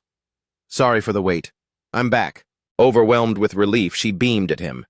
"Dichhua, you're awake. Thank goodness. You're right on time." He swept her up into his arms, his tone gentle yet firm. "Rest now, Thantruk. I'll handle the heavy lifting from here." The red-robed man below spat on the ground. "Curse it! How did he shatter the god's illusion, no matter he's still one man against 6 disciples of the moon god? All together now! No one survives a combined ambush from 7 high-level masters!" Dichhua stepped back into the fray with chilling composure after ensuring Thantruk was safe. "Release! Devaluzo!" From the heavens, a colossal heel hammered down, obliterating the long-necked undead. It was the legion of giants. Beneath their weight, the ghastly ghouls were reduced to a crimson smear. Dichhua's eyes flashed with a cold fire as he glared at his foe. "What are you yapping about?" Watching his subordinates get liquidated, the leader's limbs began to shudder with a life of their own. "No, this can't be." "Ah, please stop. No more of this agony. I meticulously crafted this illusion, so why? Why can he tear me apart at will within my own mind? Every single time he slaughters me, the phantom pain feels like my actual skin is being shredded from my bones. How do I wake up? Or does the dream world simply hold no sway over him? He's a true Asura. Even the divine cannot chain him. Forgive my weakness, moon god. I have no choice but to kill the dreamscape to cast this monster out." You commanded him to seek refuge within the casket. Hearing those commands, the broken man gasped out, "Moon god! Your mortal shell is the only vessel remaining to fulfill the prophecy." On the physical plane, the giants continued their relentless, crushing offensive. Dichhua surveyed the carnage with a clinical eye. Despite their newfound strength, they're still just animated meat. These cultists have been utterly erased by my hand. Yet the silence was broken. Suddenly, a man draped in white, his feet bare and silent, materialized out of thin air. Descending from the lunar glow, he was draped in ivory from head to toe, the very embodiment of the moon itself. His snow-white hair flowed like a river of silk, and his eyes radiated a blinding light, mimicking a deity offering salvation to the damned. The sight made Dichhua's lips curl into a smirk. "The moon god? Or is it Moon-Eater Pajosser? Nice of you to finally crawl out of the shadows." The figure glided down a shimmering staircase that seemed woven from moonlight itself. Dichhua glanced toward the horizon. Has he manifested as the moon personified? But this isn't the true celestial body. I don't feel the soul-crushing cold of the vacuum or the desperate gasp for oxygen. This is likely a killing intent domain, a high-level field similar to Master Kung Ka's. Intent domains are far more dangerous than mere spiritual illusions. They are zones where will overwrites reality. Any injury sustained here is permanent. Consequently, my immortal protection won't save me in this space. The entity's toes touched the ground, and a voice like a silver bell resonated. "Listen closely, Dichhua. You have my respect. In all my eons, you are the most remarkable specimen of humanity I have encountered, particularly since you had the audacity to pilfer a fragment of my divinity. Our compatibility exceeds 96%. You are, without question, the ideal vessel to host my presence in this physical realm." Dichhua let the god drone on, thinking, "Keep talking. My heist is complete. I just need to play for time now." Gazing past the moon toward the distant earth, the entity spoke. "Dichhua, I offer you the gift of consciousness even after I consume your essence. You shall transcend mortality and walk among the gods. You are blind to this true scale of existence. The blue star and the realm of sin, the ruins you fear, are merely the surface of a deep ocean. Your talent is your ticket to the upper echelons. Come, ascend the moon with me, and leave the 9 heavens behind." A nearby giant defiantly raised a middle finger in a crude challenge. Dichhua laughed. "A divine invitation like that? There probably aren't 10 people on this planet who could say no. But I'm one of them. I expected you gods to have a bit more class and ego." He continued mockingly, "At the end of the day, you're just a higher-tier life form acting like a brat. Because you're broken and weak, you tried using a disposable pawn first, and when that failed, you turned to bribes and threats. You're using the same tired human tricks. Honestly, I expected much more from a deity." "I shall overlook your insolence, mortal. Once my physical form is solidified, even if I must use a subpar vessel with only 20% compatibility, your resistance will be a rounding error." The entity's eyes, resembling a star-choked nebula centered by a blinding core, narrowed. "I only sought your consent out of a passing curiosity for your potential. But your compliance is irrelevant. No choice of yours can derail the inevitable." The two stood poised for battle. With a casual wave, the white-haired deity sent a vacuum vortex that began to unravel the giant's form. The display of raw power was staggering. With a mere gesture, the god shredded the titan's massive frame. In heartbeats, the once mighty giant was reduced to a parched, sun-bleached skeleton. The entity then reached toward Hua. An overwhelming pressure crashed down, paralyzing his nerves. His body locked up and his eyes rolled back into a lifeless white. The god added coldly, "You are nothing but a delicacy waiting to be devoured." Wait, why can I not find his consciousness within this shell? Hua burst into a booming laugh, his voice echoing from everywhere. "Ha ha ha! You fell for it! You've realized my soul is untouchable, haven't you? Physically, I'm all yours, but that's all you get." He didn't stop, his voice brimming with amusement. Guided by the system's logic, Hua added, "I knew from the start that I couldn't beat a god in a wrestling match." Hua elaborated, "So I leveraged the insane regenerative properties of my vampire bloodline. I left half of my physical self with the Mad Doctor, a perfect vertical split. If this primary body is compromised, my consciousness simply jumps to the backup half." The deity stood stunned, his composure cracking as he stammered, "You insane creature!" Suddenly, a golden streak ignited the sky, hurtling toward the battlefield like a fallen star. The object accelerated, whistling through the air with the force of a meteor. As it impacted, a man clad in magnificent radiant armor stepped out of the crater. Dean of Long Tok, National Guardian and Great Grandmaster, Than Long requests a sparring session. He moved with the grace of a kite catching a gale. Hua gave a sly, winning smile. "Finally, the cavalry. Good thing I leaked these ruins to Long Tok. I never planned to solo a Moon Eater. I just wanted to skim some divine power before the heavy hitters arrived." To possess such physical density, is he truly just a man? It seems my evaluation of your species needs a serious update. The Dean narrowed his eyes, scrutinizing the entity. "Are you truly a prime demon? Your physical purity is shockingly low. Pathetic, even. Years ago, when the very first calamity demon in our history breached this realm, I was a young sect leader on the front lines. That was my first taste of what true world-ending despair looked like. By comparison, though you carry the same stench, the power gap is a canyon. You're occupying the substandard shell of someone like Lum Key. What an absolute embarrassment." The white-haired figure hissed back, "Mortal, have you ever felt the crushing weight of a falling moon? This body is my destined vessel. I will not permit this skirmish to damage the merchandise."